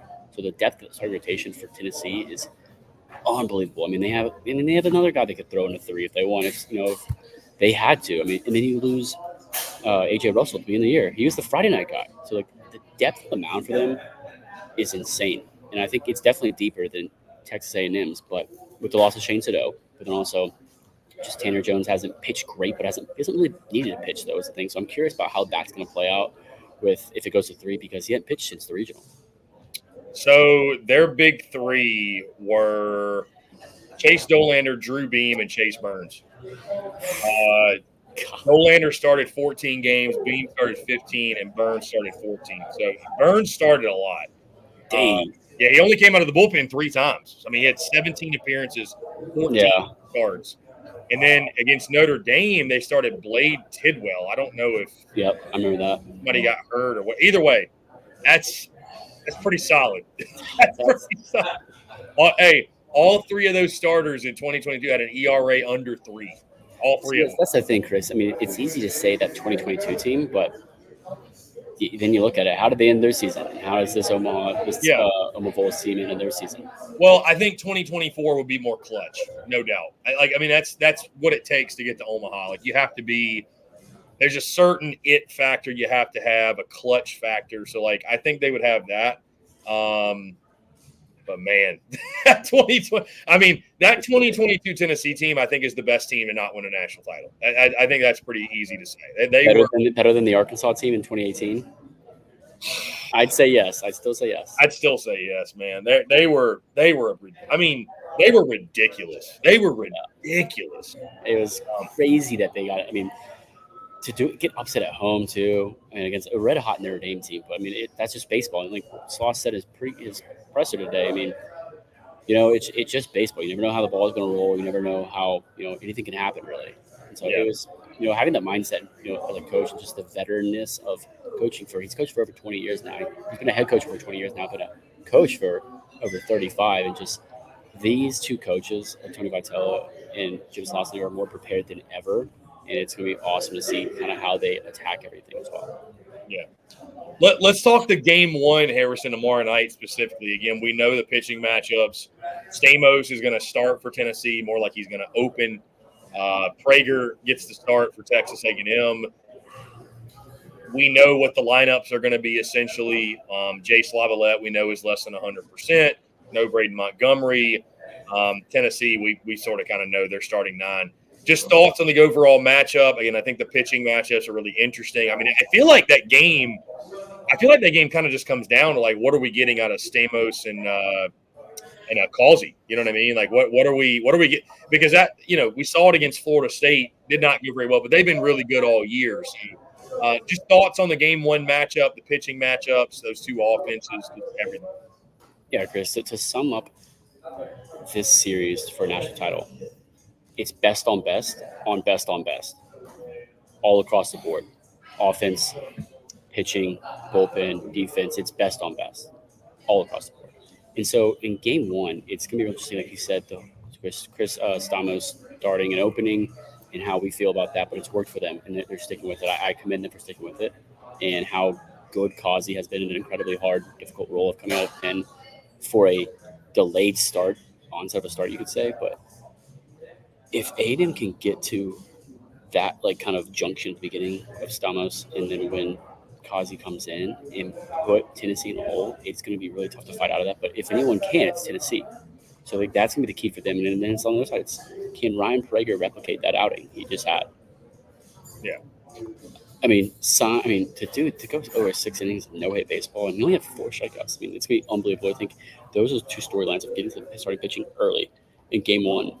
So and that's kind of what I'm looking for when we get to the ballpark tomorrow night. Yeah, I'm just looking at Prager's stats here. Been pretty good. 2.88 ERA. Let's see. I don't know why they've got him organized this way, but been really good. I mean, we saw him too in the game the other night. Really effective mixing speeds. The stuff is really good. Okay, here we go. 3.10 ERA. I don't know what I was looking at there. 3.10 ERA, 87 innings pitched. 11.8 strikeouts per 9. Just 19 walks. Only giving up 12 home runs too in that time. 73 hits. So, I think to your point, it comes down to I just don't see any way A&M's going to win this series without a lead starting pitcher. I think they're going to have to. I think Prager's going to have to maybe not be as good as he was against Kentucky, but be pretty darn close. It might take that level to keep A&M in it because Tennessee's offense is so freaking good. Even your best, if you hold Tennessee to less than 3 or 4 points, you do a pretty good job against them with their lineup. So, I think getting Christian Moore at the top is key. I think it's pivotal. I talked about Blake Burke and the guys behind him coming up, going to do damage. I think you got to find a way to make competitive pitches to Christian Moore to a point where you're not getting burned. I mean, if he's locked in, it's hard because there's not a lot you can do. But and then it definitely, I know you'd agree, no walks or limit the walks. Tennessee's already good enough, that lineup. A&M same way, but Tennessee's so lethal. So I would expect Prager to attack this one. Like you mentioned with Max Wiener, it doesn't have to be strikeouts, outs are outs, all outs are good. But I mean, I think you have to attack the zone against Tennessee because, I mean, if you help that offense out, they're going to kill you. Yeah, I mean, to touch on both things, Ryan Brigger was continually praises Max Winter and just talk about the impact that he's had on him this season and kind of how much of a different pitcher he's been. And with working with Max Winter, he says just impacts night and day. And to do it in a year and build the trust in someone, it's super important in how quickly you can have someone trust you and build that relationship. It's truly what's helped him take a lot of steps forward and total buy-in from everyone, starting pitching down to the bullpen. It's just been night and day, like you said. And then, I mean, Kirby Cornell spoke about it today in pressers about just facing this Tennessee lineup when he did in the fall. And he goes, it's tricky. I mean, you can't throw them anything because they're going to leave they can leave the yard whenever they want, 1 through 9. You got guys that, I mean, you're trying to help yourself out in the fall, because you want to be able to throw in the spring, but there's nowhere around this lineup in Tennessee. He says it's definitely hard, and it's just, I mean, you talk about the lineup, they have 5 guys with 20 or more home runs. And Kavaris Tears was asked about that. He goes, I don't know if I'd say it's easier, but I think we're all competitive. And it's if Dylan Dreiling gets a home run, I'm looking at him I want to hit one too. And then Tony V chipped in. And he goes, why don't you just worry about having a good at bat? Or why don't you just have a good at bat? And KT was started laughing because I was getting there. So whenever he's at the plate, he's just trying to have quality at bat. So that's just the thing. And I don't think anyone in the country has more quality at bats than these two teams. That's crazy. 5 guys with 20-plus bombs. So you're just thinking about that. The first time it's ever happened. Yeah, that's an insane achievement. I mean, really, truly, when you think about just that really, and that only tells part of the story for that offense. I mean, they can beat you in so many different ways. They can situationally hit. I mean, we saw it at the end of the Florida State game in Game 1. They can come up with that big knock. So that's kind of that's the funny thing, Harrison, about talking about Game 1. It's if A&M can jump out on Tennessee, we've already seen Tennessee come back. So, I mean, I know you and I both agreed you can't make a living doing that. It's going to be much, especially with Oshtenbeck and Cortez back in. I mean, we've seen it with Clemson. I mean, they had the most comebacks, I think, of anyone in D1 at 25, and they were the best at doing it. But, at some point, that's got to change. And Florida flipped that switch and, shut it down. It was with the bullpen. So you can't put yourself – at some point, that fire is going to burn you. You cannot continue to put yourself in bad positions, and especially as the teams get better and better and better that you're playing, their guys at the back end of the bullpen are going to shut it down. So, I know you went with Texas A&M. I went with Tennessee. Did you have – and you had a 3-game series. Do you have Tennessee or A&M? How did you have it? Did you have it going A&M, Tennessee, A&M, or the flip? So – or A&M winning 2 in a row. I mean, I know we didn't get to those specifics, but yeah, I mean, I definitely had it going 3, and for me, I don't want to say it's a coin flip, but it's as close to a coin flip as you can get. It's just what I said a lot of it was predicated on the whole season body of work, and then how I stuck with my guns on my pick going into the postseason NCAA tournament. We did our Omaha brackets, and I had A&M beating Tennessee in the championship, but that was also before Braden Montgomery's injury, before Jace Lavallette's injury, but just to be able to rally around that. They've done it all postseason. I think this team that's super close, even closer, and just, I've learned about the style of coaching they have, the player development, the style of pitching, and how Max Winter has, and everything he's done with the staff. And I just kind of have bought in just slightly more. That's put me over the edge to stay with and pick Texas A&M Aggies. But I mean, I could sit here and I could make your case here for Tennessee win it all, and I could sell you on it too because it's so competitive. I don't remember a national championship being this competitively close that I've seen in a couple of years. I mean, I admittedly, Harrison, before, and guys, by the way, I shameless plug for you over at SEC Unfiltered. We do have our college finals preview, prediction, all that good stuff out. We also did specific team previews for Tennessee, A&M, gave you both their perspectives, their thoughts and theories. So we've got this thing totally broken down. We'll also be going live after each of the games, giving a reaction, quick 10, 15-minute hit. And, of course, whoever it is, whenever the championship is clinched, that'll be a really fun video, obviously reacting to all of that. And Harrison and I, next week, we'll kind of recap the entire College World Series and give our takes on our experiences in Omaha and just the event as a whole. But, yeah, I mean, trust me, before we recorded, Harrison, I nearly was going A&M because I do believe at this stage that great pitching beats great hitting, and especially great starting pitching. And because, I mean, here's the thing. The thing with A&M is, tomorrow's game, if they get let's just say 6 quality innings Rager, and they could leave out with a lead. I mean, I don't want to call Ashamed as automatic, but they're as close to automatic as you can get. I mean, if you that's A&M, that's the whole game for A&M, Harrison. These next 2 days, just get to the 6th or 7th inning with a lead, and you feel pretty good about it. It's Even with gonna Josh be Stewart, really too. Even with Josh Stewart in the bullpen too. I mean, right. It's just Max going to be Green has really praised him difficult. all week, saying he's a superstar, and he is. Yeah, it's going to be really difficult for. I mean, as good as Tennessee is, it'd be difficult for anybody to beat them if they get to the 7th inning. Like that's the biggest thing. But the lineup in Tennessee, I think, is 1 to 9 is deeper. Power, but also just I don't want to say clutchness, but clutchness. I mean, you have Cal Stark batting, I think 8 or 9th hole, and it's just Dylan Dryden's batting 7th hole, 8th hole. I mean, it's so deep, and there's no way around it. So like, it doesn't matter if it comes up, to an 8th, 9th inning, 1-run game. Doesn't matter where in the lineup they are, they can beat you easily. Yeah, So that's why it's like I really didn't want to make a pick, but obviously we have to because I'm a big fan of both these teams and just the programs in which the coaches have developed and how they handle themselves in the conversations I've had with them. But you got to make a pick, Yeah, you got to make a pick, and I think we both acknowledge though that again, it's very easy to convince one way or another. I think that's what's cool too, though, is we ended up at this point where it's the 2 best teams in college baseball. I think that's I think that's fair to say. I really the majority of the season too. Yeah, this isn't a year this team is they just had a magical run and maybe they're not quite. Both of these we expected. I think we expected. So it's good, like you said. It's good on good, great on great, best on best. That's what we're getting in this. Yeah, and these teams have been consistent all year. They've been consistent all year. Yeah, they've been 2 of the best programs, if not the best programs all year long. It hasn't been like they worked their way up to the top 5, top 3. They have both started there and been there and stayed there and are here now, 2 wins away from winning their first national championship in baseball. Yeah, and I don't think I'm just thinking of some others in the SEC would Arkansas fans balk at maybe they were good enough for one of the 2. But I don't feel like Tennessee or A&M ever at any point this season had glaring holes that we were overly concerned about. You know what I mean? Maybe at the end of the season for A&M, their schedule got really tough, and then they lost in the SEC tournament. I mean I think most of us that understood Hoover and didn't really overreact to that. But so these 2 teams have just been consistent, man. They've been as consistent as any. So, and never had huge glaring holes. Tennessee, especially, man, they lost that first SEC series to Alabama, and I remember us talking about it. And it's from then on. And we talked about should that have been a cause of concern? And I said no, not at all. Right.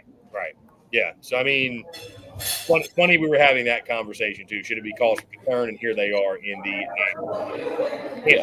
and exactly with Alabama. It's not like it should be Alabama be be seriously considered to be a legit contender in the SEC this year. We had those questions all pre-SEC series and all conference play, and leading into conference play. And it's we've never had those with either one of these teams here.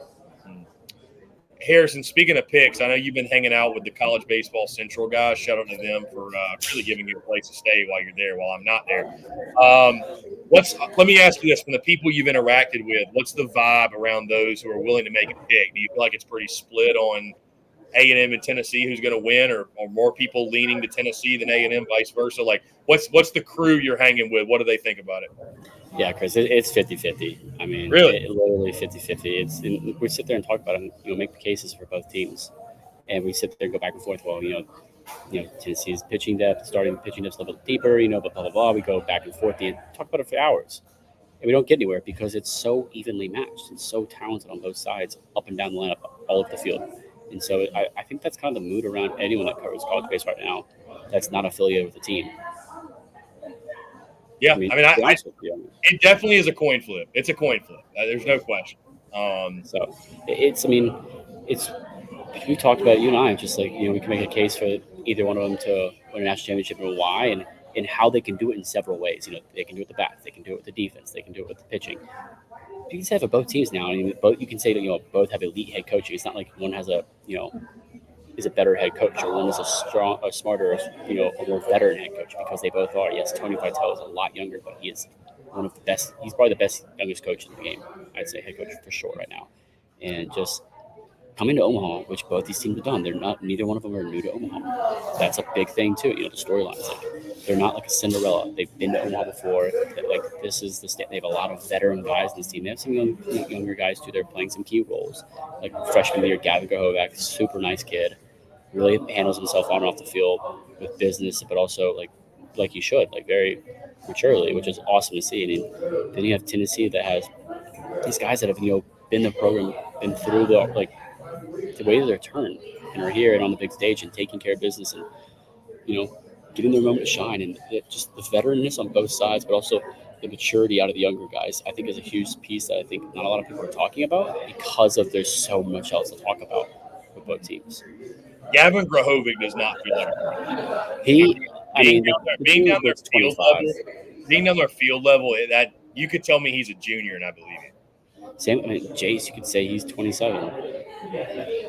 But it's great. You could say Blake Burke, who I'm looking at right now, is 26, 27. So I'm going to be careful what I say. Harrison, you were very adamant about this. Christian Moore being left off of the team All-American. Did you see today that he actually was named first team All-America for Baseball America at the DH spot? They made sure to get him in there.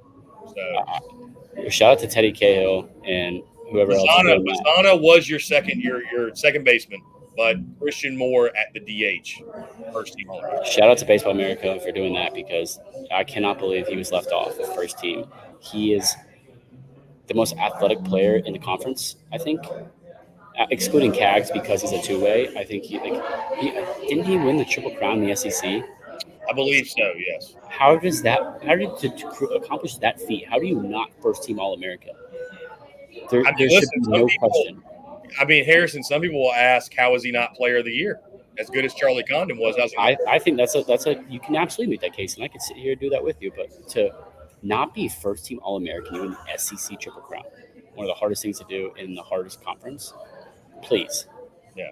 No. And then, we talk about the three finals for the Golden Spikes. None of them are here. None of them are playing here, but they're here today. I think they're going to be here tomorrow for the whole Golden Spike ceremony. So none of them are playing here today. So he should have been that Triple Crown. He should have been in that conversation for Golden Spikes as well. Jack Caglione, who played in Omaha with his team, should have been in that conversation as well. I know they only do three, but if any year it felt like this is the year to do more than three. And I think it sucks that none of the three that were at the finals were playing in Omaha. But there's also the caveat, Chris, which you and I have talked about in our show, kind of beginning of the season, middle of the season, is Golden Spikes finals is an award presented by who? USA Baseball. Who has traditionally got it? If you look back year after year after year, more so than not, it's been a guy who's a collegiate national team member in their previous, in their collegiate career at some point.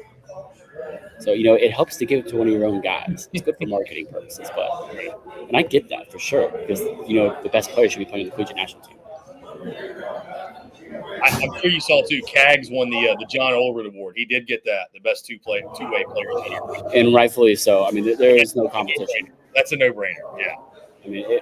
There's no competition to do it at the highest level that he's done it all year long. And yes, his hitting is significantly farther ahead than his pitching, but his velo went down throughout the season.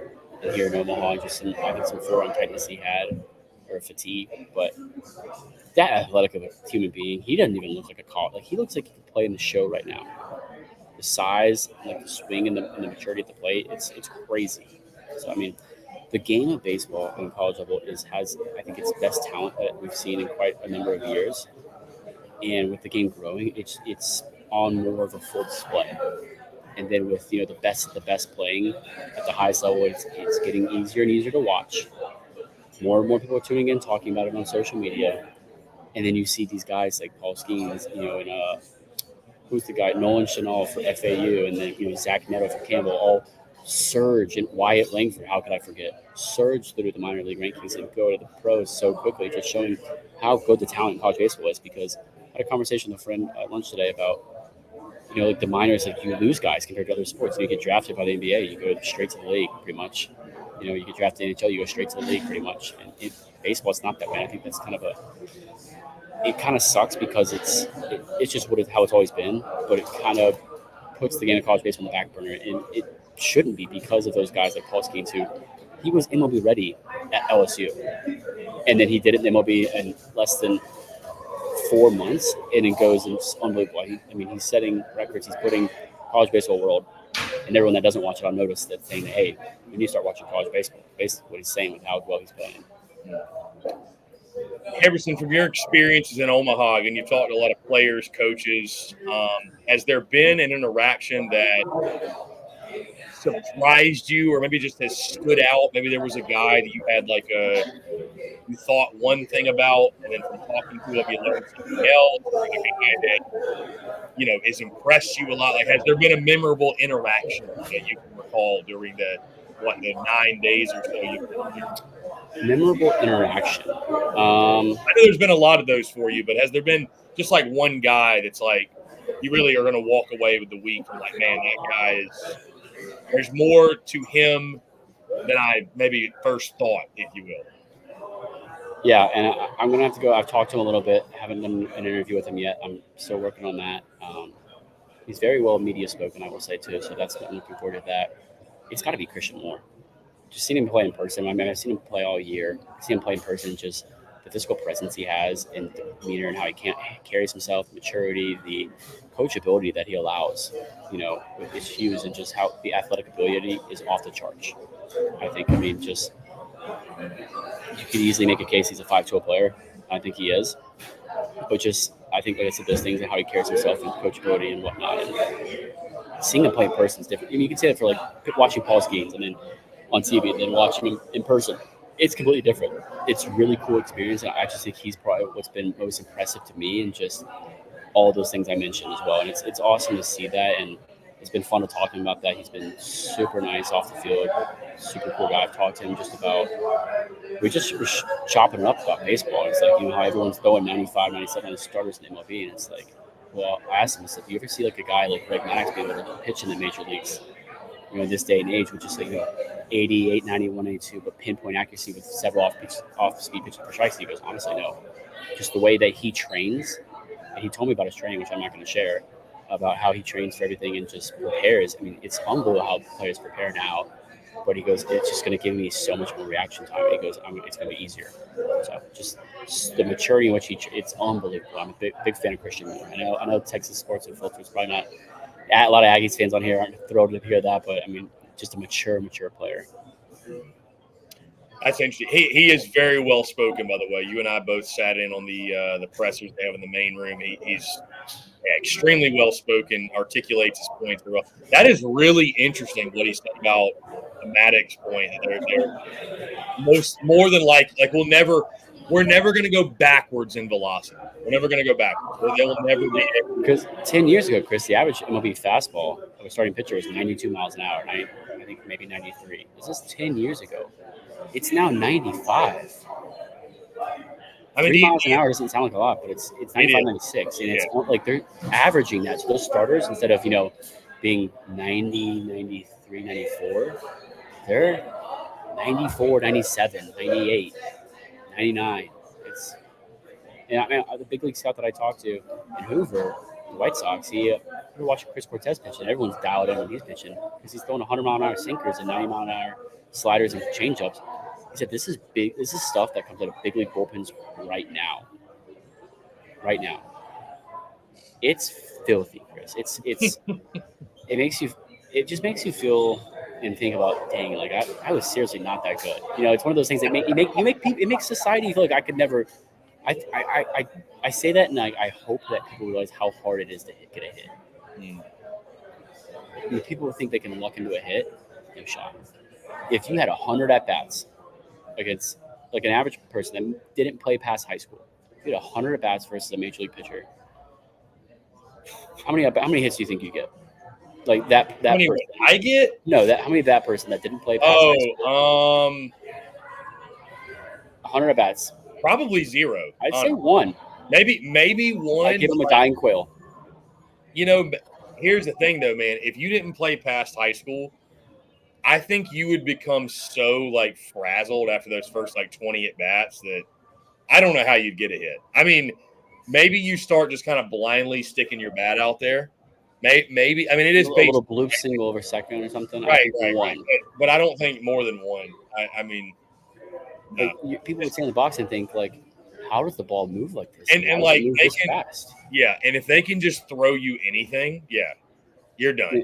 Yeah, obviously it's not realistic throwing 100 at bats, but yeah, I think one. I mean, that's fair, but still, that does put in perspective. And like, I don't know how many people got in the comments, but let us know how many you think. Yeah, I don't think there'd be a lot of one. contact. I don't think there'd be a lot of contacts. Like, You would be. They would be happy that I tipped it. Okay, well, it's still batting. I mean, you got to think too, man. Like, if we're talking about a person who didn't play past high school, who's obviously just living life as a normal human being, working, doing whatever in the normal world, and they're facing a major league pitcher, they're not even going to see the ball for the first 10 at bats. Like, bro, for the untrained eye, you can't even see 98. You can't even really see it. It's just like it's in the mid. So, let alone, having a decent swing. Right. And being able to swing the bat hard enough to connect with the ball. Right.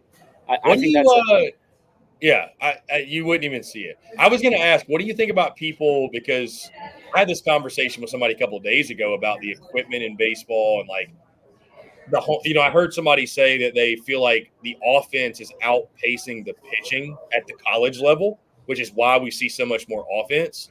I guess I'll get your take on that first. Do you feel like the offense is outpacing the pitching? There's still really good pitching, but they were comparing it to the MLB game, and it's like we get more offense in college. I would imagine though it's because I don't think pitching staffs have the depth that major league staff, bro. Every guy you roll out there's a stud, straight up. I think it's two reasons, and it might not be ones that you might know one of them. I don't think you know the other one. I don't think anyone on here listening probably knows of one of them at least. And the first one to me is the difference between a professional pitcher and a collegiate pitcher. Would say in the SEC, for example, is in SEC you might get a mistake pitch once in at bat, or once you might get one or two in an inning. They might give their team. In pros, you might get one in an inning, maybe. Those pitchers are so good, so pinpoint, and just the ball I think moves so much more in pro ball, and how they're able to manipulate the ball and the data and tracking stats and pitch.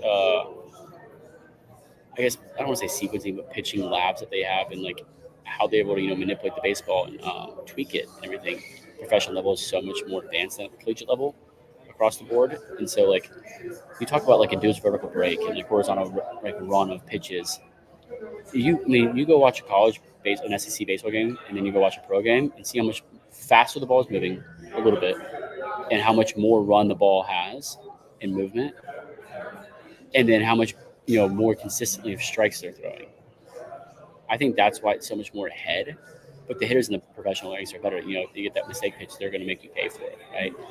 The other one is the training aspect of it. I think in collegiate, a lot of the hitters, and I'm going to be brief with it and not disclose things that I know, is how they're training. They're seeing a lot more pitches and seeing a lot more of people's pitches in training.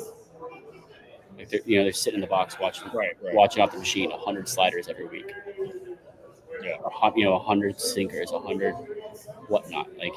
They're getting that. So when they go to the plate, it's not their first time seeing that pitch shape. Yeah, it's their seventh, eighth at bat, basically. Yeah, the way they can get on the machine and basically just duplicate that pitch and see the movement. That definitely helps. Yeah. So she wanted to be part of the show, so hello everybody. There you go. Yeah, and I've talked to several players and some coaches about it, and it starts there. Yeah. What do you think about people who say, why don't we use wood bats in college? It's an interesting point. I really do think it's an interesting point because I think it's interesting too. I do. Yeah.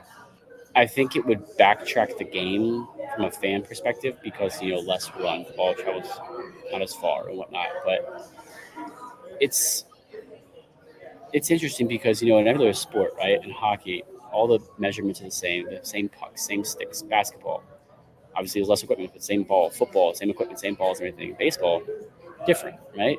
I think it was to help help compensate for the lack of physical strength in kids at a younger age. And I think that it just never really changed. But it's gotten to a point where we've seen the bats change over the years, the qualifications for it and the requirements, you know, from the Drop 5, whatever they were called, you know, the Rollins liquid metal plasmas, these trampoline bats. That, I mean, it was unbelievable back then. You remember it better than I do.